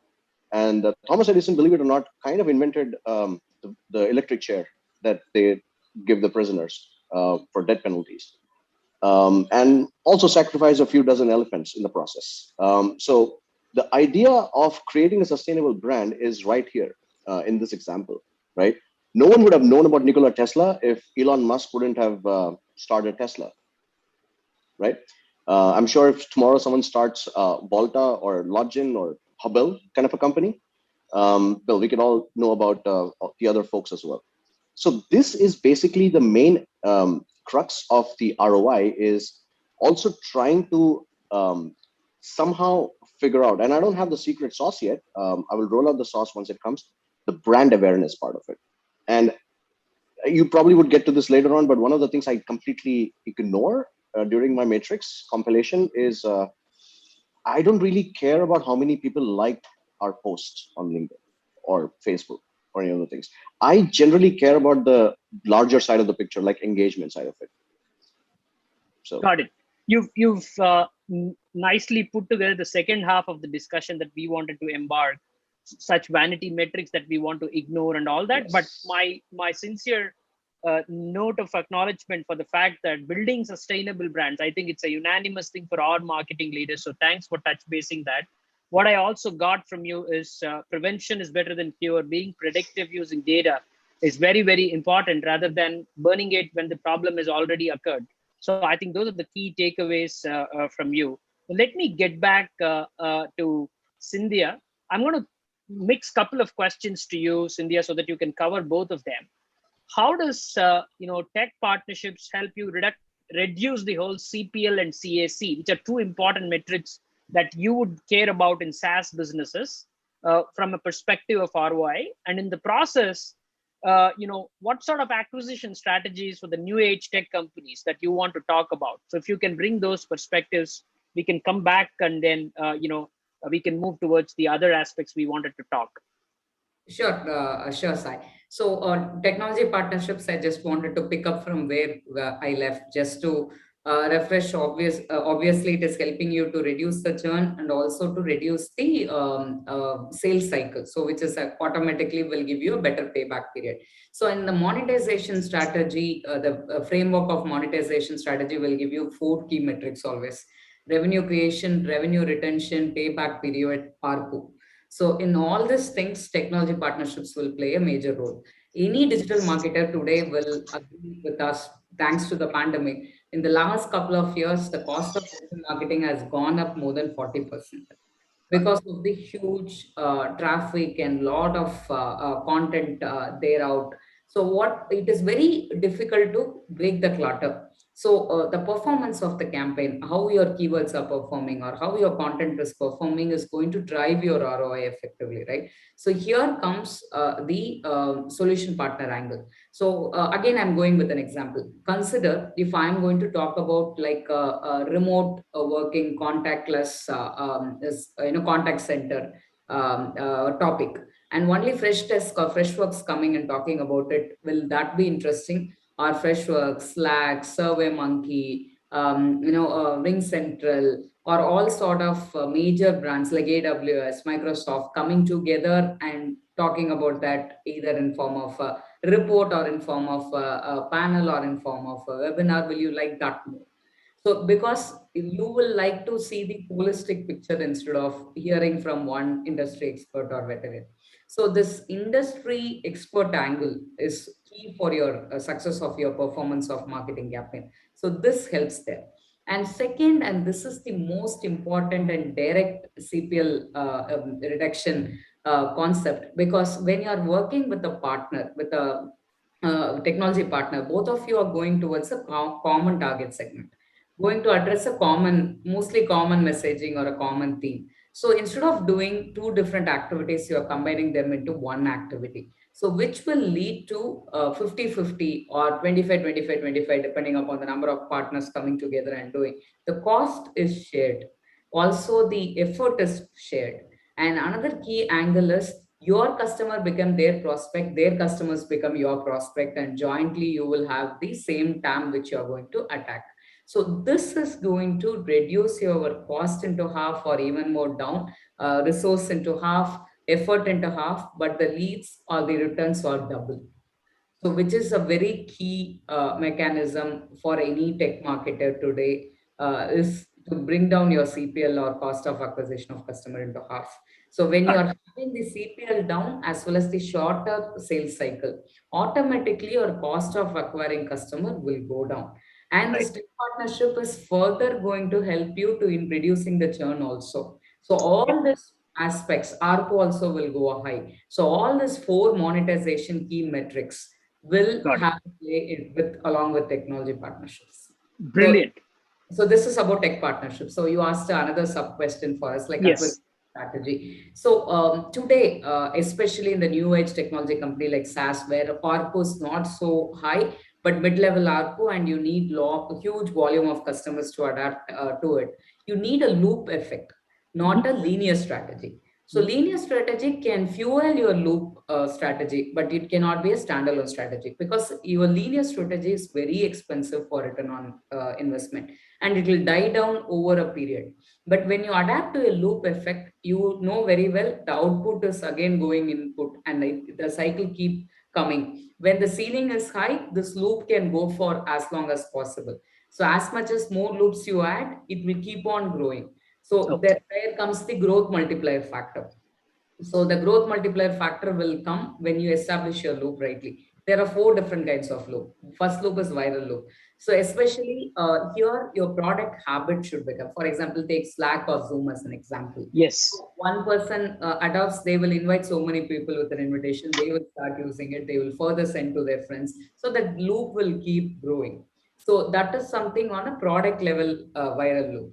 If you're a B2B product, it's very key for you to make this viral loop crack rightly. So if this is a key strategy, but B2C, it's even more easier, but B2B, the viral loop will die down over a period. So here comes the content loop. There are 2 kind of content, user generated content or a company generated content. So you can't all the time go to paid strategy. So all the time you can't think of ads, intent ads or anything. It will die down over a period of time. It will reach the saturation level. So you need to go to a content strategy to achieve your SEO organically. So if you are a user content, you have to find a way to incentivize your consumers to share that. So user generated, company distributed, company generated, user distributed, company generated, company distributed, user generated, user distributed. Depending upon your tool and the segment you are in, you have to adapt either one of these 4 strategy to get your content loop right. Then this content loop can be added with a paid loop. So whatever this paid loop cannot stand alone or work on its own. So this content loop will fuel this paid loop. So once you accelerate this content loop through your paid loop strategy, this output input concept will keep growing and your ROI will be again justified. Because today, if you're bringing a customer, maybe tomorrow through that customer, another 5 customers will come. So through this, feeding that advocacy back into the market with a campaign, again, that will bring down so many customers.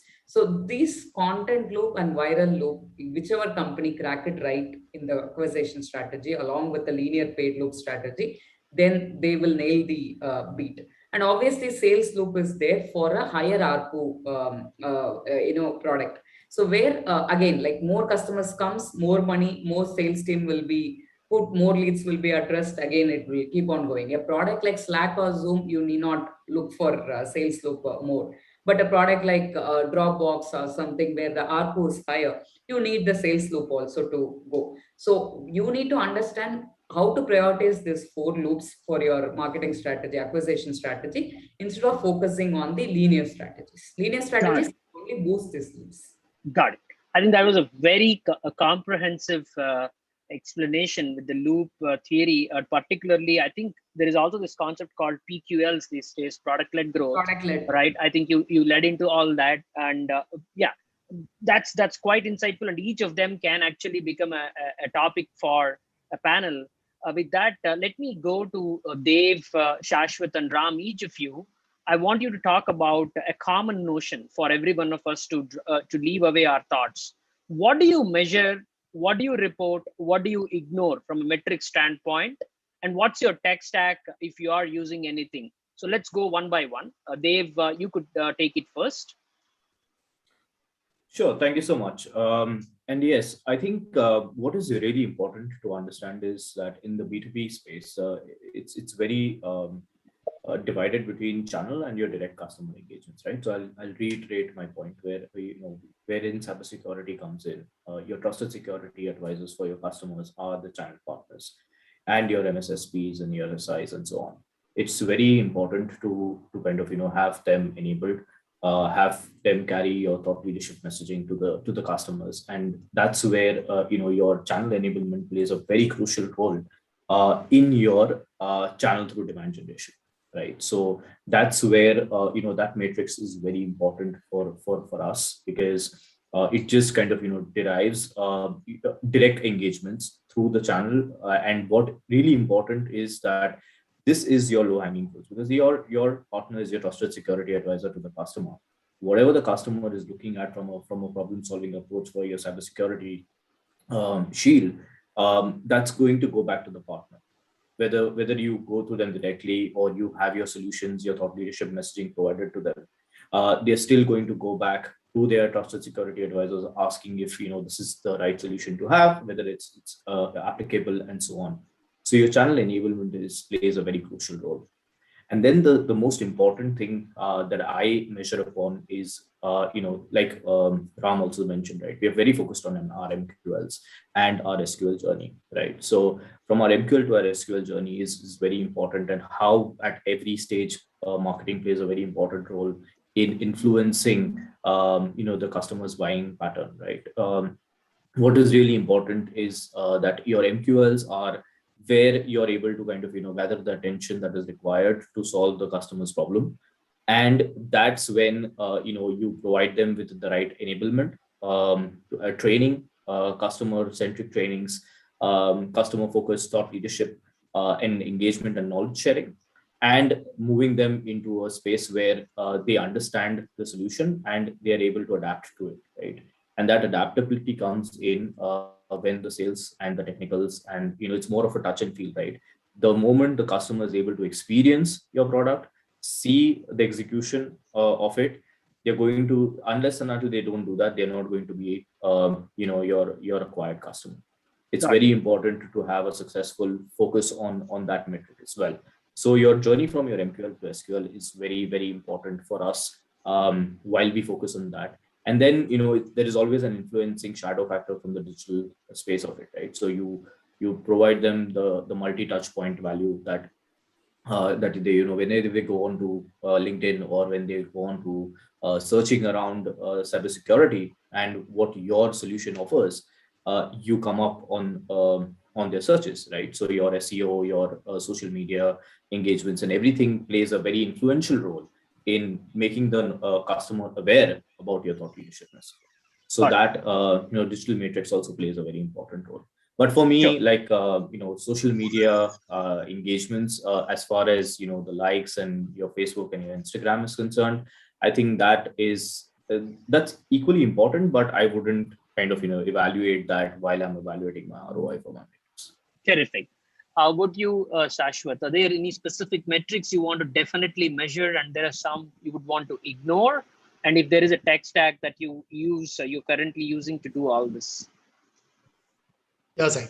So what we have done is a slightly innovative thing. And again, this is something that Happy has evolved specifically for our stuff. I mean, it's not something that can be replicated everywhere. So what we have done is instead of having the engaged and the classical way of MQL, SQL, SAL, what we have done is we have collapsed all of it into a single stage that's called S0. And the metric that we measure is how many meetings have happened, which are qualified meetings, where the S0 thing is there, where the sales and the other folks are there in that particular meeting. And the discovery happens in that meeting. After that, we give about 21 days or a subsequent demo meeting to kind of understand. The second piece of the metric is how many move from SS0 to stage 1. These are the two simple things that we measure, and we try and ensure how many SS0s, how many SS1s have happened. That's the simple thing that I do. There are a lot of things which can be measured, and sure, I do measure, but some things which I don't report are things like the Google console stuff and analytics stuff and the website traffic and all of that. And one thing which I definitely ignore, and which again has evolved over a period of time, is the social media metrics. And primarily because nothing has flown back into my funnel. Sure, there is engagement. I love the engagement, but end of the day, it does not bring in revenue. So that's something which is important. I'm not suggesting that that's not important, but that is something that I choose to ignore.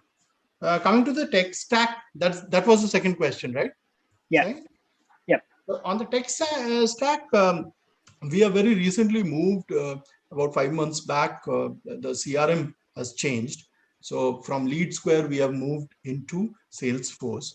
So that has brought in a tremendous change.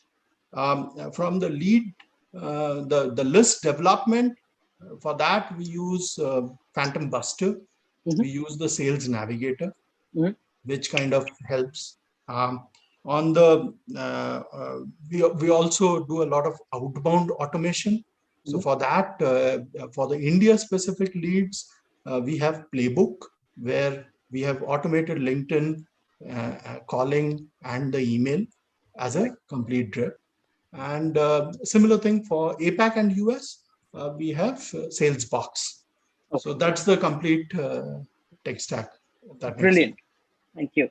Let me move to Ram. Ram, the same question. Are there metrics that you have customized specifically, or you're measuring some industry standard stuff? More importantly, as you said, I want you to talk about stuff that you ignore because you look at a lot of data, because ignoring a lot of useless stuff is more important, as you rightly put up. And then are you using some tech stack industry things, or you've developed anything on your own? You could talk about that. Yes. So let me just give a quick brief about something, right? So Infoglen as a company, we are a Salesforce advanced consulting partner. Along with that, we also have are developing our in-house products as well. So around process lifecycle mapping and a few other things around that. So the idea is to kind of have an integrated model for your business, and starting from sales, marketing, towards also, of course, the project management stuff as well.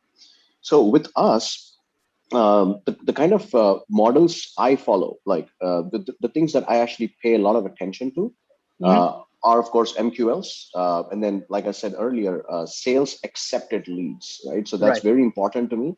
Coming from a sales background, I understand the difference between marketing inbounds versus the leads which are accepted by sales, right? True. And then, of course, there's something else. So, of course, we are also a Salesforce company, right? Like I said, so we have a very strong matrix towards understanding the funnel conversions, right? So what stage each lead comes in when it becomes a contact and then account and closure. So the whole matrix. So how much time does it take, and what are the funnel conversion rates? So that's my main thing. Apart from the time line, I also concentrate on that. And a few other things that. So I want to rephrase what I said earlier, right? So it's not about not giving much importance to social media, likes and comments and the engagement factors. Sure, those things are extremely important for brand awareness and for brand recall. But at this point, there are some things which are at top of my purview. And in order for me to accomplish that, there are things that I, as a marketer, have to ignore. Based on that, of course, dopamine kicks in every time you have like about 100 or 1,000 likes or something like that. So that's a different story. But one other matrix that I really, that's what I'm saying, I'm in the process of getting that done right now is the LTV of a customer. So Google is our biggest client, right? And we have penetrated Google like no one's business. But then we want to understand what is the lifetime value of that client. And we are also getting into much larger engagements as well, around discussions as well. So that is really important for us to understand. Apart from this, there are about 4 that I could think of from the top of my head, the metrics that I don't really pay much attention to at this point. One would be, again, like Dave suggested, right? So how many people visit your website? So individual page views and how much time they spent on each page, and the social media stuff around that. And one thing which may probably kind of create a bit of a stir is I've never paid much attention. And once I start my digital journey in the next couple of weeks, I won't be paying much attention to impressions and the amount of clicks on display ads. I would like to elaborate on this. The reason for this is the average CTR for display ads is like 0.05 something percent, right? And 50% of the clicks are accidental. Over 50% of them are accidental.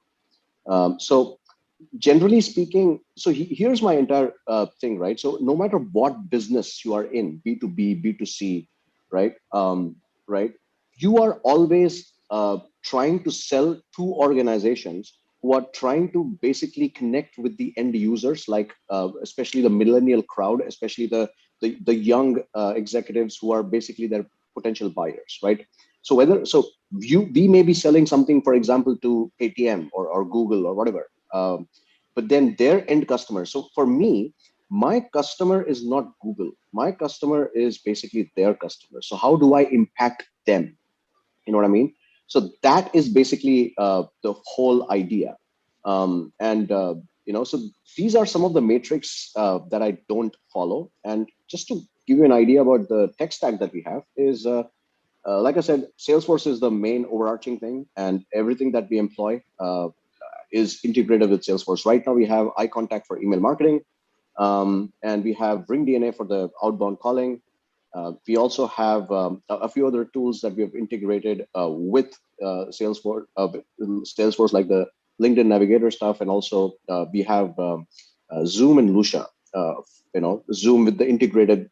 They bought Discover.org, who had previously bought RainKing, and so it's a whole array of things.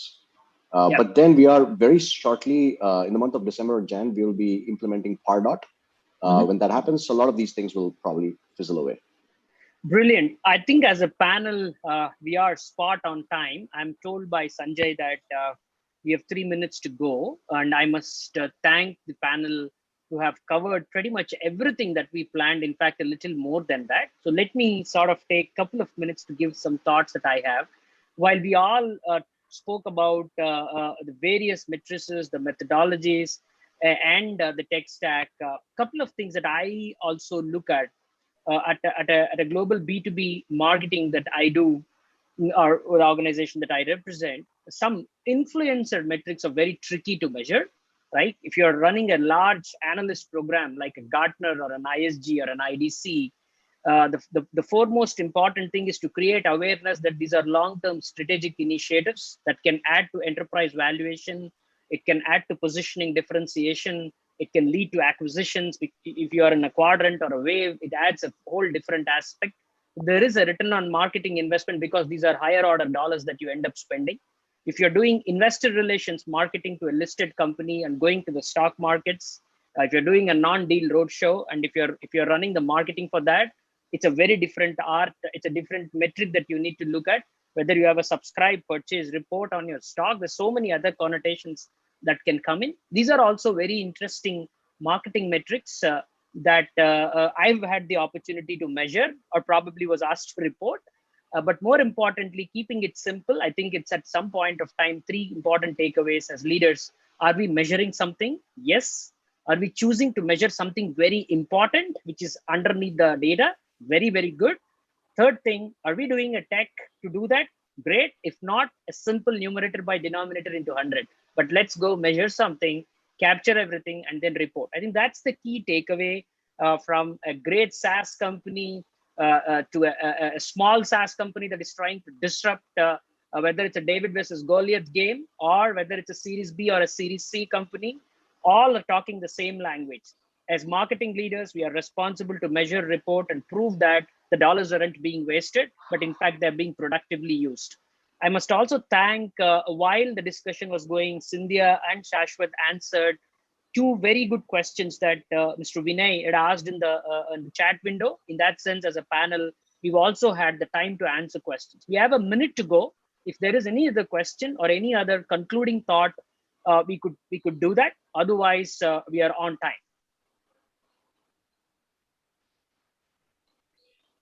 So until we get any questions, I just want to take this opportunity to say, if you'd like to connect with me on LinkedIn, you could see this thing right here.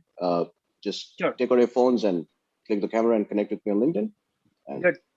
Cynthia, anything from you before we sign off? Nothing.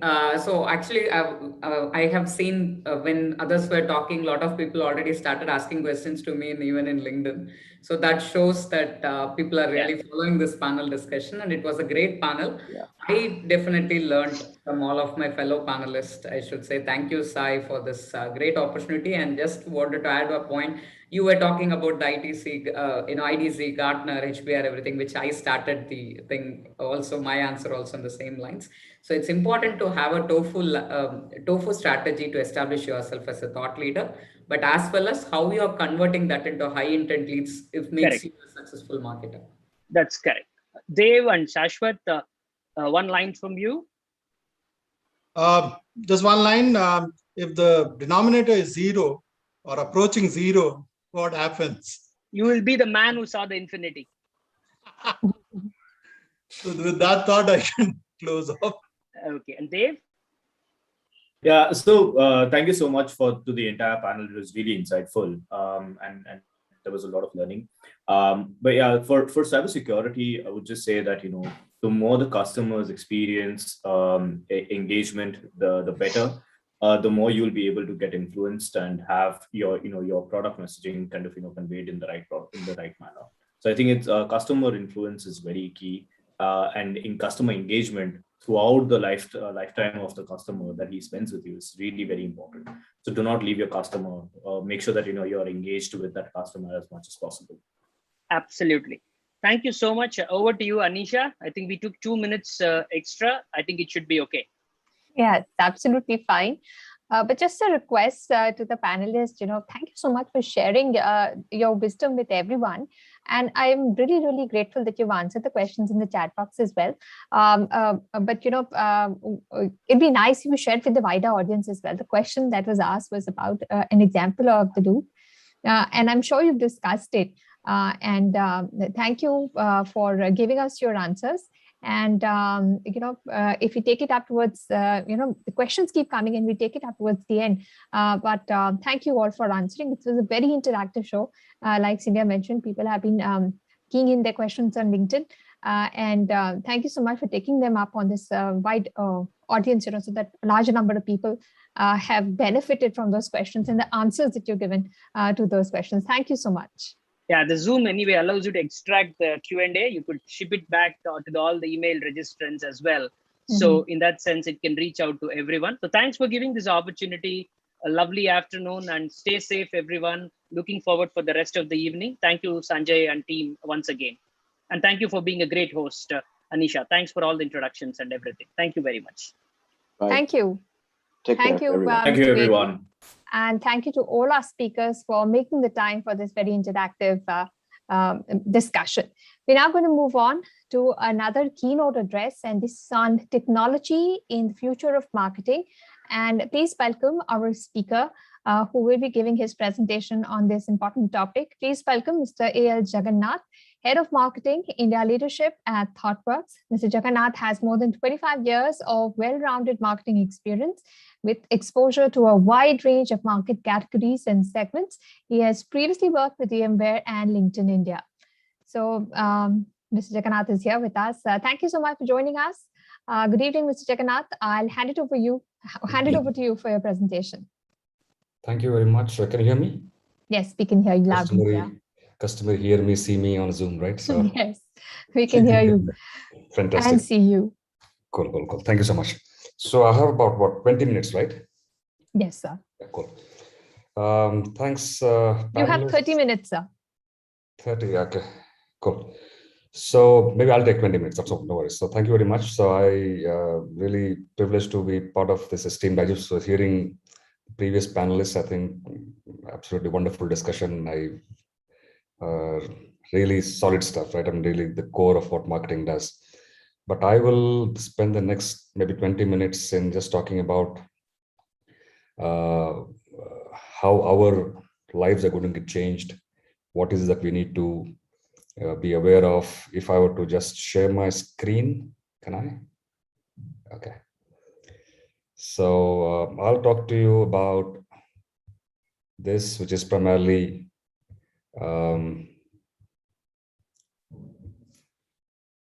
technology and the future of marketing, right? So how marketing is changing, what is happening to us, are we ready to embrace all that is happening around us? So I'll start with my own personal journey, right? So I started my career in advertising long ago, which was in mid-90s.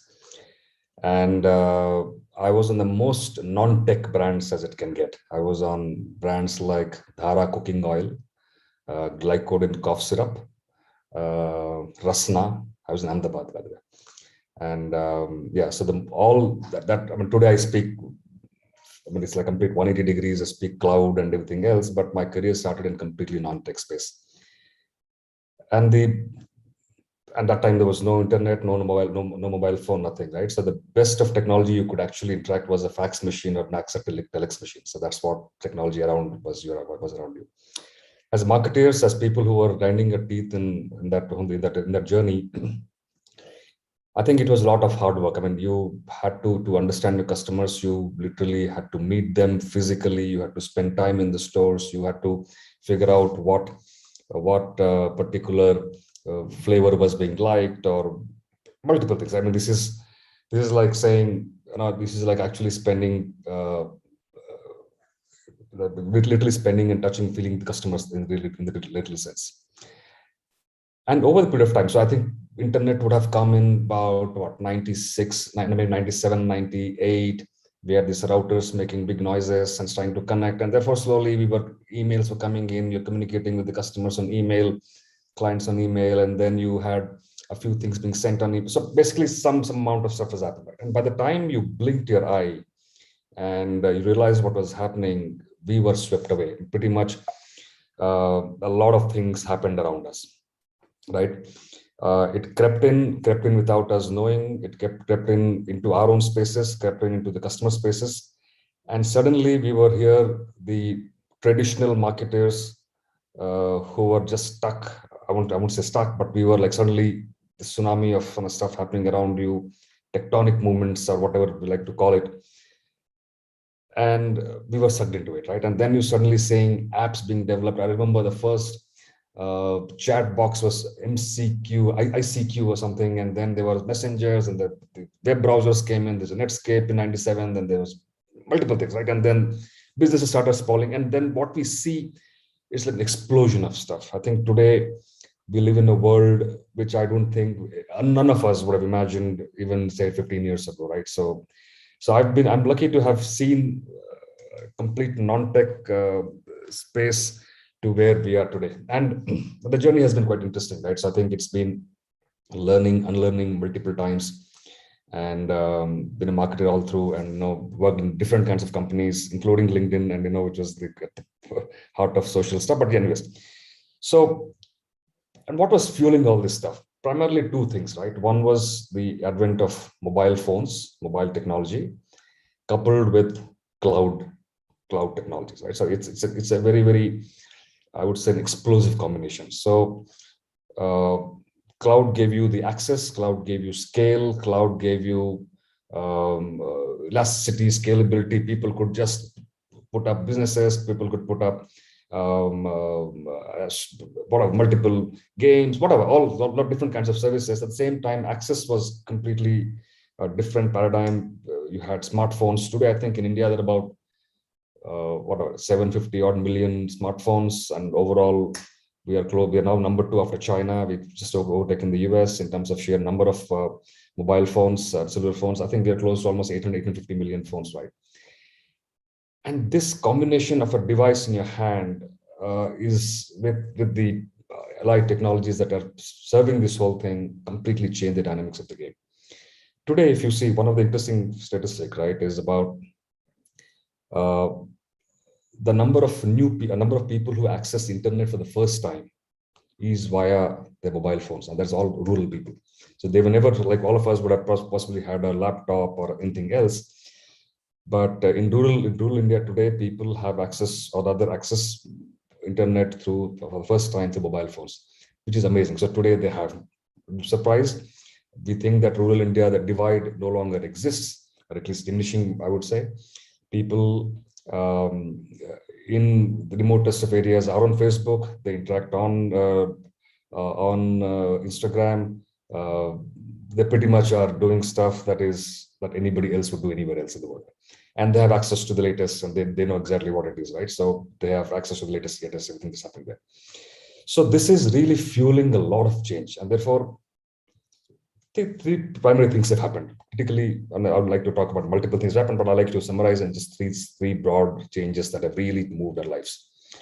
First is depth of demographic targeting, right? What I mean by this is, when we started off our advertising careers or marketing careers long ago, we used to have this demographic segmentation and psychographic segmentation. And demographics primarily segmented people around their age, their education, their incomes, and multiple things. They're basically demographics, right? Where they live, what they did, right? So that pretty much gave you a block of people. That pretty much gave you such a faceless amalgamation of people that you just had to spray and pray, and let's hope that you do whatever. Now you could possibly reach the audience that you want to. There were ways to define finer segments within that thing, but it is not as what we know of today, right? So this definitely moved away. So the moment all this internet and the apps and multiple other things came in, today, as we all consume stuff on the web, we actually are feeding back, as we know, right? We've seen these programs on Netflix, and also we are products ourselves. So when we get something free, we become products, right? Therefore, we give and feed so much information, so much data into the system, into the platforms, into multiple things, which is used for us, against us. That's a debate for a separate day. But then we are creating that. Therefore, today, if I were to reach, excuse me, reach somebody extremely well, I can actually pinpoint that person, right? So I could actually identify that person and target a particular ad, which means that I have completely, from a nameless, faceless entity of a huge segment I used to target on, maybe preferably on a television channels, hoping that they would watch it, to now serving an ad on his mobile phone at a point in time he's likely to watch, is the shift that has happened. And therefore, technology is coming in the picture, right? The second thing, obviously, which is a correlate with all that has happened, is the rise of data. Now, data is immense, and I think all of us, every second, and how many petabytes of data we all create, and we just generate. This is a good thing, bad thing? Again, debatable. That as a marketer, is it the death of intuition? Have we completely reliant so much on data that we've lost our capabilities on being creative and having intuition of what would work, what would not work? Are we so reliant on data that we just take all our decisions based on data? Maybe no, right?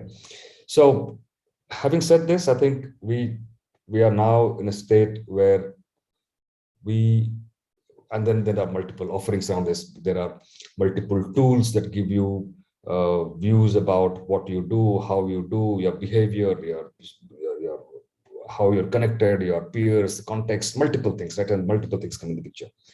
And obviously, the most important thing obviously is measurement impact. So when you have so many things happening around you in the past, in the olden times, I think measurement, if I had a campaign that ran in newspaper or television, the impact I could only measure maybe 3 months down the line. If, for example, the Hara cooking oils campaign happened in summer, and we spent about 5 crore rupees in doing a large campaign on television, but I did not know whether it worked or not till I went and saw the next ORG retail audit report, which came 3 months down the line saying that, okay, we've actually gained market share points. So today that's completely gone. Today we are in a stage where we are at a point in time that we can measure things instantly. I launch a campaign, I can know whether it is happening, not happening in like few seconds, right? And we can then tweak, change, multiple things can happen. Therefore, these 3 critical things have really changed the dynamics of what we are and how we operate. I think it has changed the way we function, the change we have outlook, how we spend and whatever. At the same time, the consumers also have changed.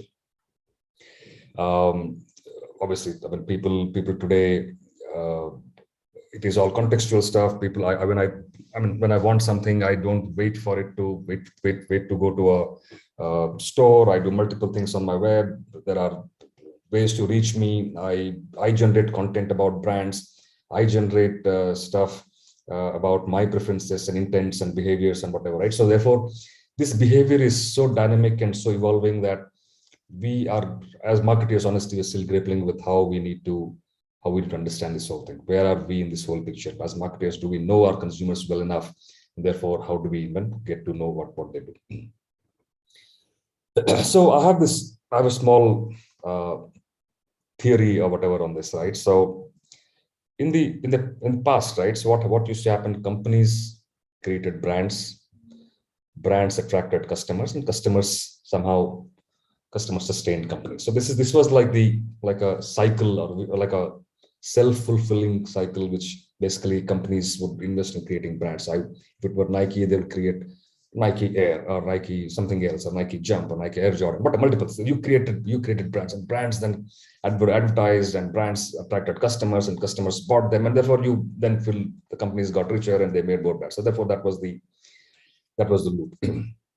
However, what has happened in the current context is a little change, like the dominance of customer. So if you see, today companies create customers. Today companies communicate and create customers. First, customers, because when say customers, it's a base that you want to own. It is, you may sell to them, you may not sell to them, but you're pretty much owning the base of customers who are there. And customers who would be loyal to you, they create and own brands. If they're loyal to you, then they would create brands for you, and those things, and then the brand would sustain the company. So this is a complete shift in control, shift in change from where who owns the brands, who controls customers, who's in the what in this chain where things are getting broken down, and who has the control. So therefore, I would say that the complete dominance or the complete shift of control is gone to the customers. So, and therefore, what do we need to do? So therefore, as marketers, we are looking at. We're trying to personalize, make it contextual, make it consistent. And these are pretty much the 3 critical things that we need to look for as marketers from the brands, and therefore experiential brands. So multiple other stuff. I mean, these are all subjects by themselves for sessions, and I'm sure Sanjeev would have created sessions around these, but experiential marketing is again a word that is multiple things, right? And how do we make sure that customers are omnichannel marketing and getting the same consistent messaging around? How do I tap them multiple places, multiple things? I mean, these are all topics that we can look at and discuss at a later point in time. Therefore, what has happened in this whole process? Marketing has become a completely technology-powered discipline. So today, the skill sets that we all came with into marketing are completely changed. Today, for example, in my team, the kind of people that I have, very different set of people, right? They're no longer only thinking creative ideas people. I have people who, for example, know the web inside out, people who do SEM, SEO. Maybe in the future, you might want to have data scientists in your team, maybe who can write, who know little software and write scripts in SQL and figure out what data queries you might want to ask for. So this is going to completely change the dynamics. So therefore, are we ready to change and embrace this whole thing? Yes, we should, we are. But if we don't, do we then, what happens to us, right? So therefore the need for the hour is obviously to combine marketing skills, creative, and understand technology. I think the technology is going to become a very, very important aspect here. I was reading somewhere which said after the CIO in the organization, the CMO is the next biggest consumer of technology. So that is how important marketing's role with technology or marketing brush with technology is going to be. And our team compositions will change. And how do we ensure that we're getting the right people? We will have to look for engineers. We have to look for data scientists. We have to look for people who are actually, maybe software guys who actually can understand, read through data and everything else. Therefore, are we ready to pick this up and say, oh, this is my challenge, and we do it, or are we, if we don't adapt, will we perish? So that's the challenge that we have in front of us. So I have a case study. I mean, this is a small case that I don't know how many of you would have seen this. It's my favorite case. It's not it's something that happened about 7-8 years ago. This case study called United Breaks Guitars. I'll tell you what happened, and then I'll show you a small video, and I'll tell you what is this whole thing all about, right? So there's this small time band called Maxwell Brothers, okay, based out of Halifax. So there's a guy called Dave Carroll, who's a guitarist, and this small group. They're traveling on United Airlines from Halifax to Nebraska via O'Hare and Chicago. What happens? Obviously, United Airlines a little apathetic about their own customers. They get to know that, or they get to see with their own eyes that Mr. Dave Carroll's guitar is broken. Right, guitar is broken. It's $3,500 Taylor guitar. Okay, that's all, $3,500. Now, as any disgruntled customer would be, so he went to this customer care and complained, right? So there was no response. They took their own sweet time. They pointed to one another. Basically, Mr. Dave Carroll had a very, very bad experience about this whole thing. So what did he do? So as a musician, what do you do when you disgruntled, right? So today, for example, people get angry, you tweet, or people get angry, you put some post somewhere, right? As Mr. Carroll was angry, he made a song. He made a song and he puts it on YouTube. So let me show you this song. Okay, let me show you the video of the thing. And 1 second, there is this thing here. Okay. Oops. Yeah. So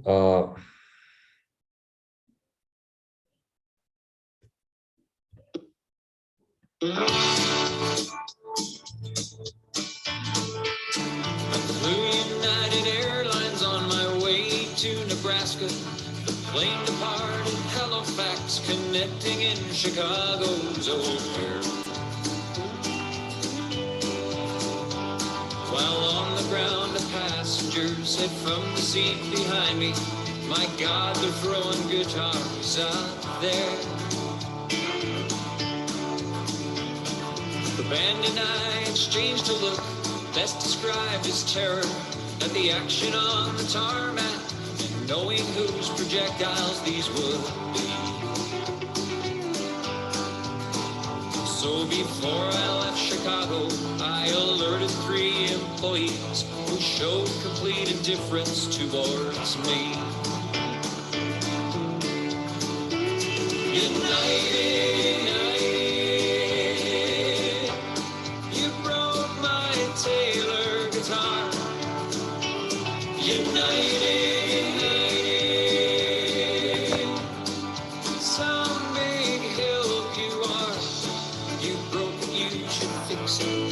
Life just admit I should have flown with someone else. You're gone by car.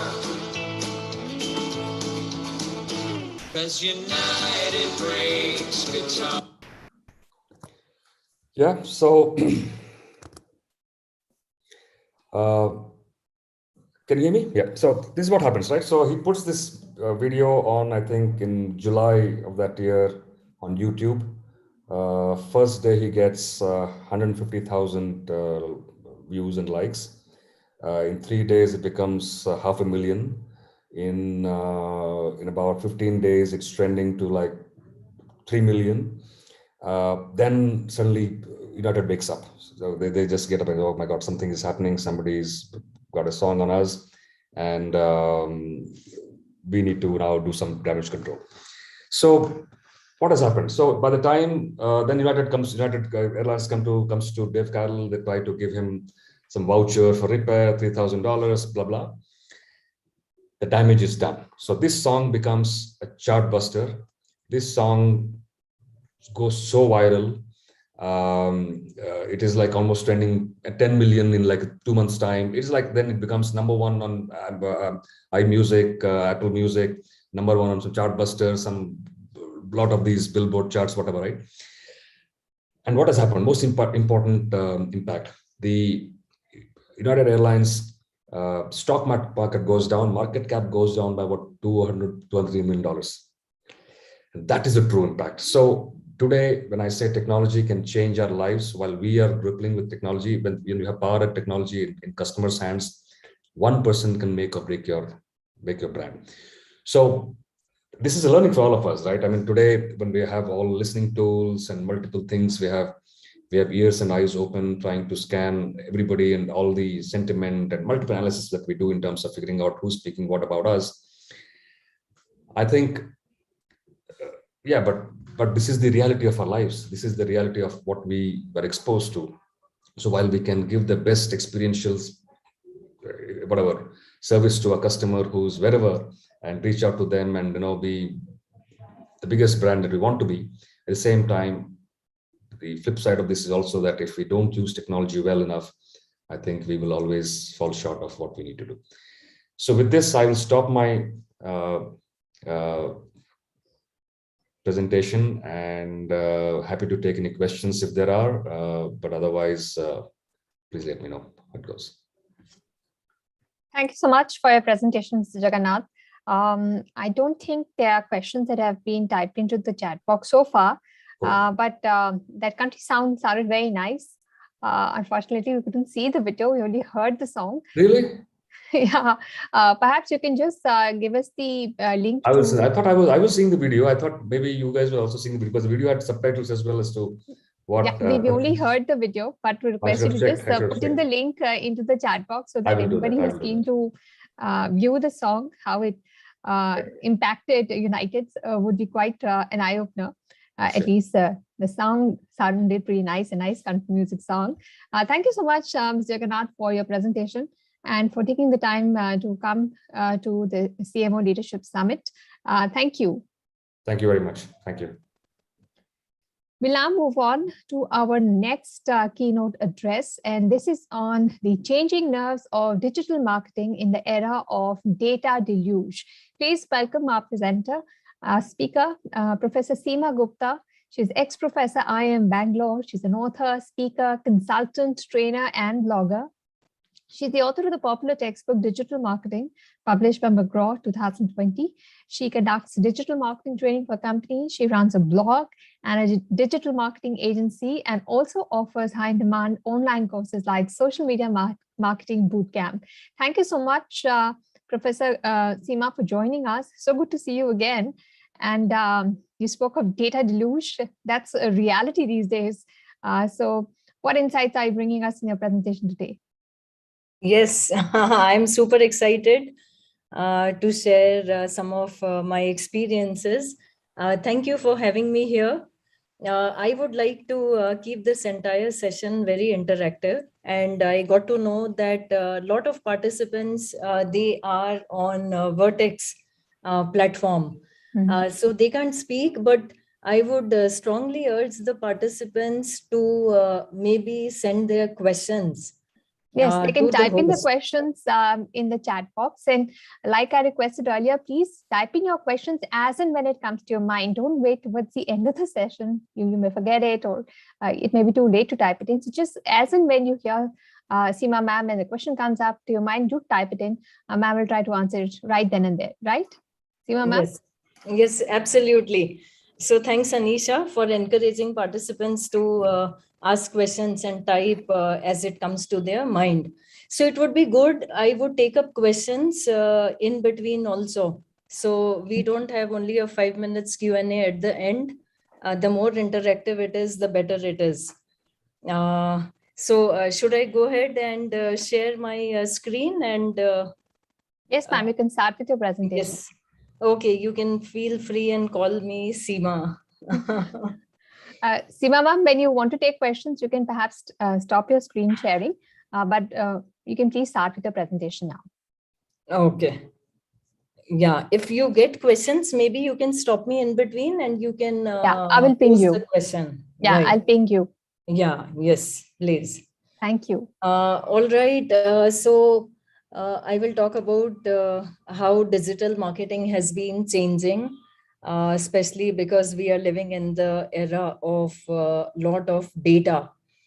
And these are some of the recent observations that I had and my own personal experiences also. So number one, we are seeing that there is a huge momentum which is building up, which is in favor of privacy. And people are wanting more and more respect for privacy. And companies have started to respond to it. So we are seeing these tech giants. So be it Apple or be it Google, they have started to respond to people's requirement for privacy, which is treated as a fundamental right. So recently, Apple introduced iOS 14 update, and that requires that any app which the user is using will prompt them and seek permission whether the app can track user data across other apps and other websites which are owned by third parties. Now, this is a huge shift because the moment you get a prompt, then immediate reaction is to disallow. So that is what people have been doing. And now apps are unable to track user data. And this has had a huge impact on digital marketing landscape. Because without data, how will you do proper targeting? How will your ads be effective? Right? And Facebook is an app. So if you're running an ad campaign on Facebook, and now this Facebook app is not able to collect as much data as it was collecting earlier. So suddenly we are witnessing a lot of challenges in digital marketing. So targeting is not as accurate as it was earlier. And personally, because I run a lot of campaigns, so we are seeing that the cost per conversion is increasing. Why? Because it's not able to do a very pinpointed kind of targeting. So effectiveness of advertising is decreasing, although these are big giants. So Facebook is a very big technology company, and they are continuously working on circumventing this limitation, which is posed by Apple iOS 14 update. So now it is based more on predictive modeling. It's based on extrapolation. The conversions are not accurate, but over time, I think there would be some improvements. But right now it is posed a lot of challenges in digital marketing. Similarly, another latest development which has happened is that Google has announced that Google Chrome will end support for third-party cookies. So first-party cookies are whatever is dropped by the publisher in the browser of users. So first-party cookies are okay. Google is only limiting and ending the support for third-party cookies. So third-party cookies, they are dropped by ad networks, they are dropped by demand-side platforms. So whenever you see an ad on a website, it drops cookies. And these cookies, they are called as third-party cookies because they are dropped not by the publisher whose website you are visiting, but they are dropped by third party. And then they are able to make a trail, keep a trail of your online activity.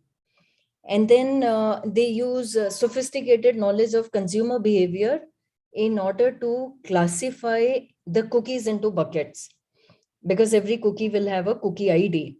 So then they classify cookie into cookie buckets, that, okay, these million cookies are in the market to buy an automobile. These million cookies are in the market to buy a home or an apartment.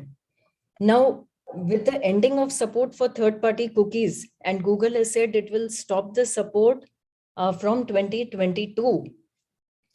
So it will be a cookieless world. So it is very good for user privacy because people don't want to share data. They have not given consent anywhere that their online behavior will be shared across websites and across apps, etc. And it is all happening voluntarily. So now this will again pose a lot of challenge for digital marketing, because user privacy and effectiveness of digital marketing, they are sort of inversely correlated. So higher the privacy, lower will be the effectiveness of digital marketing. Now, when third-party cookies will not be dropped, then less data will be collected about online behavior, right? If less data is collected, then lot of interest-based targeting that we do will reduce. So we will not be able to figure out the platforms, tech giants, they will not be able to figure out that which people are in the market to buy what product, what are their interests, what are their psychographics, right? So the impact will be that interest-based audiences, they will shrink in size. So a lot of targeting is based on psychographics. It's based on interest, which are derived from online behavior. So if online behavior cannot be tracked to the full possible extent, then inferring of psychographics will become limited. So targeting again will become slightly less focused and maybe less effective. Now, because tracking is also less and platforms do not have accurate data on conversion, so a lot of remarketing campaigns which are based on online behavior, so they will also shrink in size. So remarketing audiences, similar audiences, they will shrink in size. So this year as well as next year will be little bit tough for digital marketing. And as marketers, we can expect some dip in ROI, increase in cost per customer acquisition. But over a period of time, it will be okay. And technology will figure out some approximation, some extrapolation, etc. So if you have any comment or any question, no, please feel free, please feel free to just drop it in the chat. Okay, another mega shift which is happening is that there is a shift in focus from third party to first party data. So third party data is what is collected indirectly by other parties. They do not have any direct connection with the user. User is not buying their products. This data is collected by some third parties, companies which have technology, and they drop cookie like third party cookies. Now, because third party cookies will not be supported anymore, and because of the increased awareness about privacy, marketers have realized that they need to collect their own data. So they are shifting focus from third party to first party data. Now, first party data means the first party cookies. So if users are coming to the website, the publisher can drop cookies and they can retarget people who have come to their landing pages or website. So that is first party data. First party data could be your social media followers. First party data could be your YouTube subscribers. First party data could be your email list. So now marketers are increasingly trying to build their first party data. So they are trying to motivate people to subscribe to newsletter, to follow them on social media, and they are encouraging people to visit website, and they are trying to run conversion campaigns. Because if they run conversion campaign, then they can track people who came to the landing page, and they can motivate people to fill a lead form. And for placing an order, people will have to give mobile number, email ID, etc. So they are also trying to run conversion campaign directly. See, a lot of companies, no, for example, like FMCG companies, even if they were running conversion campaigns, they were sending the traffic to Amazon marketplaces. So they were sending the traffic to Amazon, Flipkart, etc. But now, if you send traffic to them, the entire tracking and all is happening on their side, and you don't have access to it. So now marketers, many FMCG companies also, they have opened their own e-commerce pages, and they are trying to get conversion on their own pages. So that is another big shift which is happening. So yeah, so what do you think? Do put in the chat. Do you have any observations whether the same thing is happening in your company? Is your company also trying to collect more of first party data? Do share your observations. Now, the impact that this will have is that we have a lot of apps. Okay, I can see a Q&A. Not accepting third party. So Vinaya is saying that because third party cookies will not be accepted, will this give birth to another equally strong competitor who says we accept all cookies? Vinaya, that's an interesting question. But Vinaya, who is saying that they will not support third party cookies? Google, right? Google has very smartly done this. Google doesn't need third-party cookies supporting. Why? Because Google has access to all our email IDs. And whenever we are doing any online activity, we are logged in into our Gmail accounts. People rarely log out, right?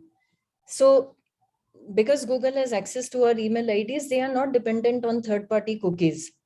So they will continue to do targeting, and their advertising will still work. It is the other players who will suffer, right?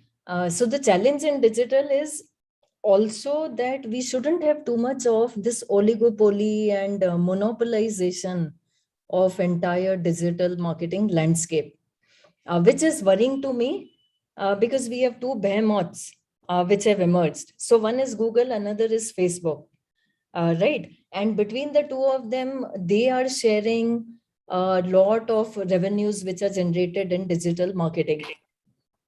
Now, that is a challenge because we need more players. This consolidation of power, too much power in the hands of just 2 or 3 players is dangerous, right? So this third-party cookie supporting, not supporting, etc., will further augment the power of already leading tech players. Just like Telegram, to give you an example, Vinaya is saying, yeah, Telegram is growing. So this digital space is very dynamic. So we don't know what will happen tomorrow. So for example, in Facebook, now youth is no longer on Facebook. They have an account, but they are not active on Facebook. So that's why Facebook bought Instagram, because it already saw that shift which is happening in the market. So youth is shifting. Now, if you look at teens and pre-teens, they are not on Instagram also. So they have their own Snapchat and some other platforms, TikTok, which are popular. So just like Telegram, so there'll be other platforms which will come up, and some of them may not sustain. They may eventually die. That's why players, they want to have a presence in multiple ecosystems. That is why Facebook bought so many. It bought WhatsApp, it bought Instagram, it has Facebook, right? So even if people are shifting from one to another, they still have enough hold on the users. We have another question. Vinay, this time Vinay is asking, Gmail is only when you are on Chrome. What happens if one is on different browsers or apps or devices? Am I missing something here? I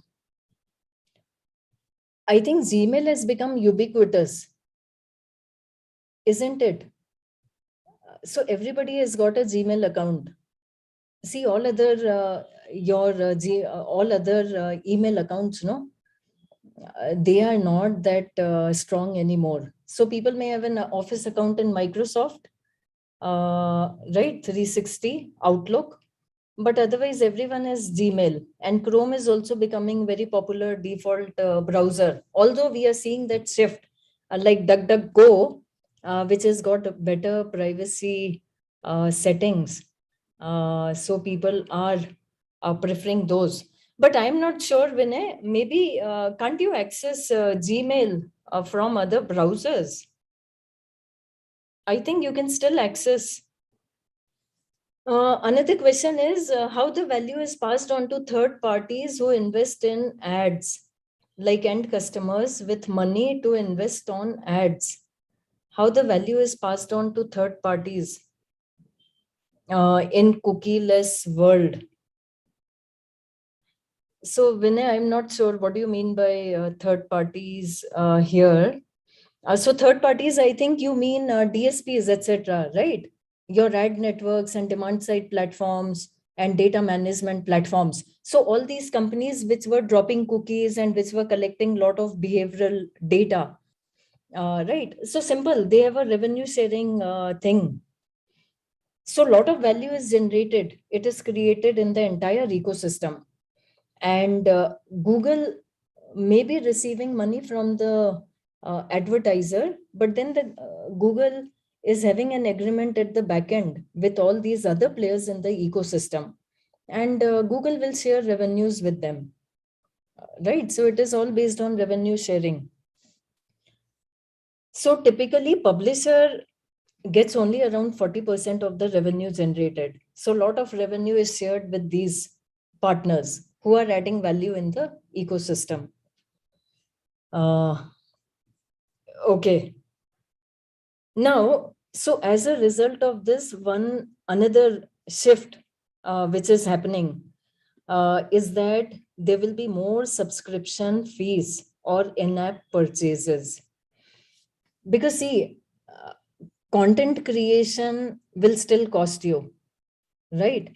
So if you are having a blog or if you are providing content for free, now advertising revenues will not be enough to support the cost and leave a surplus. So many of these content creators and many of these content sites, they will be forced to move away from complete dependence on advertising revenue to more subscription based model. So now we will see many more companies seeking that you pay for subscription and not rely only on advertising revenues. And another way to monetize, which will grow in future, is by seeking in-app purchases. So like many games are free. People install app, they play games, but then money is made by pushing people to make purchases in the app. So that is another revenue model which will gain more momentum.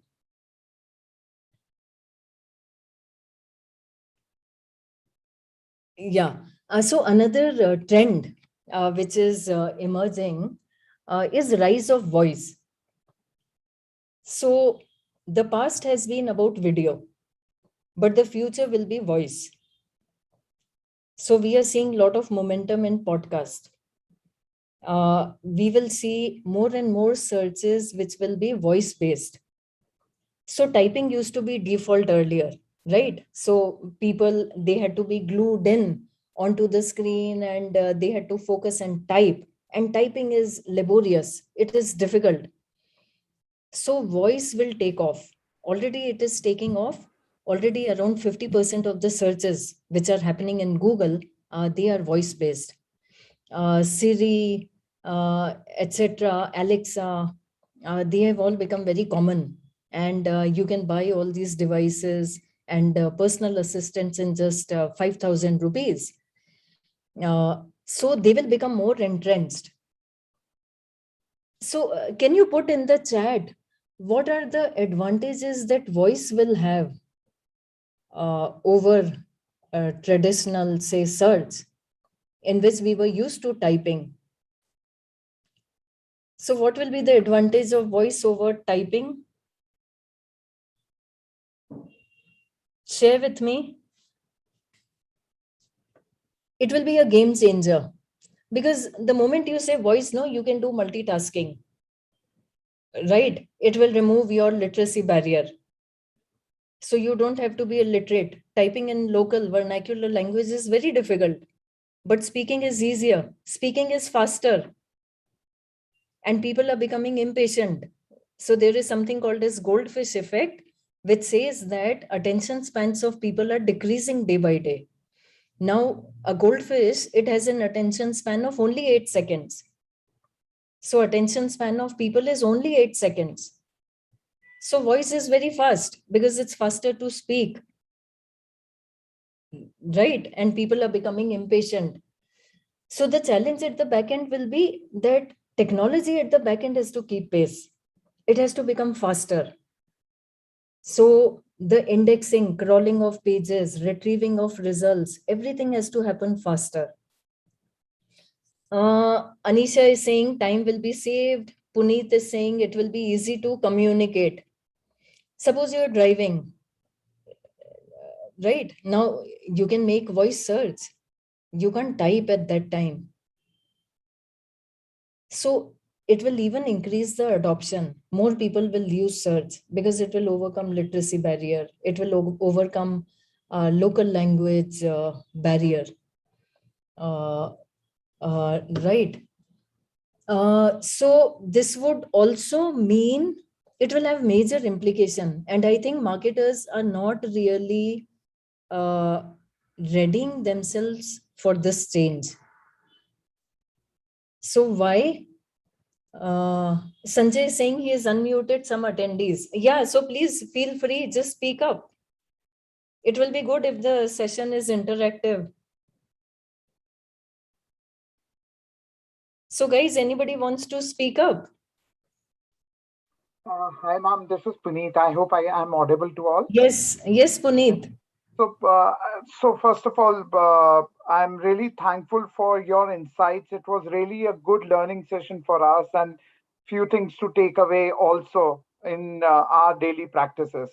However, I just would like to focus upon the topic that you were talking. And yes, while it's a blessing and a disguise, but the blessing is my parents. Okay, if they have to communicate something and there are language barriers, it's very easy. And I'm giving a very relevant example because in today's date, they are the one who are using the digital things more, like Facebook and other YouTube related activity. So my mom watches like YouTube on a daily basis, and if she needs to watch a video, particular video, she's not typing in.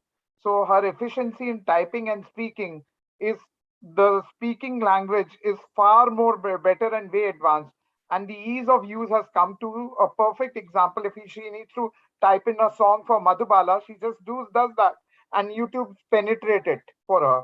So wonderful. I'm comfortable using in it. Right.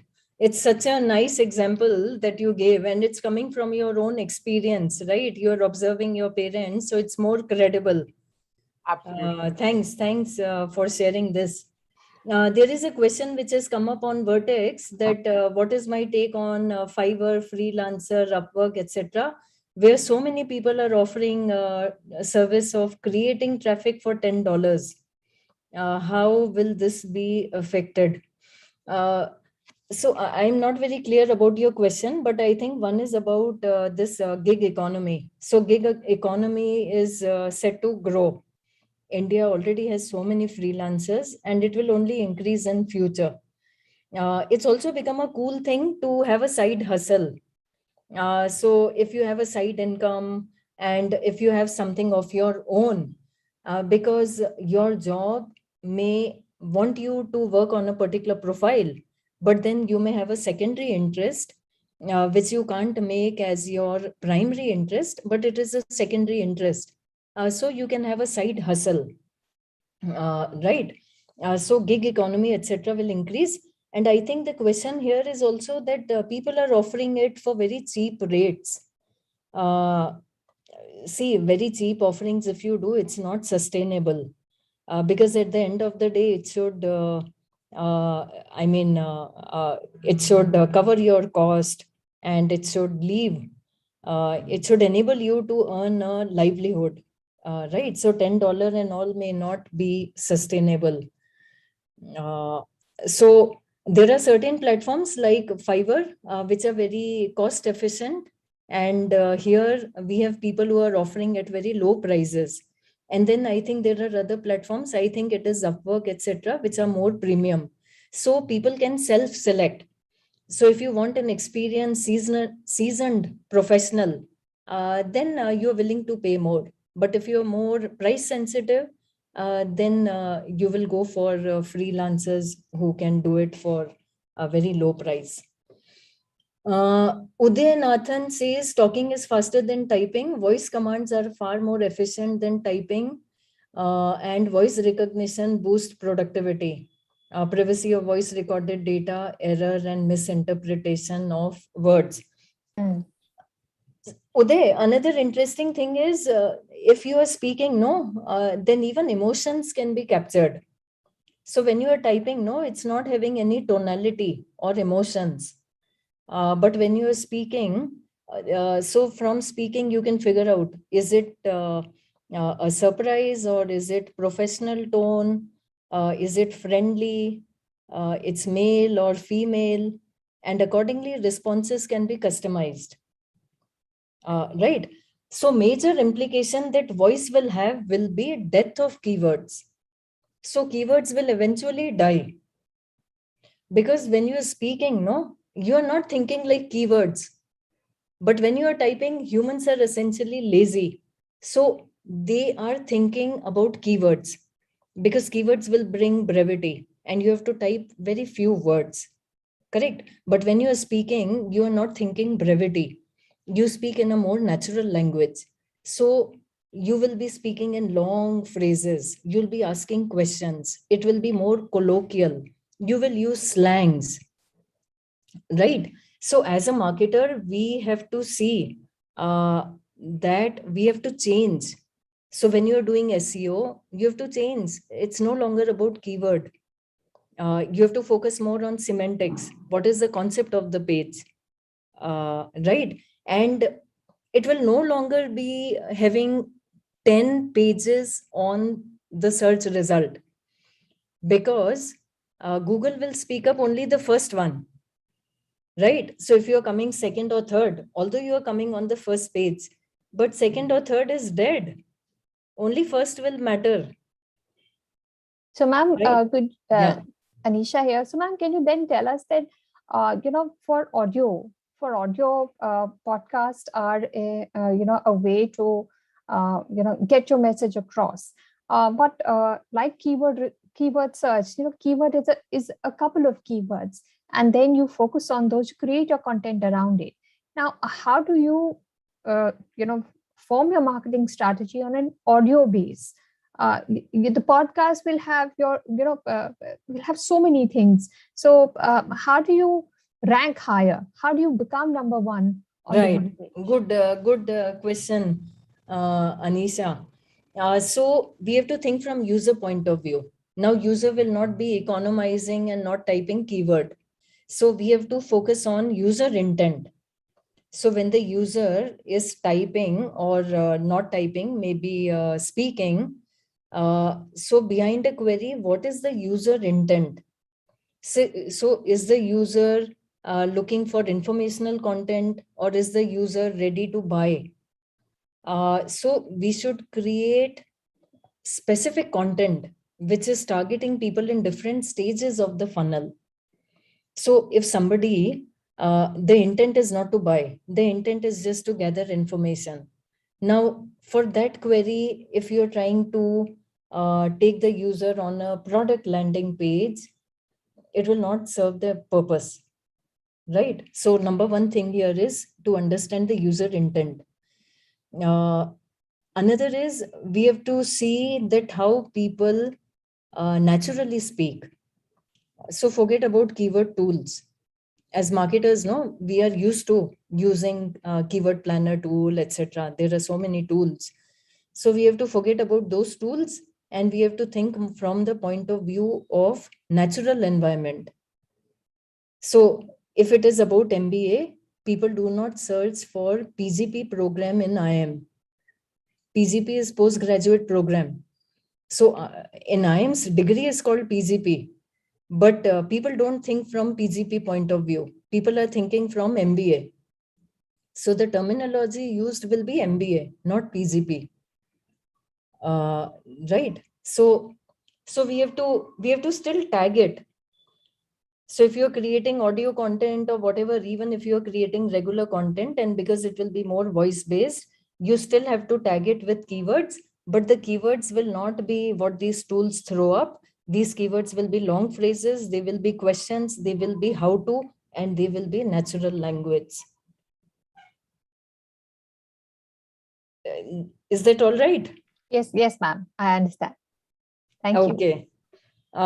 Does anybody else want to speak, comment, ask?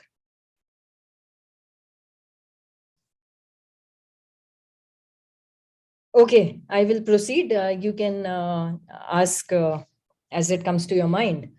So another big trend which all of us are seeing, and AI, ML, they have become buzzwords. But now, see, AI, ML, they were getting used mostly at the bottom of this pyramid. So they were used for bidding, for automating bidding. AI, ML was used for targeting. So for making audiences and behavioral targeting, cookie-based, predictive modeling. But now what is happening is that technology is being used for personalization. So technology is being used in messaging. And now a very rudimentary thing which is happening is that we make, when we make an ad, we don't create one image, we create 5 images. We don't make one headline, we make 5 headlines. We don't write 5 description, we don't write one description, we write 5. Then technology is able to figure out that which headline to show to whom. So that is very rudimentary use of AI ML in messaging. But another thing which is happening is now it's all about smart campaigns. So you don't even have to create a campaign. The campaigns are smart. You just tell them, this is my landing page. So technology will scan your page. They will understand what your product is all about. And they will understand from the user side that what people would be interested in, which will match with your product or landing page.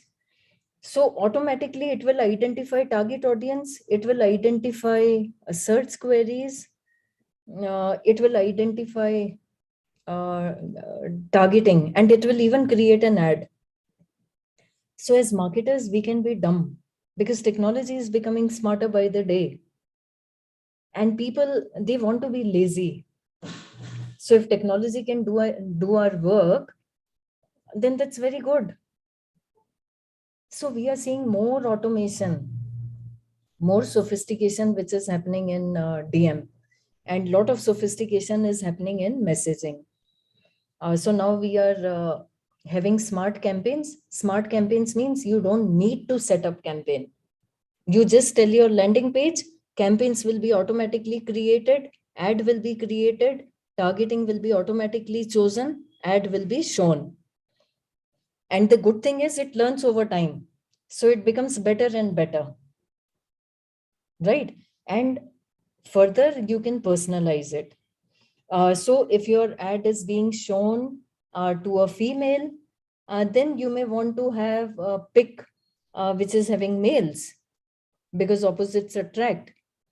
Or if the ad is shown in evening, then the pic may be not very sunny and bright, but it will match with the evening ambience. Right. So that is another thing which is happening. Another trend which is becoming more and more entrenched and is proving to be a success story is rise of chatbots. So I think I will just take another maybe 5 more minutes. I think my time is up, is it, Sanjay? Yes, ma'am. Would request you to wrap up another 5 minutes. Okay. So another, just quickly, I'll wrap up with chatbot. Chatbots are becoming a big success story. And what is happening is chatbots are increasingly being used to generate leads. Because people are impatient, they want immediate gratification. So they are happy to chat and get their queries answered with chatbot. They don't want to send an email and wait for 24 hours. Right? So people are adopting chatbot. Now, when the chatbot starts interacting, the chatbot is motivating people to share email ID, etc., so that they can call back or they can follow up. So chatbot is becoming a medium for customer data collection and also conversion. And another thing which is happening is chatbot is becoming a branding device. So your chatbot can have a personality. So Domino's Pizza chatbot is called Dom. Now Dom by name is male, right? So you can give character. So chatbot is becoming like a visual identity. It's becoming like a brand mnemonic or a branding device. So just like you have slogan, tagline, now you have a chatbot, and chatbot will become a part of your brand identity. So we'll stop here. So these are some of the big trends which are happening in digital. The only thing constant in digital is change. So just embrace change, go with the flow. Don't try to resist. Don't try to have any mental barrier for technology. So it's all in the mind. So that will pave the way for success in marketing. So any question or doubt or any comment? Seema ma'am, Dr. Vinay has a question. So Dr. Vinay, I had request you to please unmute yourself. You can even turn on your camera and go ahead and ask ma'am your question, which he has actually put in the question box also. But, it's best if you ask yourself, you get your clarification as well. So I don't think he's on this. Yeah. Dr. Vinay, if you could go ahead. I think I got the unmute option. Good evening, ma'am. Excellent session, excellent, wonderful insights. In fact, I'm feeling back in the class. So my question is, this search option, we have now two options, right? One is the voice prompt, the other still we continue to do the traditional typing way. Although the voice option is more innovative, do you feel both will go together for some more time? Because the, asking question shy about my own voice, there is a segment which wouldn't want. And the service provider may see that as a loss of revenue for them. Absolutely. These things will coexist. Typing will reduce, but it will not die completely, because typing is also non-intrusive and it does not disturb others. But when you're speaking, it also disturbs others. So if you are in an environment which is not private, then if everybody starts speaking, suppose you're in office, instead of typing in Google, if everybody starts speaking, it will become a chaos. Team will know what his boss is all about. Where is he? Thank you. Privacy will go away. Thank you.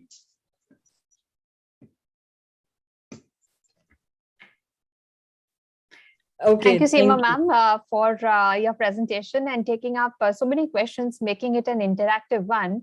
There are, of course, a lot of insights on what the future will hold and how marketers will have to keep tweaking their strategy as, as the rules of the game change.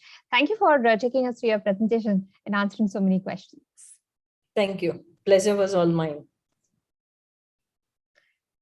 Let's now move on to another panel discussion. Now, businesses are generating more data than ever before. Like Seema ma'am said, there's a data deluge. Now, this data needs to be analyzed to make insightful business decisions.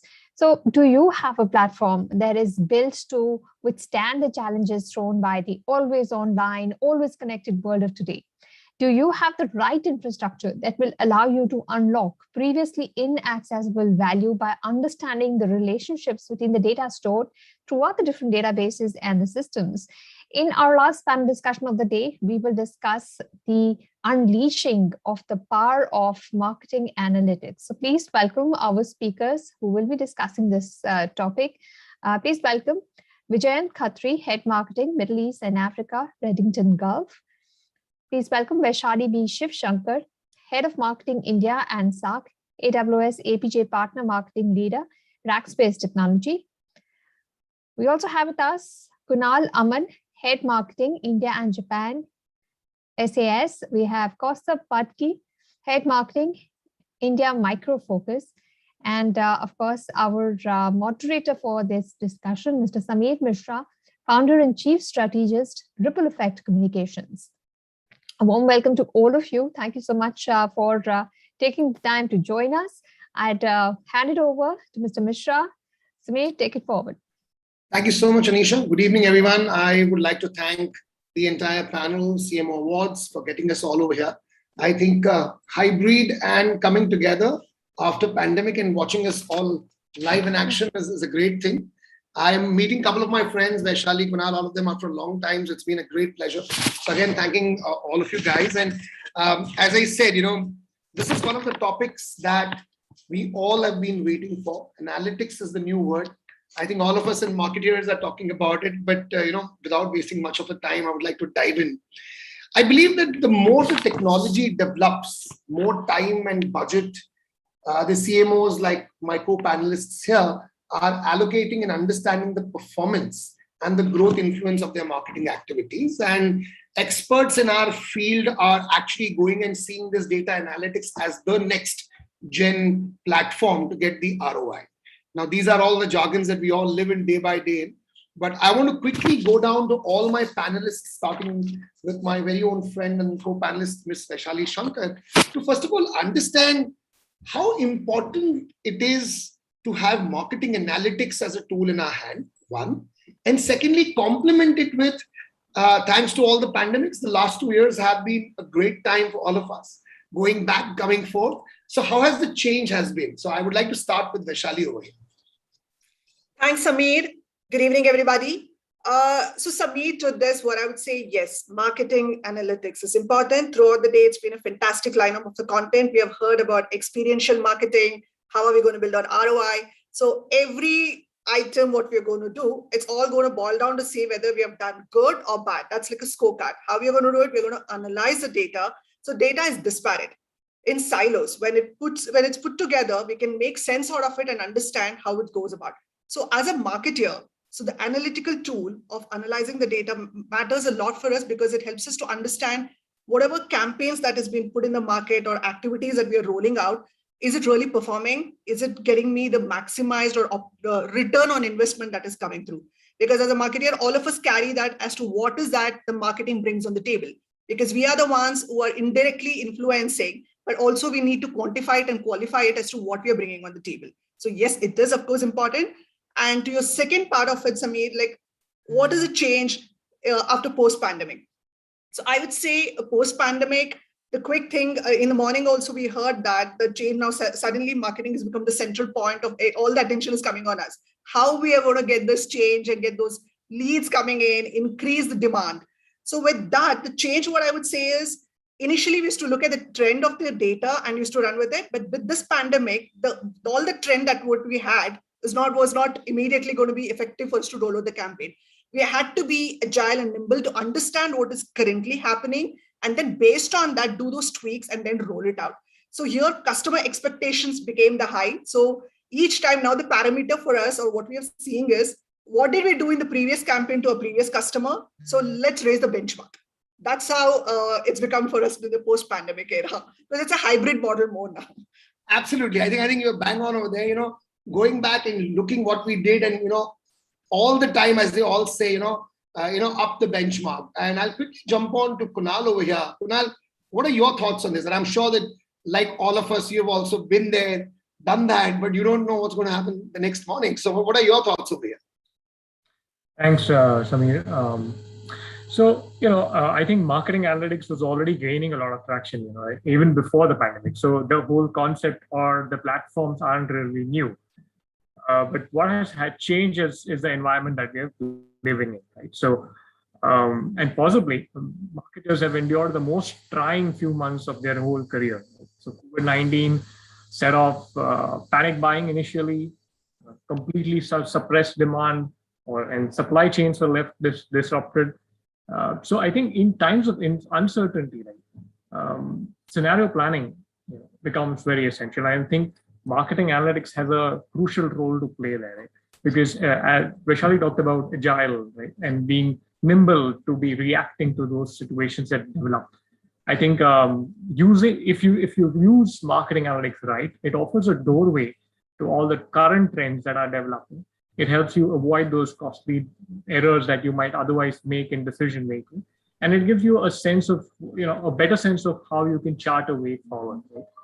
So I think it helps in multiple areas. It has helped us, personally as well, in terms of understanding what the consumer media habits look like, how they have changed in terms of preferences, how the behaviors have been different from pre-pandemic levels.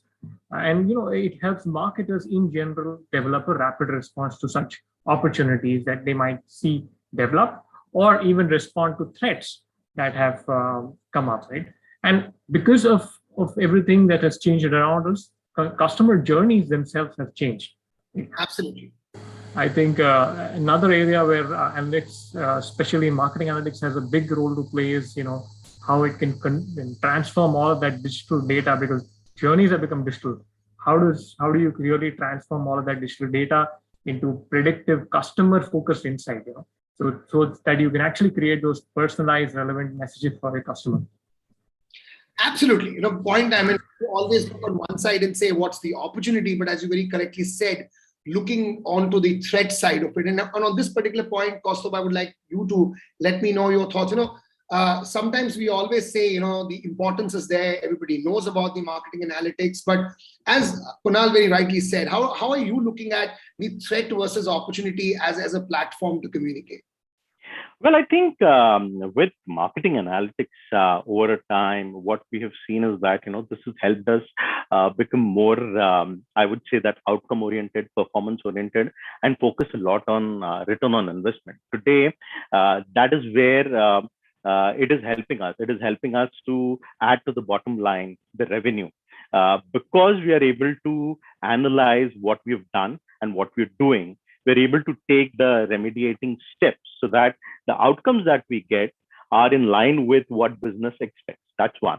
With pandemic, pre-pandemic, the way the situation was, and post-pandemic, the situation was, if you see pandemic, pre-pandemic, it was a mix of, I would say it was a hybrid thing where there was a lot of face-to-face and less of digital. But we were already there doing digital social stuff. So we have already adopted all the new age things that were there. When pandemic hit us, every customer that we interacted was running helter-skelter to run and keep their infrastructure up. They had to transform because employees were working from home, working from everywhere. We saw that digital transformation shift. But when it came to marketeers, we could easily shift because it was already adapted by us. We could easily shift, and that's when automation kicked in with digital and social. Analytics by default became part of it.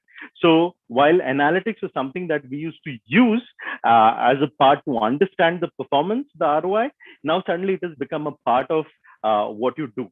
And with automation kicking in and analytics being there, it only helped us reach out to the right person with the right content at the right time. Thereby, our messaging, our reach to the customer has really increased, the accuracy has increased, but that also led to death by digital. So the next thing that, as Vaishali and Kunal were talking about, is how do you really stand out, and customer experience becomes the next thing.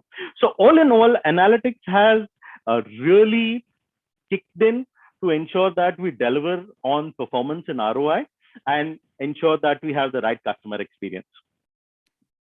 Absolutely. So, good that you said that you already prepared, and a lot of people actually seen that this has been a change. I'll quickly come down to my co-panelists over here, and I probably feel that I share a unbiased, a special rapport with Vijay because of our, Vijay is from Reddington, I'm being from Ingram. So this question is going to be more special for you, Vijay, because I believe, with all due respect to all my other co-panelists, you would be under tremendous pressure, my friend.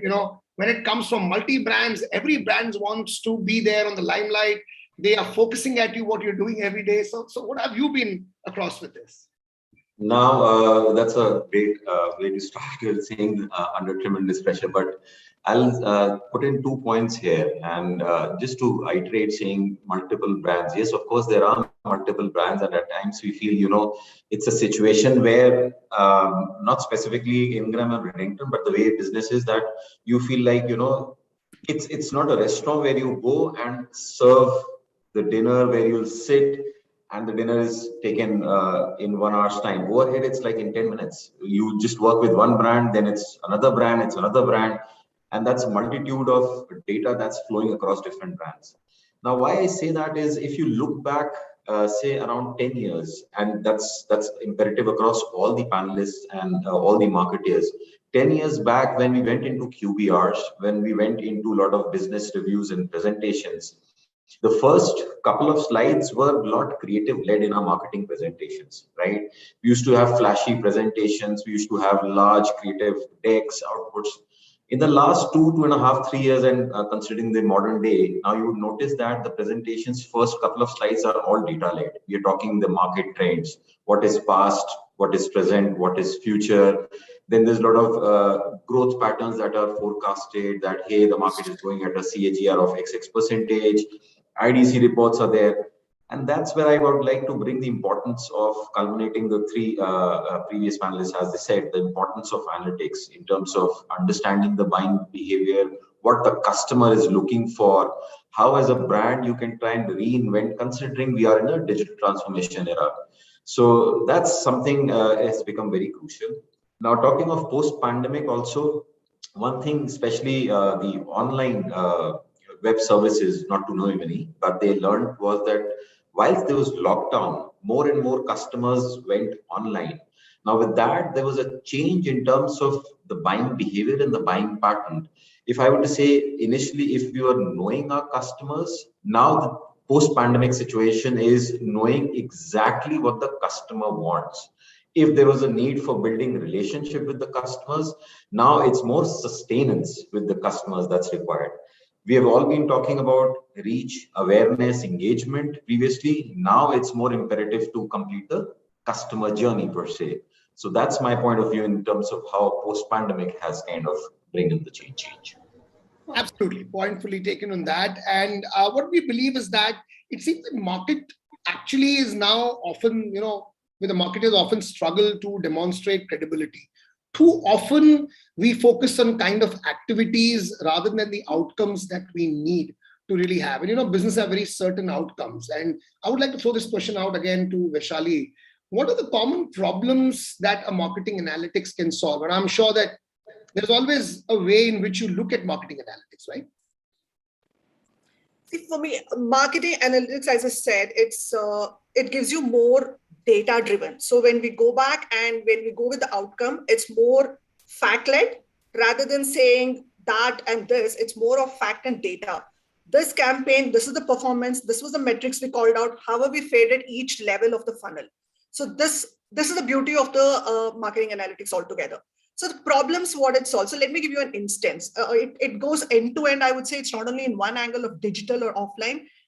End to end campaigns, whatever we do at every level of it, we can analyze the data, make sense of it, and come out with our analysis saying that why it failed or how we fared well, or where was the root cause that we had to go and fix it.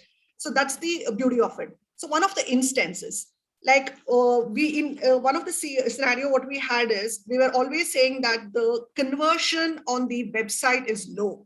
So that was a problem statement. So always we go and say, okay, there's nothing coming from inbound, the website, we've done everything. Because initially in the past, I would say 2-3 years back, content. So everybody went through the content. They didn't understand. Like initially, Cynthia rightly mentioned that it should be both user, company. So everything was together, culminated. So there's too much of content on the website. So why the conversion is there? So the assumption is the content is there. Why is it not converting? Why is the leads not coming out of it? So basically with this analyzing, so we get to the root causes and go step by step. We can understand, okay, you've done the website, why the conversion was done, what is the content level? Are we in the search level? What is the ranking that we are getting into? Then the page time spent by the customer. If the page is if they're bouncing back, what is the time spent on it? Why are we bouncing back? So one of the study, I think everybody with the Google had done saying that if the page load time is somewhere between 1 to 3 seconds, I think close to 36 or 40% is a bounce rate. The minute it's at 5-second time, it goes to 90% bounce rate. So with these nitty-gritties of data, it helps us to go back and fix those stuff to understand, okay, it's not only the basic thing of saying that, okay, content, we know, okay, the page was not loading, maybe because of the technical, we tried to make it more technology, make it to mobile or desktop. So there's some challenge or some minor thing which was hitting the glitch for conversion. So this is where it will help us to solve. Those analytics will help us to solve this, to understand pinpoint the correct area rather than completely going through the cycle. This is one of the instances what I would like to bring it upon. Absolutely. I'll take a second opinion on this from cost of view. And, I'm sure that, as you very correctly said, that there's some kind of precedence that went across in being preparedness. And as Vaishali very correctly said, that many a times we need to understand the kind of problem solving expectation that we keep from marketing analytics. What would be your thought on this? And what would you like to elaborate on this particular point? Well, I would like to talk about a use case. So that coming from an enterprise software company, a marketer to perform is to ensure that you deliver on the KPIs, primarily looking at the pipeline and revenue. If I see in B2B marketing, what we've seen is the 4 key parameters that a marketer is gold on. Visibility, mind share. Second thing is pipeline. Third is revenue, and fourth is customer retention, customer success. So a point in case out here is that we were looking at a particular business unit in our business in India, and we realized is that while marketing was delivering, but it was not meeting the given targets in terms of pipeline, as well as same time that pipeline was not converting.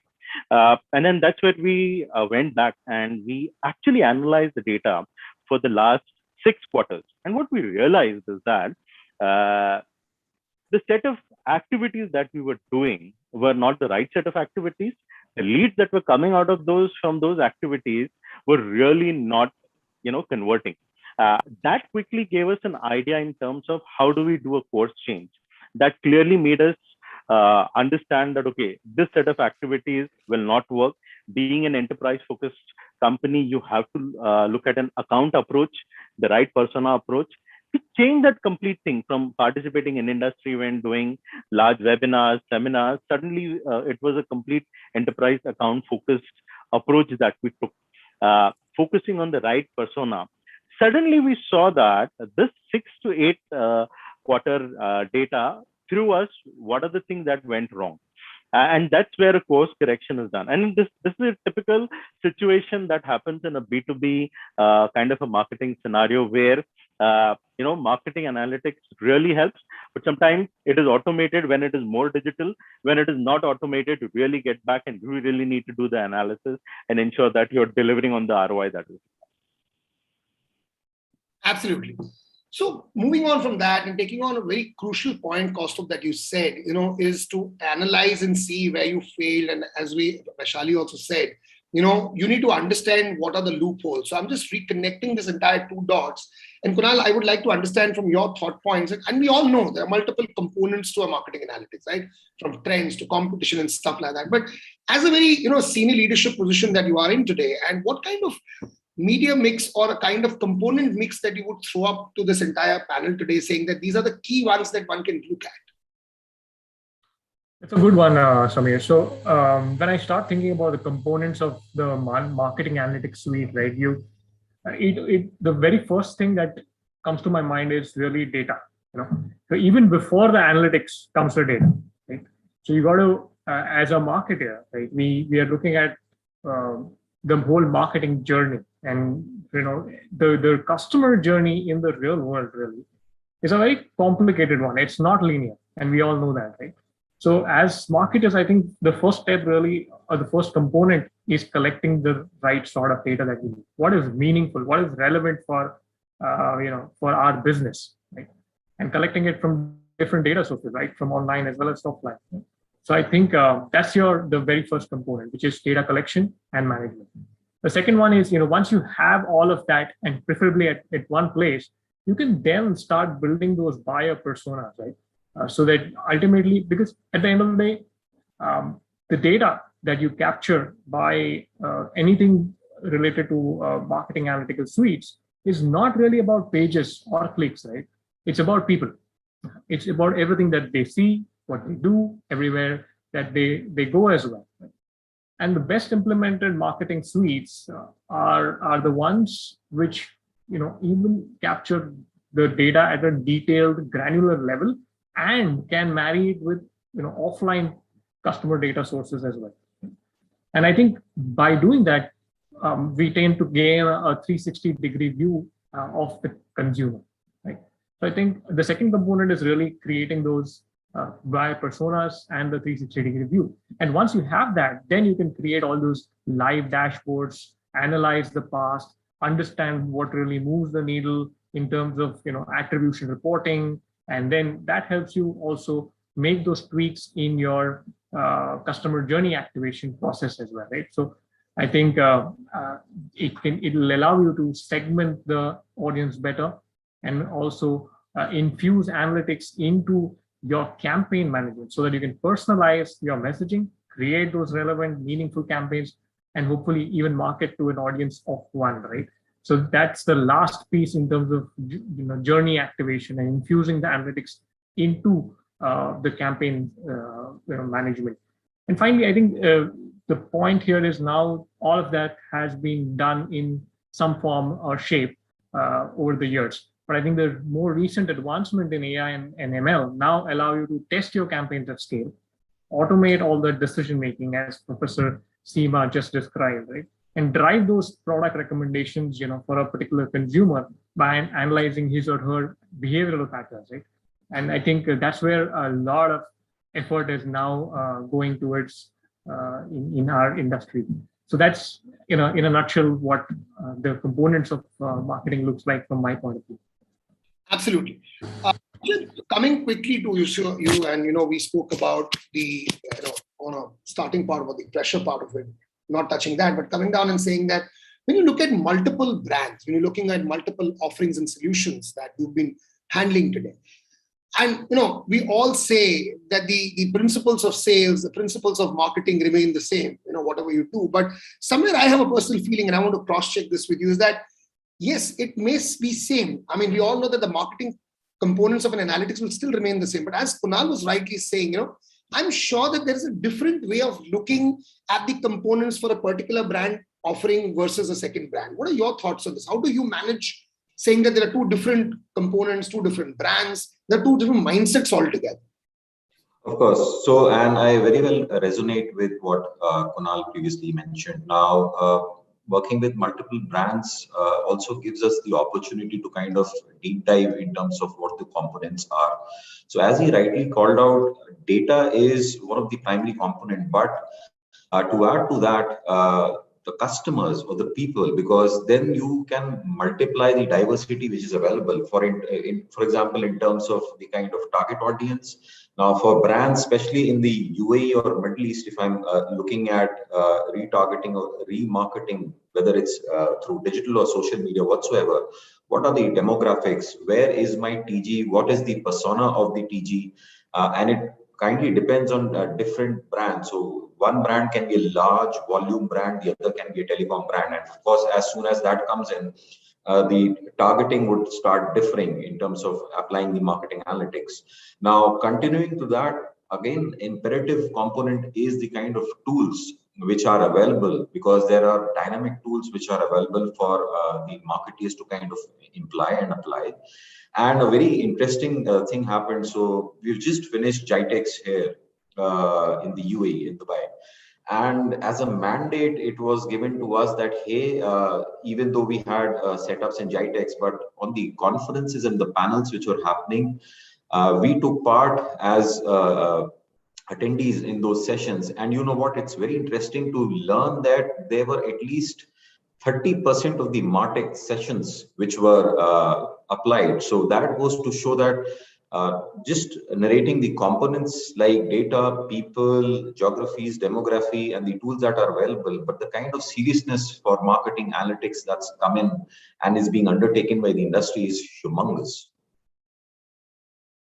Absolutely. So, point fully taken, understand the kind of geography that you deal in, the kind of customer nuances, the sentiments that you deal in. But what I always wanted to add on to this, Vijay, is that end of the day, the pressure for all of us as marketers, it's very unfortunate that sometimes we are seen as a cost center, but it's always that one three-letter word, ROI. I mean, I haven't seen anybody not asking us, hey, what is the ROI? But today, it's a very important session for all of us. And I want to throw this question open again to Kaustubh, my co-panelist, that what can we do to enhance the ROI? I mean, I know this is a very tricky word, Kaustubh, but what are your thoughts when we say enhance? Let's use analytics to enhance ROI. Right. So, Samir, there are two perspectives that I would like to give you. One is that, see, today, all the marketeers, the stakeholders really want to be aware whether the marketing spend that they're doing is working. With digital marketing, we can use data to show how the spend is being utilized and how effective it is, whether it is, really affecting the bottom line, the profits, and that will help you make better marketing decisions. While analyzing also, while taking marketing analytics into concern, we really need to look at the bigger picture where, we need to look at all the set of channels that we're using and then understand what's working and what's not working, because something can work for one particular business unit, may not work for other business units. So we need to look at totality, one. And then the second perspective is how analytics today is built into automation with, as we've been discussing post-pandemic, there's a lot of marketing automation that has kicked in, especially when we are in an enterprise business kind of view. Our focus is only on a set of accounts where we can go and talk and target. Now, when I have to ensure that marketing analytics is really enhancing the ROI, I really use my automation engine where I take all these accounts, feed it into automation engine. Now, this automation engine is working with the marketing and analytics tool, which is inbuilt, and it starts searching on the behavior of each and every account. What is the users in these accounts are really looking out for? And it throws us precisely who are these users, what are they looking out for? And that's where we can come with the right set of content and give it back to them. So what is happening is that I'm really helping the customer move in the buyer's journey. So look where I started in how marketing analytics is now inbuilt and automation is helping me move. Now that gives me an opportunity to go back to the customer and say that, hey, I've seen that, there are X number of people from your organization who are looking out, let's say, for a security kind of information. Why don't I do something? Why don't I run a particular focus workshop for your entire team? Or I can do something else like a webinar. Now that gives me an opportunity to penetrate deeper into that account. So now I've got the right persona, right content, and I'm suddenly getting very focused into that particular account. Now the kind of, and this is something, a practical experience that I've been seeing for the last, I think, 10 to 12 months now that we've been using automation. Now this marketing analytics is at each and every time telling me that how the customer is moving and what is the right content that needs to be provided, which will then help me take that particular account customer then to the final stage, hand it over to the sales guy that, look guys, here it is. This is what the customer wants. This is what he has told us. Go ahead and close it. And that's where we see the acceptability from the sales team has really increased. And then that's how we're seeing that, this piece, analytics built in automation is really making a lot of impact on ROI. One perspective for us to get in this post-pandemic times. Sure. Let me quickly jump to Kunal. Kunal, absolutely the way Kaustubh said, ROI, and I want to just not digress much. I know this is maybe a little off context, but how different would you deal with the word ROI and suddenly somebody comes and said, hey, you know what? And today we're all speaking about being digital first. A lot of times we don't realize that, yes, digital is always there, but today it's taken precedence. So would you believe that ROI is definitely important, but today now being digital first, the return on advertising investment, the new jargon that came into our life called ROS, is again getting more competent in us. It's trying to divulge the ROI, or is there a balance that you create in both? I think, when you're looking at ROI, right, it's definitely very tricky, right? Because I think it needs to tie in back to what your strategic goals are at the end of the day, right? And that's your starting point. Many a times, I think what marketing analytics helps you do is really attribute, certain actions and to certain channels. So what I really mean by that is, think about this, right? There are many ways that a customer encounters our brand, right? So there could be organic results on a search engine, display media campaigns that you mentioned, or retail stores or branches, virtual events, social media, so on, right? And they can occur both in the physical world as well as in the virtual world, across different platforms, devices, browsers, right? And the problem today that many organizations are really dealing with is the fact that they're often constrained to a channel limiting decisions when they start looking for their media investments, their advertising investments, right? So I think what you really need to be able to account for is how customers move from inbound to outbound channels, how they move from one platform to another, right? And I think analytics applied in that area can really help you analyze and quantify that business value of the marketing interactions that are happening across channels, not just on one single channel, right? So that way, I think marketers could make much better decisions when it comes to marketing decisions, right? So I think investment decisions. So I think that's the difference between having a marketing analytics suite to help you there or not, right? So that's a quick answer to your question. Thank you very much for pointing out one very quick, point, and that relates to my next question about channels. Because what happens is we marketeers have so many options in front of us to experiment with channels, and we all understand that today a customer experience have to be omni-channel. It cannot be a particular one. But when it comes to say today, the onus also lies on us to say, how is marketing analytics really helping us to evaluate the omni-channel experience? And my question would go down to you, Vaishali, saying that how is your thought process telling you that, okay, I have an omni-channel presence. I have my customers and I've connected with my customer on one particular channel. Probably he or she has dropped off and I need to connect on another one. From a website, and you spoke about websites, from a website to a social media to offline, maybe a webinar, maybe a workshop. How do you evaluate these omni-channel experiences for your customers? So Sameer, for me, like as in the previous conversation, like Kaustubh and Kunal was mentioning, so this analytics and automation stitched together. So of course, every point is being measured. So being an omni-channel, the customer can come in at anything. It could be desktop, mobile, social, print, any part of the route the channel they can enter. So the whole idea here, like as Kunal was rightly mentioning now, this is the most effective way that will help us to know, analytics will help us to know as to why from one channel to another channel, why is it being effective? Or when a customer is transitioning from, let's say, a social to a webinar he responded, as to what was the time spent and which was more effective than the other one. So based on the journey map, because all this is again aligning back to the journey, the customer journey. So everything that the customer at this point that the marketers are building is towards the customer journey. As we have got enough of data which is lined up. So I'm going to go back and touch upon the point what Kaustubh was mentioning. With the post-pandemic, we have got lots of data. Now it all boils down to giving them personalized experience, the customer experience. So when we are doing that job, we always know that from which channel was effective than the other one.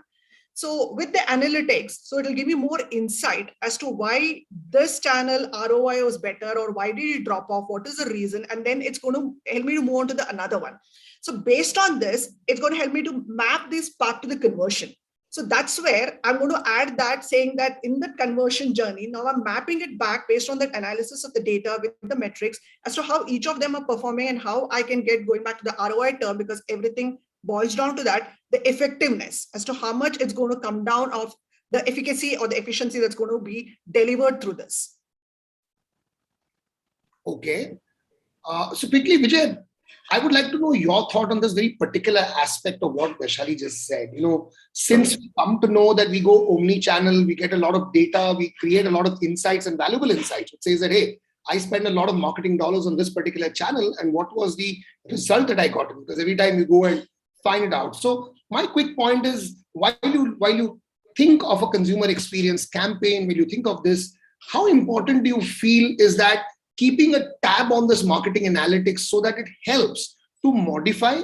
I know it can be difficult in modifying, but to modify the kind of channel that you're going to use. I mean, what if a certain channel is giving you a more better result today than a certain one? Do you think marketing analytics is a must tool which actually gives you in between to make modification and more value for money? Of course. See, first thing that we need to understand is that the media landscape today is very complex, and after all, it's very crowded as well.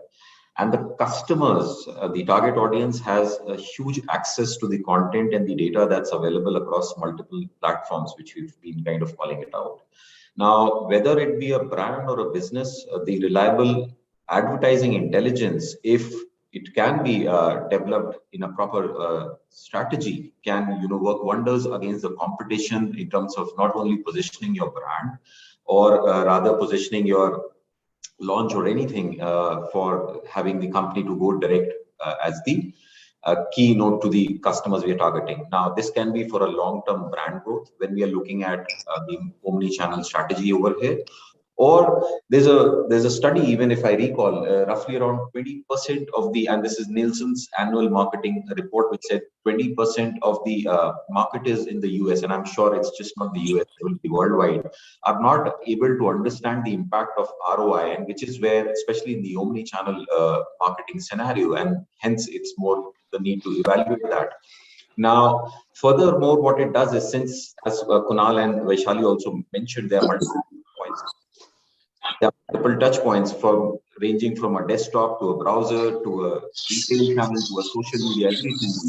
There needs to be an identification of the target audience, which is the channel mix, if the customer is at a high risk or a low risk. So I think from an omni-channel that becomes very important.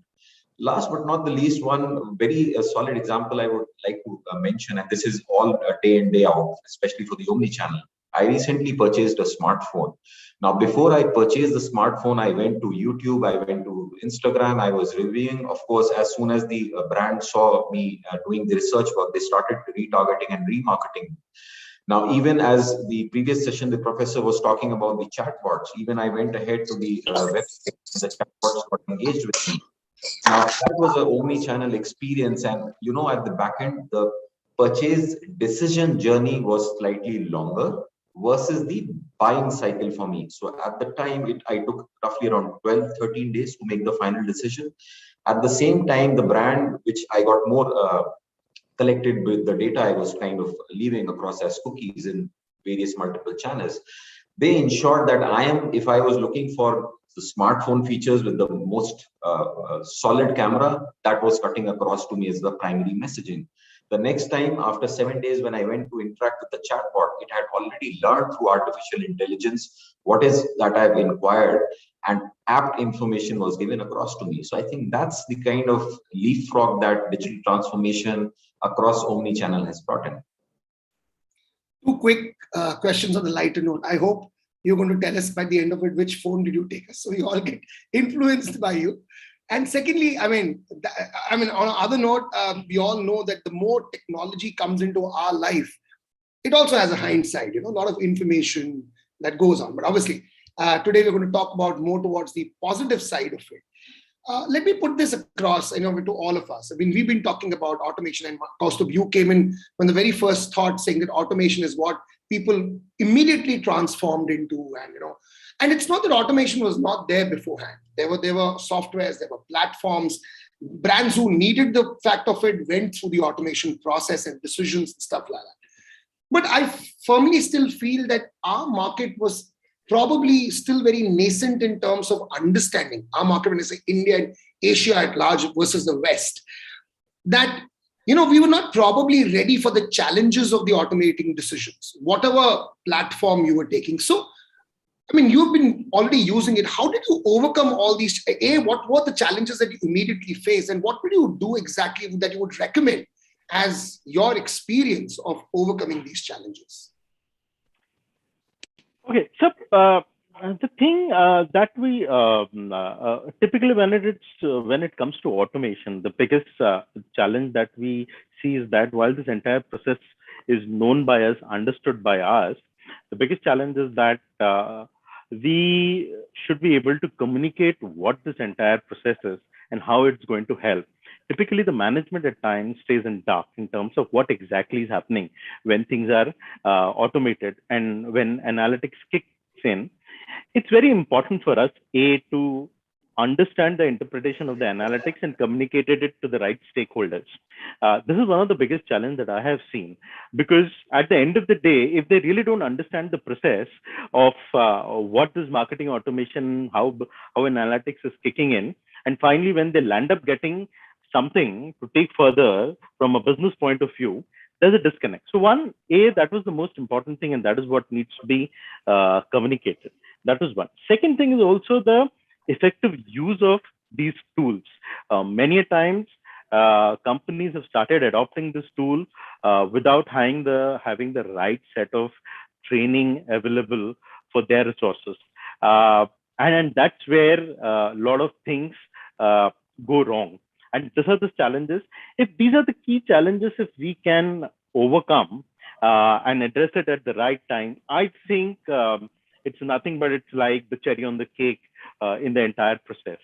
And last but not the least is that finally ensure that whatever the output of it could be in form of the leads that are also communicated to the sales team for them to take over, because timely them getting these leads and no follow-ups will really put all this entire thing completely waste.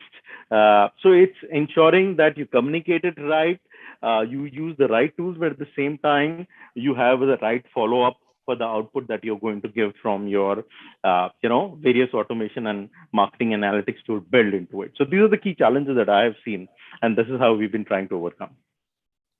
So I think aptly put across, I wish everybody would have the first-hand knowledge of coming back. And I think there was a very sensitive point that you've come across, but that's a reality. We have all have to say is that companies also need to invest in their own people power, because end of the day, whether B2B or B2C, the most important power that you have is your own people power, to have the knowledge base which says that, hey, this can be done or not done, and automation, and then you come across. Coming back to Kunal quickly to you, there is a very small bridge that what Kaustubh said, there are challenges, obviously they're going to be there, but that's how companies sit across, management sit across, and they develop the knack in their people. And we marketers, most of the times also outsource work. And we only look at one single dashboard report which says, okay, this is there, that is there. Whether it's a click-through rate, whether it's a bounce rate that Vaishali said, whether it's the attending of people, okay, how many marketing qualified leads, how many sales qualified leads. We narrow down our focus over there. So what is your personal stroke professional experience that says that, hey, we know the challenges, but how are we overcoming this? Is there a broader way to define these challenges and come across it? It's a very human process. That's what I can say. Even when you're going about automating marketing decisions, or you're going about starting a newer initiative, right, within your marketing analytics journey, it's about how collaborative you are, right? Many a times, for example, marketing teams are not really properly scoring or qualifying their leads, right? And then what they really need to do is also attribute those leads to a specific channel or a content source, etc., right?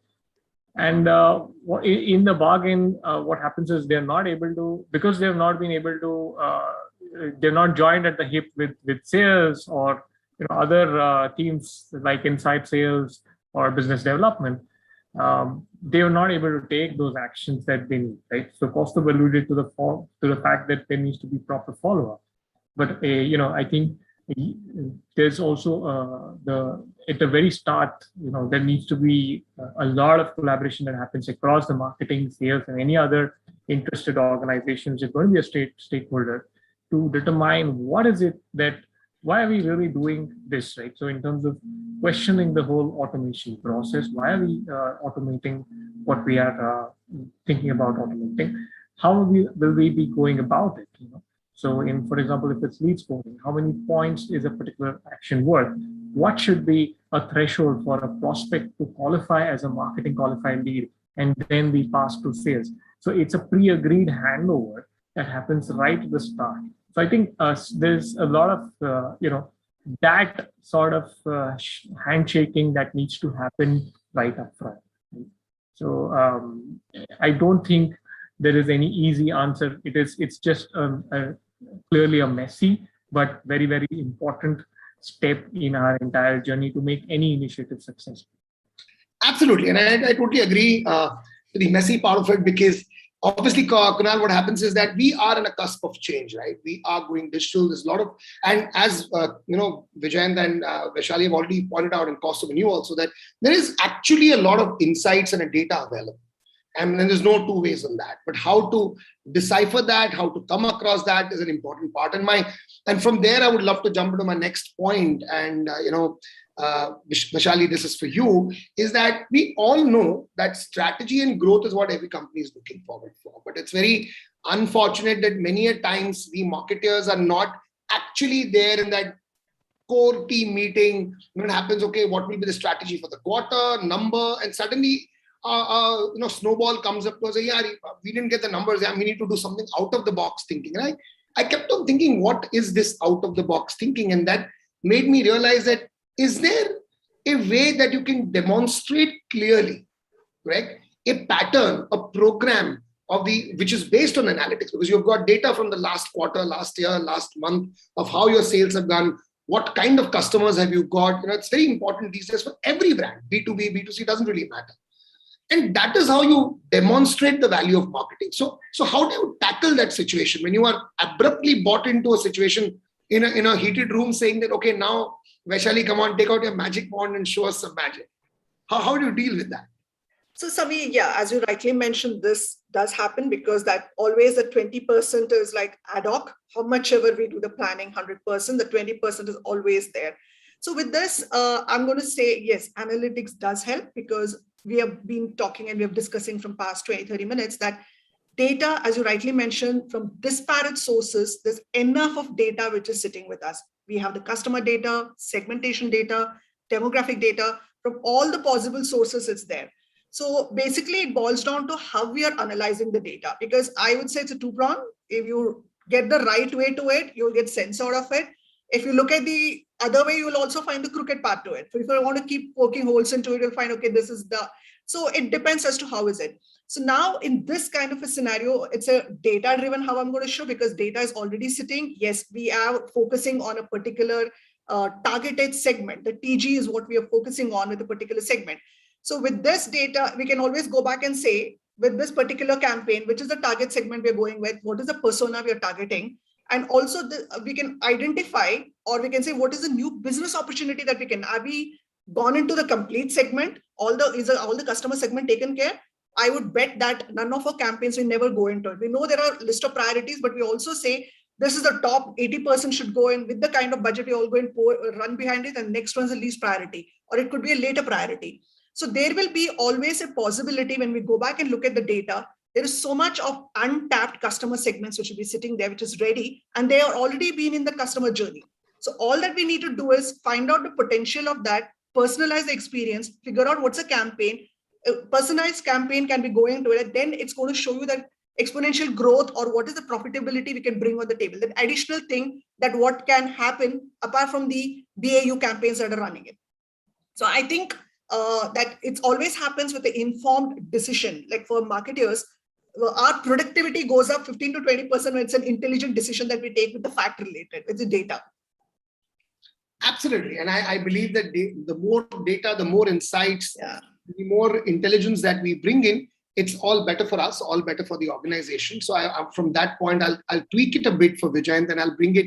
Vijay, there are two important backbones for us as marketers, right? And everybody now feels that, hey, why would you not know that when you have the data, when you have the insights, when you know the numbers and everything? But what I feel, and where I need your view on this, is that you've seen India also, you've seen Middle East also, you've seen multiple markets, multiple brands. It's very important, first of all, as Vaishali said, the budgeting part of it, right? Because every marketer needs to have a budget in hand, and every budget is somehow interdependent on what you found out last week, last year, last quarter, year on year, quarter on quarter. We've all heard that entire pattern. And I'm again coming back to the same question, tweaking it, saying that yes, strategy and growth will go hand in hand. But then finding the right analytics, finding the right program, coming to the right budgetary, how do you see this process going one after the other for somebody as you, as a senior leadership, because you're guiding the entire team? And I feel, I might take the liberty on behalf of all of us, that we are also guiding the management and all together, because they're dependent on our insights, right? So Vijay, how do you tackle that particular situation of coming with the right nuance? Sure. So first of all, I think in Vaishali's conversation, we heard the word customer segment at least thrice. And this is even at the start, I mentioned that post-pandemic, now just knowing the customer is rather knowing the customer segment has become quite important or imperative, if I may say. Now, to cater to that, the future of this customer delivery or customer experience, I think there's two words, which is predictive analysis, and that's going to lead the way. Now, predictive analysis is the marketers or any brand to kind of understand the consumer behaviors, the trends, predicting whatever the future shifts are, or map the campaigns accordingly. Now, for the strategy and growth, especially, data becomes very crucial. And I also called out two specific points, and I'll cite it with an example as well. But before that example, I also called out two key points, which was the machine learning, which accesses and evaluates the big data for marketers, as well as artificial intelligence as well, which is kind of customizing all the learning, which is through the customer cookie pool or the buying behavior or the trends which is happening. Now, I have been a great advocate of something called as an example called account-based marketing, which not with the current organization here in UAE, but even in India, I've worked across with a couple of brands, and that's worked. And precisely for the strategic growth marked by the marketing analytics, how it works is you create accounts which are lookalikes of say 1,000 plus similar lookalike accounts which are big tickets for you. Now, during this entire process, you complete a customer journey right from saying this will be the awareness, this will be the consideration. And in a very recent example which happened, so I had looped in 2 brands over here, which were a part of the account-based marketing. So with one brand, of course, there were at least 10 CIOs which we nurtured and took them to the consideration stage, but they were stuck there. Now, with the other brand, since the messaging was quite similar, the strategy was reinvented, and we say, you know what, these 6 or 8, 10 CIOs which are stuck in the consideration stage, let's host a virtual webinar for them. So at least you will have representation on that common theme, for example, around future of workplace or something like that, where they can come and talk about. Now, this was all possible because at the back end, we had dashboards where we were knowing how much of the time these people have spent on the microsite. We were taking them through LinkedIn or Facebook or retargeting them across Instagram, how much of the interest they have shown in neutral blogs, which we are pushing across as retargeted articles. This all helped us learn their pattern, their response pattern, what are their areas of interest, and eventually in those webinars, we just want them to talk about those particular topics. And you know what? 3 got converted eventually in the next 15 days. So that's the power of marketing analytics, which enables a long-term strategy and growth for you. Absolutely, very valid point. I mean, the moment you get conversions and you actually look back in your entire process of what have you done right. And I think that's the power of analytics, if I may put it correctly. Yeah. My next point is actually related to the way you said the power of analytics that comes in and gives you the insight of the data. So my understanding, guys, is that when you look at the entire scenario, we marketers keep ourselves up to date. I mean, the kind of trends that you're going in, the reports that come in, I mean, that's the part of our job, right? We have to be up to date. But when it comes down to the explaining the analytics, because marketing analytics is something that marketing guys are also doing analytics these days. I mean, are you from the tech side? So there are people who may come up with, a lot of people don't probably, but this question goes to all of us rather, just not all of us, is that how is that we convert our analytics, our dashboards, our numbers, or rather put it all across in that one word called insight and create a story for non-marketing teams inside the growth? Because up till now, whether it's Kaustubh, Kunal, Vijay, you and Vishal, yourself, we've all spoken about how the interaction has happened, how we have dealt with the point. But what is the crucial point? And I want to go one by one with you and understand. You've got the analytics, you've got the insight, you know how it is. But is it difficult to have business, finance, management all sit across and understand your purview? I mean, we will start with Kaustubh. What do you think, Kaustubh? Keep it simple. The key thing that I have understood over a period of years is that it is always important to have that executive update ready, because at the end of the day, business will come back to you, management will come back to you to understand how effective that particular experiment campaign what has been. So I think the most important thing is to create that executive update, which clearly first identifies what the business challenges that we are having is being addressed, who are the target personas to whom we are going to talk about, what is the kind of content that we are serving them, and what is the feedback that we're getting from them when we are serving this content. Putting this all together, the most important thing would be what is the next step, which is the actionable outcome out of the entire exercise that you've done.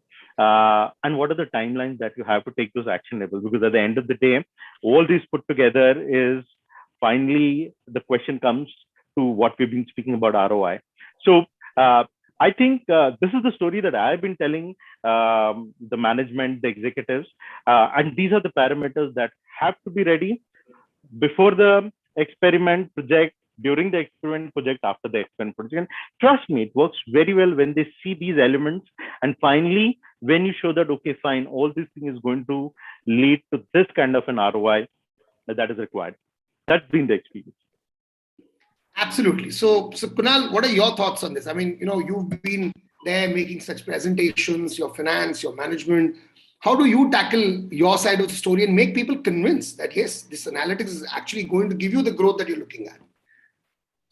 I think the answer is that anchor whatever analytics projects that you are trying to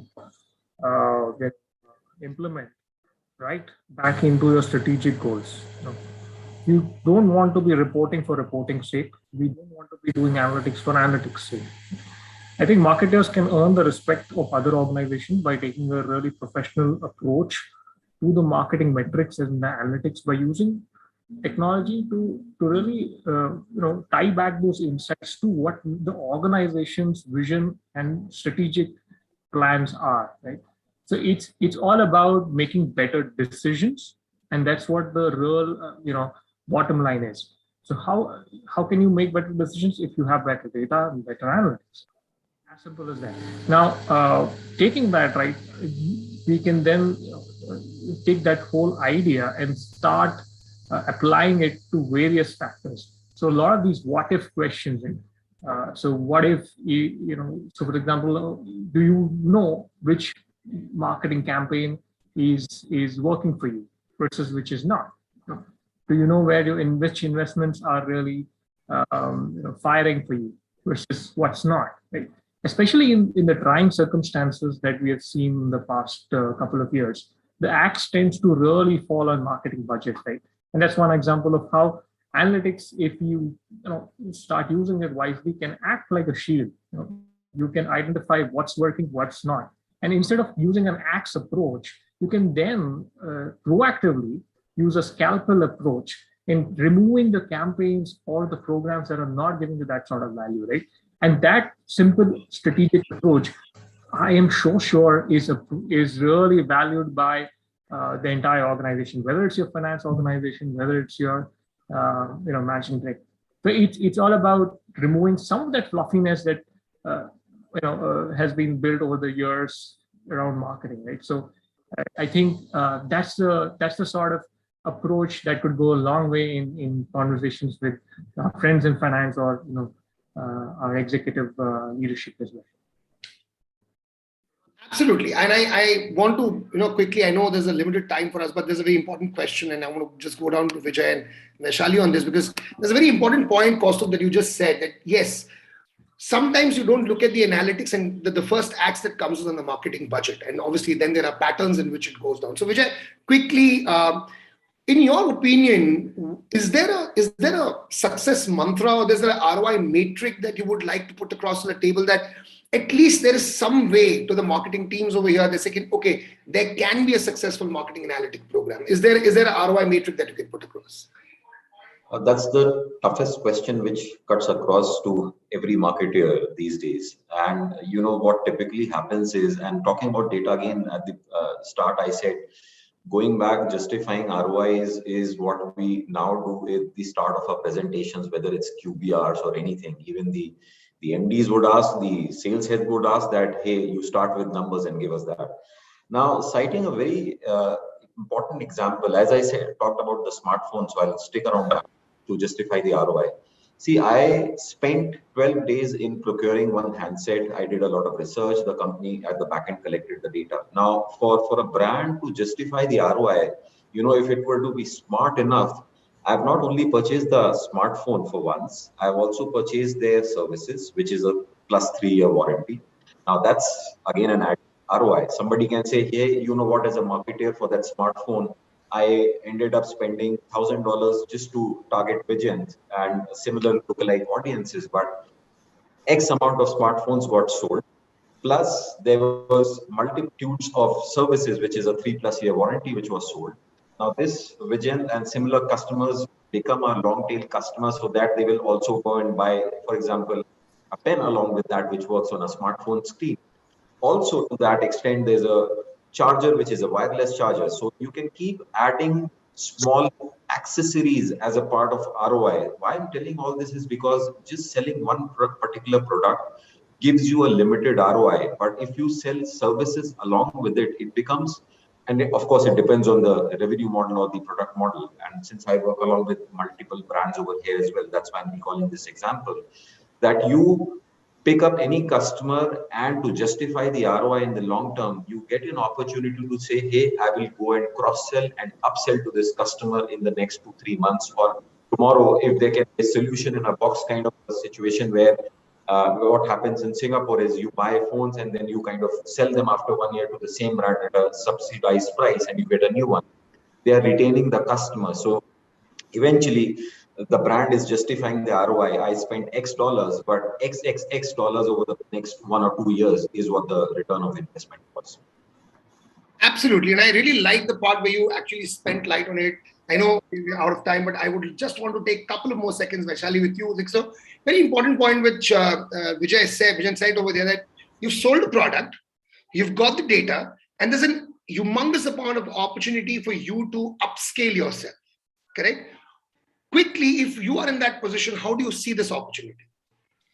So Samir, in my point of view, so way we look at it is not at this single instance, but as the customer lifetime value. What are we going to get as a total value from it, short term as well as long term? To achieve those, what are the various activities that is needed to get to that complete revenue cycle? This also comes down when you are committing or getting those, you're showing the ROI metrics. This is the way I'm going to reach to that customer lifetime value.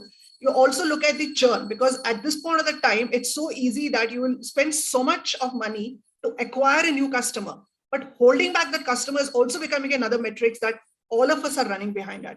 So with that, to achieve the customer lifetime value, how are you going to control the churn so that you will be still hitting that short-term and long-term value? I think with that, we will be able to justify, or with this analytics, we will be able to justify whatever activities, and we are able to get into the business and support them. Absolutely. I think it was bang on. And I think, Sanjay, do we have 2 more minutes just to wind up and take views from each of you? Yes, please. No problem. So let me, take the final comments from all my co-panelists. It's been a really eye-opener conversation of meeting all of my friends one back again. I feel today, when I've spoken to all of you, the importance and really unleashing the power of marketing analytics. We have just on the tip of the iceberg. There's lots to go. But I think I can now go on and say safely that if I were to adopt, to all marketing friends, if I have to adopt a strategic marketing approach using the analytics, I can safely and very proudly say that yes, marketing is not anymore a cost center. Rather, it's a revenue driver. I mean, that's my last statement. But quickly, I want to take each one of you, and starting with Vijay, you. Can you sum up and, how do you want to react to this statement that we're not cost drivers anymore? We're actually the revenue drivers.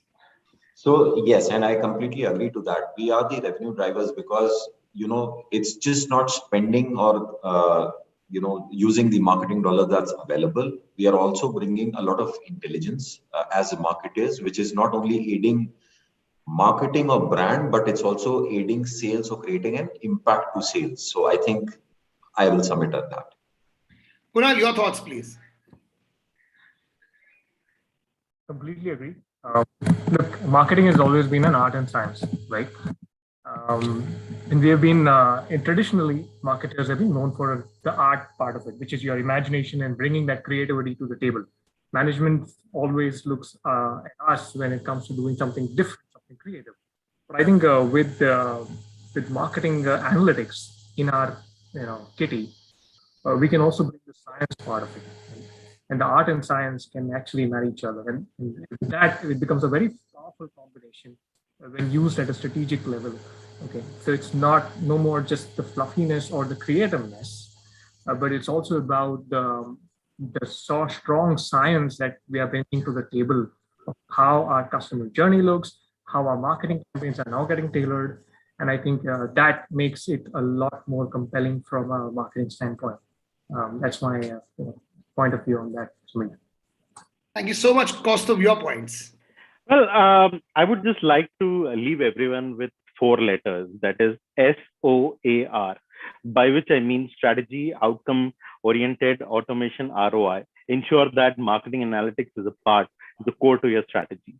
Ensure that you are digging into past data as well as you are looking at your present data so that you can be outcome oriented Adopt automation, analytics in inbuilt and automation, and that will really help you reach the right persona, content, be more competitive, and then definitely, which will lead to the final letter, that is R, which is ROI.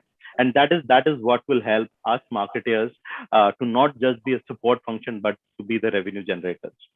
Absolutely. And I really like that abbreviation you just said, SOAR. I'll call you personally to understand. One more to really run. I was just telling that we were just coming out of ROI, then ROAS hit us, and now SOAR is already on the term. But quickly, last but not the least, Vaishali, we've been there together. We've seen that. We've spoken about the marketing analytics. Very important last one point, cost driver, revenue driver. The ball will keep rolling between us. What is your struggle and what is your mantra? I will just say, whatever my colleagues were saying is right. So I would just say it's a domino effect. Whatever information we have, we act on that information. Finally, we turn that information to performance level, and finally we go back to the company as to what is there. So it all boils down to analyze the data, work on the data, and get the outcome to it. So it's a domino effect. Absolutely. It was fantastic to have you all over here today. I think it was a great panel discussion. I firmly believe that all our attendees and viewers would have taken the pointers over here. I would like to again thank the entire CMO Awards team over here. Sanjay, yourself, having it. And it's a great opportunity to meet the marketers. I would now hand it over to our MC over here, please.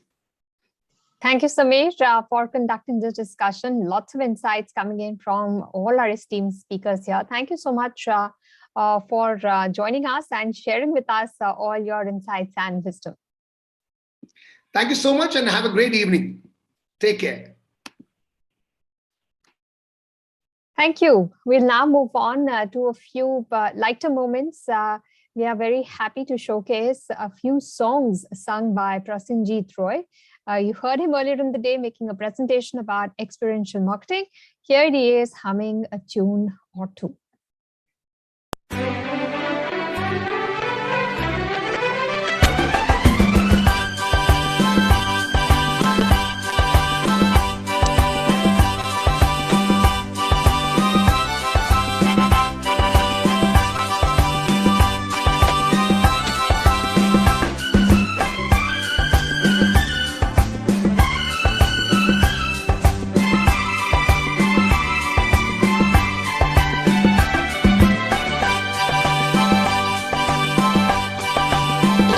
लिए सपने निगाहों में चला हूँ तेरी राहों में, लिए सपने निगाहों में चला हूँ तेरी राहों में, जिंदगी आ रहा हूँ मैं, जिंदगी आ रहा हूँ मैं।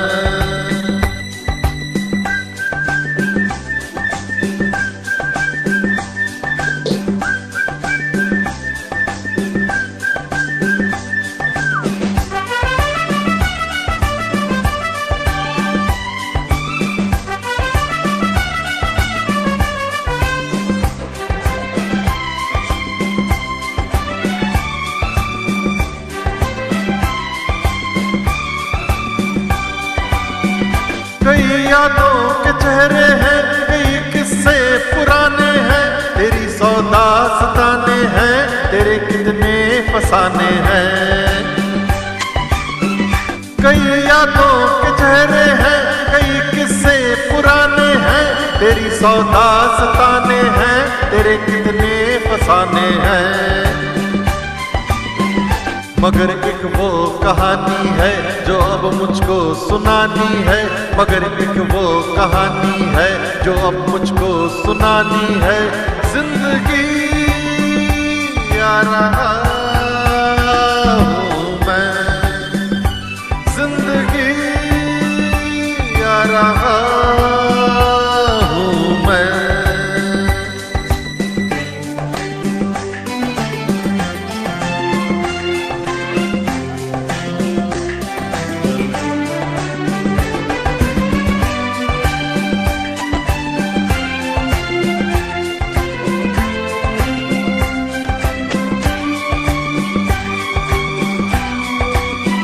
मेरे हाथों की गर्मी से पिघल जाएंगी जंजीरें, मेरे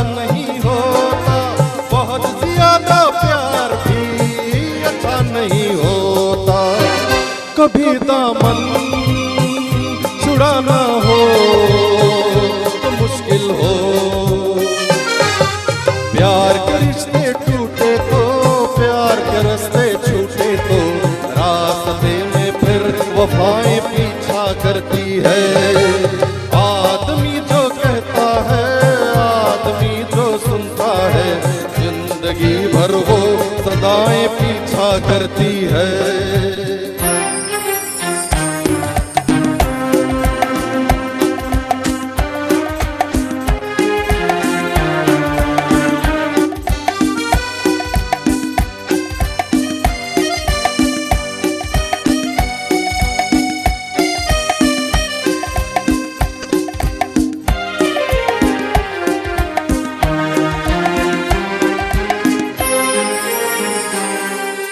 कभी कभी मन धूप के कारण तरसता है, कभी कभी मन धूप के कारण तरसता है, कभी कभी फिर झूम के सावन बरसता है। पलक झपके यहाँ मौसम बदल जाए, प्यास कभी मिटती नहीं, एक बूंद भी मिलती नहीं, और कभी रिमझिम घटाएं पीछा करती है। आदमी जो कहता है, आदमी जो सुनता है, जिंदगी भर वो सदाएं पीछा करती है। आदमी जो देता है, आदमी जो लेता है, जिंदगी भर वो दुआएं पीछा करती है।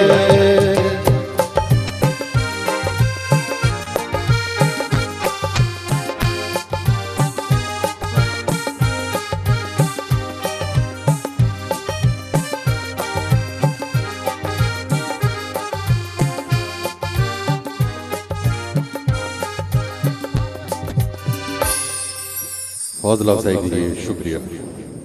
Very good job, President, and a big round of applause.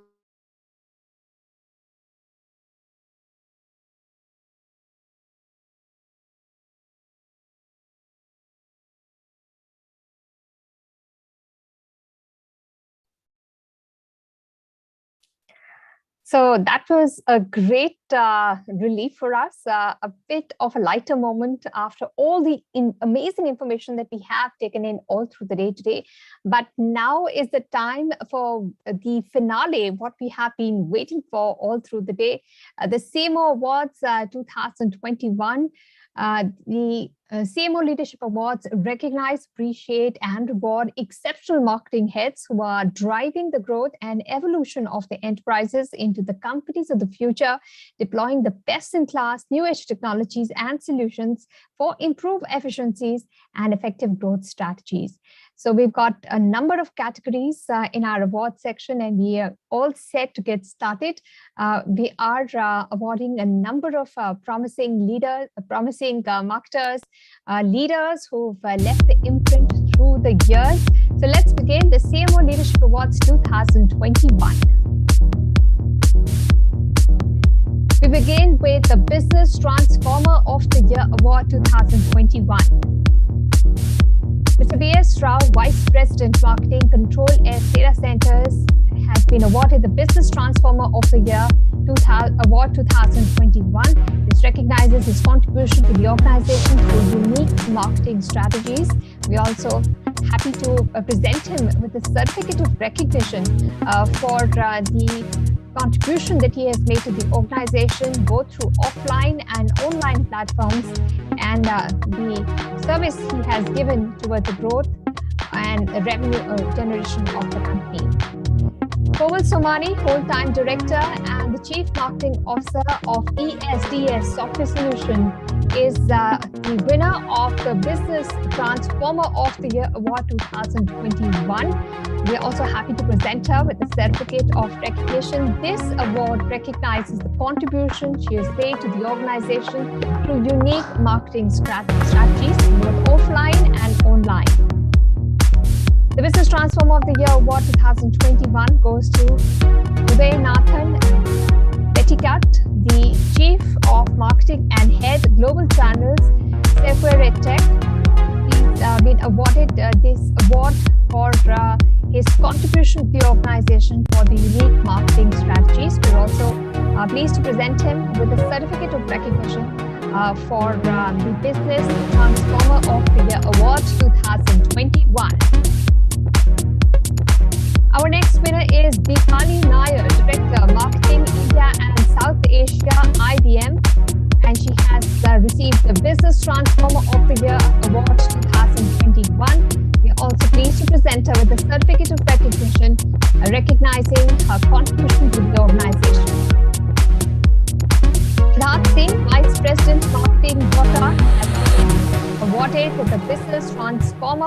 Year Award 2021 for his contribution to the organization through unique marketing strategies, both offline and online. We're also happy to present him with a certificate of recognition, which is being presented to him in this CMO Leadership Summit and Awards 2021. Our next Business Transformer of the Year awardee is Sai Ramprabhu Vedam, the CMO of InnoMinds Software Private Limited. The award recognizes his contribution to unique marketing strategies both through offline and online platforms. He also received the Certificate of Recognition for the Business Transformer of the Year Award 2021. Manish Sinha, CMO, STL, Sterlite Technologies Limited, wins the Business Transformer of the Year Award 2021. This is a recognition for his unique marketing strategies, both offline and online, and the contribution to growth and revenues of the company. He's also presented a certificate of recognition for the amazing work done by him through this year 2021. Our next Business Transformer of the Year Award 2021 goes to Kumar Adar, CMO, Global Marketing Services Center, APAC Region, IBM India Private Limited. The award recognizes his contribution to the organization to unique marketing strategies. We are also happy to present him with a certificate of recognition for the outstanding work done by him using both offline and online platforms to contribute to growth and revenues of the company. Sri Hari Gopinath, Senior Director of Marketing, APJ Aruba, a Hewlett-Packard Enterprise company, gets the next Business Transformer of the Year Award 2021.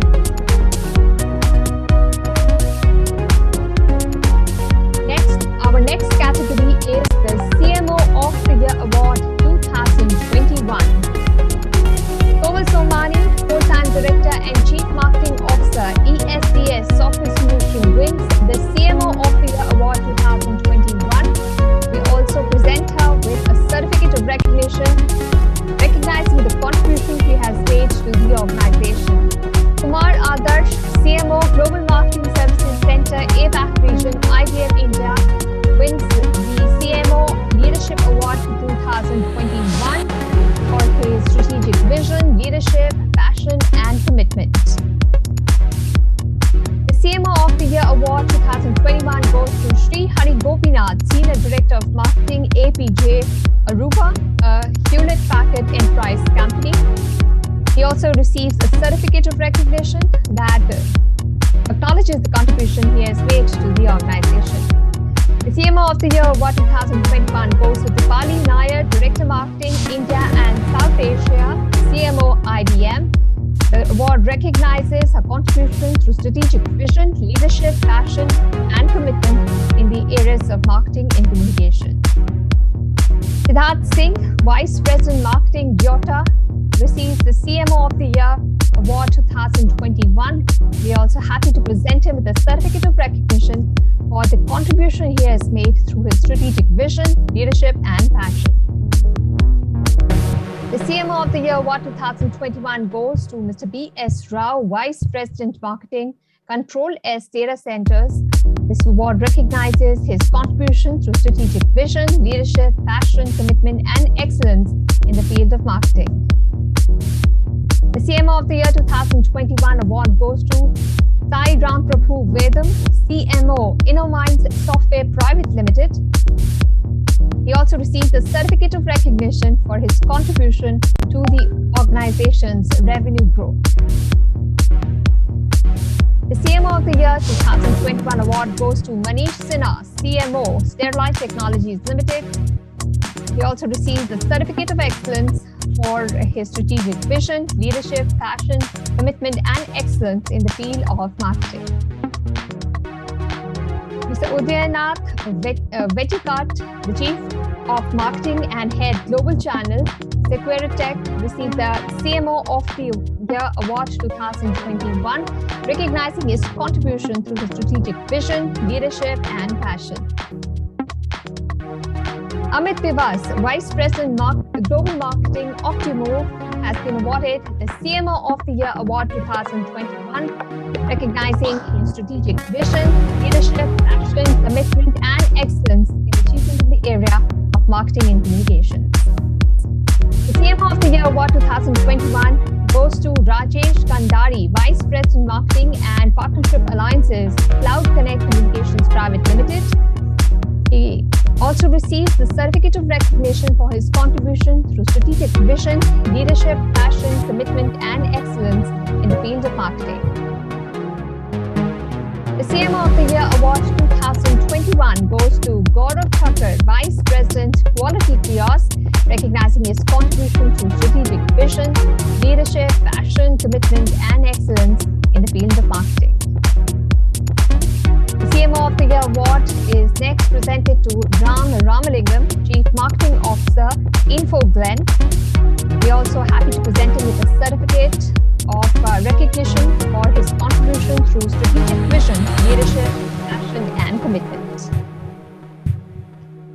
Ajish Venugopalan, the founder and fractional CMO of AG and VG Media, has been presented with the CMO of the Year Award 2021. He also receives the certificate of recognition. The next CMO of the Year Award 2021 goes to Vivian Gomez, Chief Marketing Officer, CSS Corp, recognizing his contribution to strategic vision, leadership, passion, commitment, and excellence in the field of marketing and communication. Trivendra Patnaik, Vice President and Global Head of Marketing, Signity, wins the CMO of the Year Award.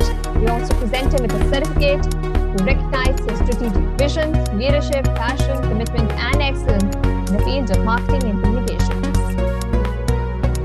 Veda Iyer, Global CMO, Emphasis, has been awarded the CMO of the Year Award 2021. We're also happy to present her with a certificate of recognition at the CMO Leadership Awards 2021. Mr. Sandeep Nagpal, Vice President Marketing, CEVENT, receives the CMO of the Year Award 2021. He also receives a certificate of recognition for his strategic vision, leadership, passion, commitment, and excellence in the field of marketing. The CMO of the Year Award 2021 goes to Arun A. Kawale, Chief Marketing Officer, IBM Consulting. He has been given the certificate of recognition for his strategic vision, leadership, and passion. The next CMO of the Year Award 2021 goes to Dharmendra Parmar, Vice President Marketing of AmiViz. He also receives the certificate of recognition for his strategic vision, leadership, passion, commitment, and excellence in the area of marketing and communications. The next CMO of the Year Award 2021 goes to Kapil Dev Iyer, Vice President and Head of Marketing, Tata Tele Services Limited. He receives the certificate of recognition for his strategic vision, leadership, passion, commitment, and excellence in the area of marketing and communications. Megha Chaudhary, Vice President and Global Head of Marketing, Course 5 Intelligence, receives the next CMO of the Year Award 2021. He also received a certificate of recognition for his strategic vision, leadership, passion, commitment, and excellence in the area of marketing communications. We now move on to the Emerging CMO of the Year Award 2021. The Emerging CMO of the Year Award 2021, the first one goes to Vinny Sharma, Marketing Director, APJ and Middle East of Securonics. She also received the certificate of recognition for her outstanding leadership, passion, and commitment towards marketing. Abhijit Mukherjee, Head Marketing, Crayon Software Experts India Private Limited, receives the Emerging CMO of the Year Award 2021. We're also happy to present him with a certificate of recognition for his strategic vision, leadership, and passion. Rimi Das, Head of Marketing, Pure Storage, has been awarded the Emerging CMO of the Year Award 2021. She is also presented with a certificate of recognition for her strategic vision, leadership, passion, commitment, and excellence in the field of marketing and communications. The Emerging CMO of the Year Award 2021 goes to Naved Chaudhary, Head of Marketing, Ingram Micro India Private Limited, for his strategic vision, leadership, passion, commitment, and excellence in the field of marketing. Tamak Ong, Corporate Marketing Director, Phoenix Contact, receives the Emerging CMO of the Year Award at the CMO Leadership Awards 2021. We are also pleased to present him with a certificate of recognition. Dr. Vinay Sindhigi, the AVP South Asia ABS India Private Limited, has been awarded the CMO Leadership Awards 2021. He received the Emerging Leadership Award, and he also received the certificate of recognition. The Emerging CMO of the Year Award 2021 goes to Vaishali V. Shiv Shankar, Head of Marketing, India and South, AWS APG Partner Marketing Leader, Rackspace Technology. We're also happy to present her with a certificate of recognition for her strategic vision, leadership, passion, commitment, and excellence in the area of marketing and communications. The next Emerging CMO of the Year Award 2021 goes to Mohit Dhingra, Head Marketing, APAC Corporate of MongoDB. He also received a certificate of recognition for his strategic vision, leadership, passion, commitment, and excellence in the area of marketing and communications. The Emerging CMO of the Year Award 2021 goes to Ankesh Kumar, Director, Strategic Marketing, Schneider Electric. We are also happy to present him with a certificate of recognition for his strategic vision, leadership, passion, commitment, and excellence in the area of marketing and communications. The Emerging CMO of the Year Award 2021 goes to Vishal Parekh, Marketing Director, India, of Kingston Technology. We are also happy to present him with a certificate of recognition for his strategic vision, leadership, passion, commitment, and excellence in the area of marketing. Kiran Vegas, General Manager, Corporate Marketing and Communications, Happiest Mind Technologies Limited, received the Emerging CMO of the Year Award 2021. He is also being presented with a certificate of recognition for his strategic vision, leadership, passion, commitment, and excellence in the area of marketing. Cynthia Balasingh, Head of Global Marketing, ISV, GSI, and Strategic Partnership, Freshworks, receives the Emerging CMO of the Year Award 2021. She also receives the certificate of recognition for strategic vision, leadership, and passion in the field of marketing. Vijayant Khatri, Head Marketing, Middle East and Africa, Reddington Gulf, received the Emerging CMO of the Year Award 2021. We're also happy to present him with a certificate of recognition for strategic vision, leadership, passion, commitment, and excellence in the area of marketing and communications. Suraj Divakaran, Associate Marketing Director, Maxwell Group, receives the Emerging CMO of the Year Award 2021. He also is presented with a certificate of recognition for his strategic vision, leadership, passion, commitment, and excellence in the area of marketing. Anita Kukreja, Head Marketing and Channels, iSwap, receives the Emerging CMO of the Year Award 2021. She is also presented with a certificate of recognition for her vision, leadership, passion, commitment, and excellence in the area of marketing and communications. The Emerging CMO of the Year Award 2021 goes to Kaustubh Bharti, Head India Marketing, Micro Focus. He also receives a certificate of recognition for his strategic vision, leadership, passion, and commitment in the area of marketing.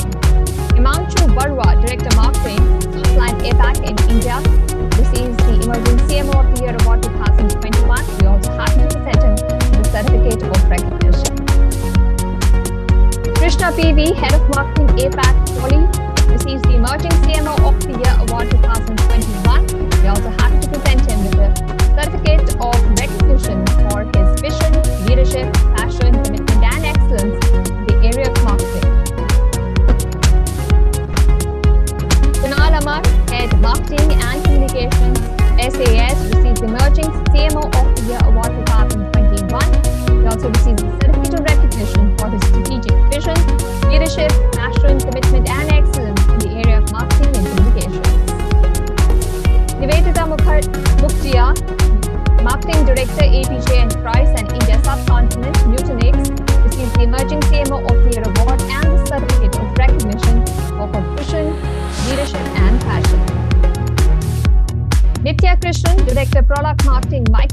received the Emerging CMO of the Year Award 2021. He also received the certificate of recognition for her vision, leadership, and passion. Ashima Mathur, Marketing Director, Pitney Bowes India Private Limited, receives the Emerging CMO of the Year Award 2021. She also receives the certificate of recognition for her strategic vision, leadership, passion, commitment, and excellence in the area of marketing. Milind Kharkar, Director Global Marketing, ACI Worldwide, is presented the Emerging CMO of the Year Award 2021. He also receives the certificate of excellence for his strategic vision, leadership, passion, commitment, and excellence in the area of marketing and communications. The Emerging CMO of the Year Award 2021 goes to Sanjay Grover, Head Marketing, APAC, India and Middle East of Data Communications. He also received the certificate of recognition for his strategic vision, leadership, passion, commitment, and excellence in the area of marketing. Nikhil Dudwatkar, the Head of Marketing South Asia, Casper Sky, receives the Emerging CMO of the Year Award 2021. He also receives the certificate of recognition for his strategic vision, leadership, passion, commitment, and excellence in the area of marketing. Tom Thomas, Head of Marketing, CMS IT Services Private Limited, receives the Emerging CMO of the Year Award 2021. We are also happy to present him with the certificate of recognition for his strategic vision, leadership, passion, commitment, and excellence in the area of marketing and communications. Wendy Walker, Senior Director Marketing APAC Salesforce, is the Emerging CMO of the Year Award 2021. We are also happy to present her with a certificate of recognition for her leadership, passion, commitment, and excellence in the area of marketing and communications.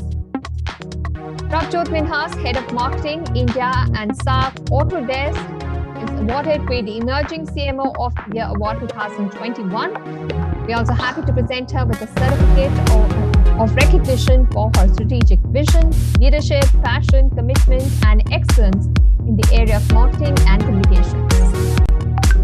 Rasanjeet Roy, Head of Marketing and Product, NTT, receives the Emerging CMO of the Year Award 2021.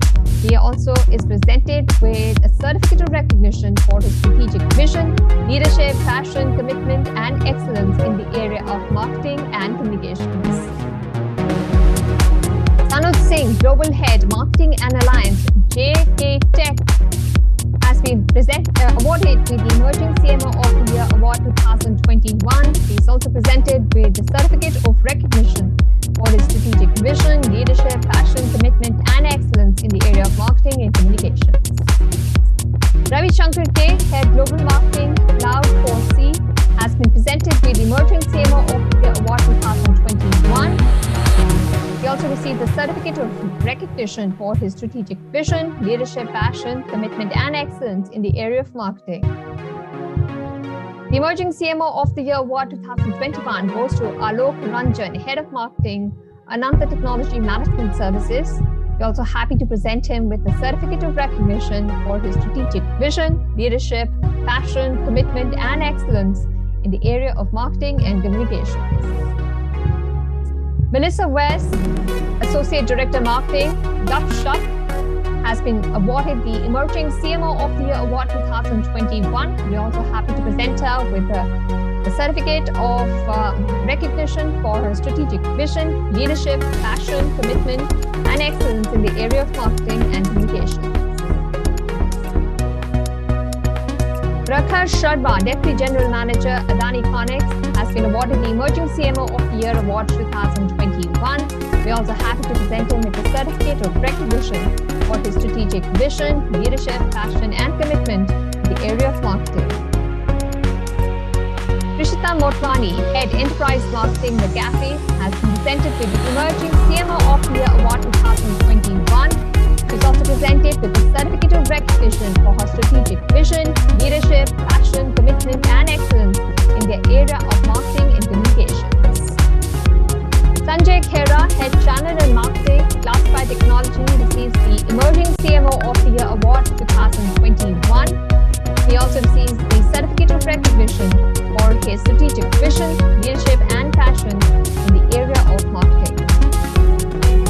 Deepak Mathur, Head of Marketing, India and South, Palo Alto Networks, receives the Emerging CMO of the Year Award 2021. He's also presented with a certificate of recognition for his strategic vision, leadership and passion in the areas of marketing. Ankesh Sagar, Head of Marketing, APJ Vocato, Emerging CMO of the Year Award 2021. He's also presented with a certificate of recognition for his strategic vision, leadership, passion, commitment, and excellence in the area of marketing and communication. Dev Mehta, Director, International Marketing, Versex System, receives the Emerging CMO of the Year Award 2021. He also received the certificate of recognition for his strategic vision, leadership, passion, commitment, and excellence in the area of marketing and communications. Pawan Awasthi, Head of Consumer Marketing, NVIDIA, receives the Emerging CMO of the Year Award 2021. He also receives the certificate of recognition for his strategic vision, leadership, passion, commitment, and excellence in the area of marketing and communications. Swagat Singh, Director, Demand Generation, Innovative, receives the Technology Marketer of the Year Award 2021. He also receives a certificate of recognition for his strategic vision, leadership, passion, commitment, and excellence in the area of marketing and communications. And now, moving on to the Technology Marketer of the Year Award 2021. Nikhil Sharma, Marketing Lead, India and SaaS, Beyond Software, receives the first Technology Marketer of the Year Award 2021. He also receives a certificate of recognition for his strategic vision, leadership, passion, commitment, and excellence in the area of marketing. The Technology Marketer of the Year Award goes to Deepika Gupta, Manager Enterprise Marketing, India, Veritas Software Technologies. She also receives a certificate of recognition for her strategic vision, leadership, passion, commitment, and excellence in the area of marketing and communications. The Technology Marketer of the Year Award goes to Tarun Goyal, Partner Marketing Lead, Dell India. He also receives a certificate of recognition for his outstanding work in the year 2021. Technology Marketer of the Year Award 2021 goes to Puneet Malik, Chief Manager Marketing, STL, Sterlite Technologies. He also receives a certificate of recognition for his strategic vision, leadership, passion, commitment, and excellence in the area of marketing and communications. Preetham Onskar, Founder, PJP Telesmart Services, received the Technology Marketer of the Year Award 2021. He also receives a certificate of recognition for his strategic vision, leadership, passion, commitment, and excellence in the area of marketing and communications. Nagesh Belur, Manager Marketing and Digital Sales, iValue Info Solutions Private Limited, receives the Technology Marketer of the Year Award 2021. He's also presented with a certificate of recognition. Brijesh Saxena, Enterprise Field Marketing, Automation Anywhere, is the Technology Marketer of the Year Award 2021. He also receives the certificate of recognition for strategic vision, leadership, passion, commitment, and excellence in the area of marketing. Devjani Gupta, Country Marketing Head, Zoom, receives the Technology Marketer of the Year Award 2021. He is also presented with a certificate of recognition for the outstanding work done by her over the last 1 year. Vikalp Dogra, APAC Marketing Lead, Collaboration, Jabra, wins the Technology Marketer of the Year Award 2021. He also receives a certificate of recognition for his strategic vision, leadership, passion, commitment, and excellence in the area of marketing and communications. Shishir Vakya, Senior Manager Marketing, Hardlab Inc. receives the Technology Marketer of the Year Award 2021. He also receives a certificate of recognition for his strategic vision, leadership, passion, commitment, and excellence in the area of marketing and communications. P. Chitra Devi, National Head Marketing and Communication, Stocomec Innovative Power Solutions, receives the Technology Marketer of the Year Award 2021. We're also happy to present her with a certificate of recognition.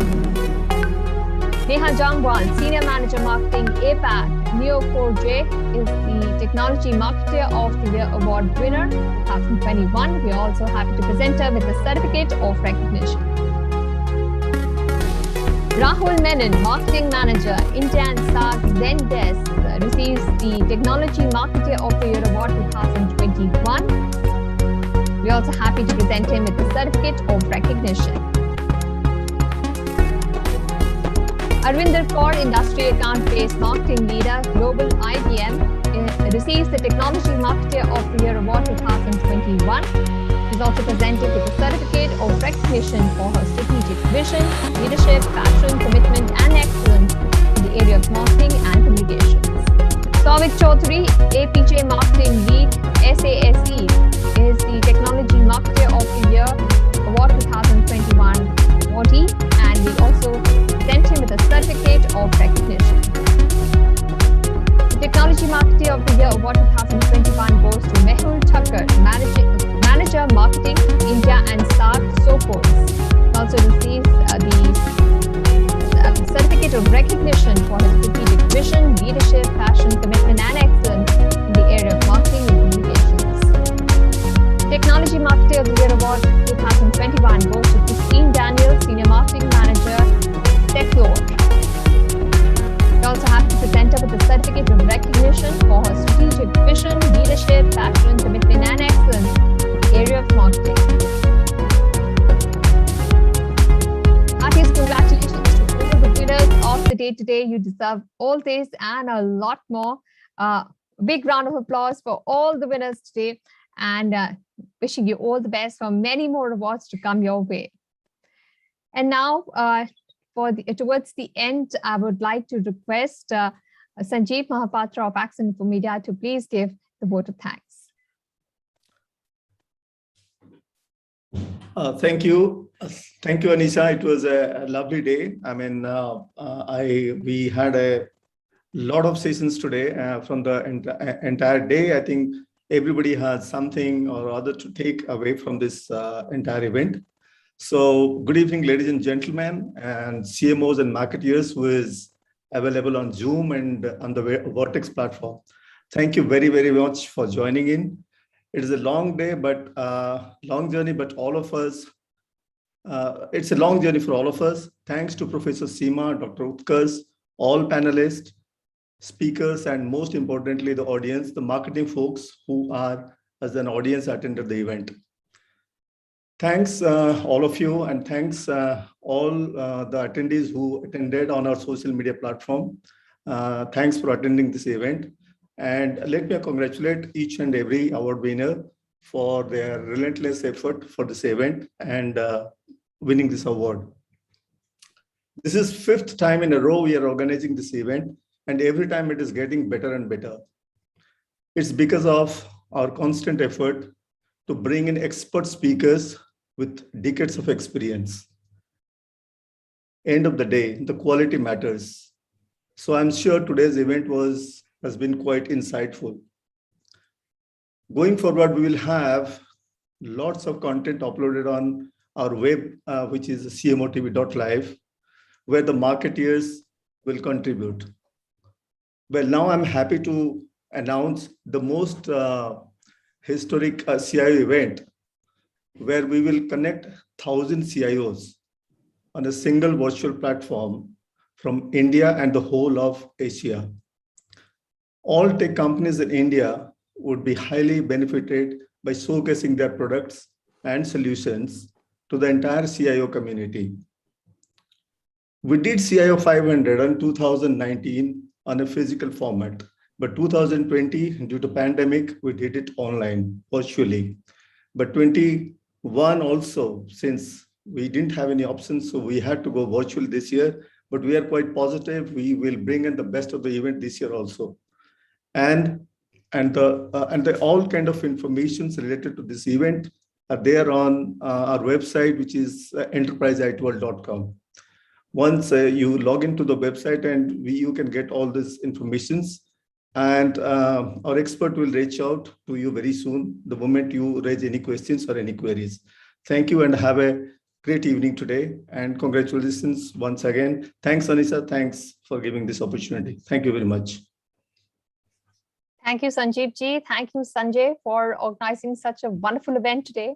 All the speakers who've come on board today have added so much insight into the world of marketing, to the upcoming trends, and the go-to solutions for marketers in the technology field. A lot of learning through the day, and heartiest congratulations to all the marketing heads who've left a mark today and carried home an award. Thank you all for joining us. Till we see you next year. Goodbye and take care.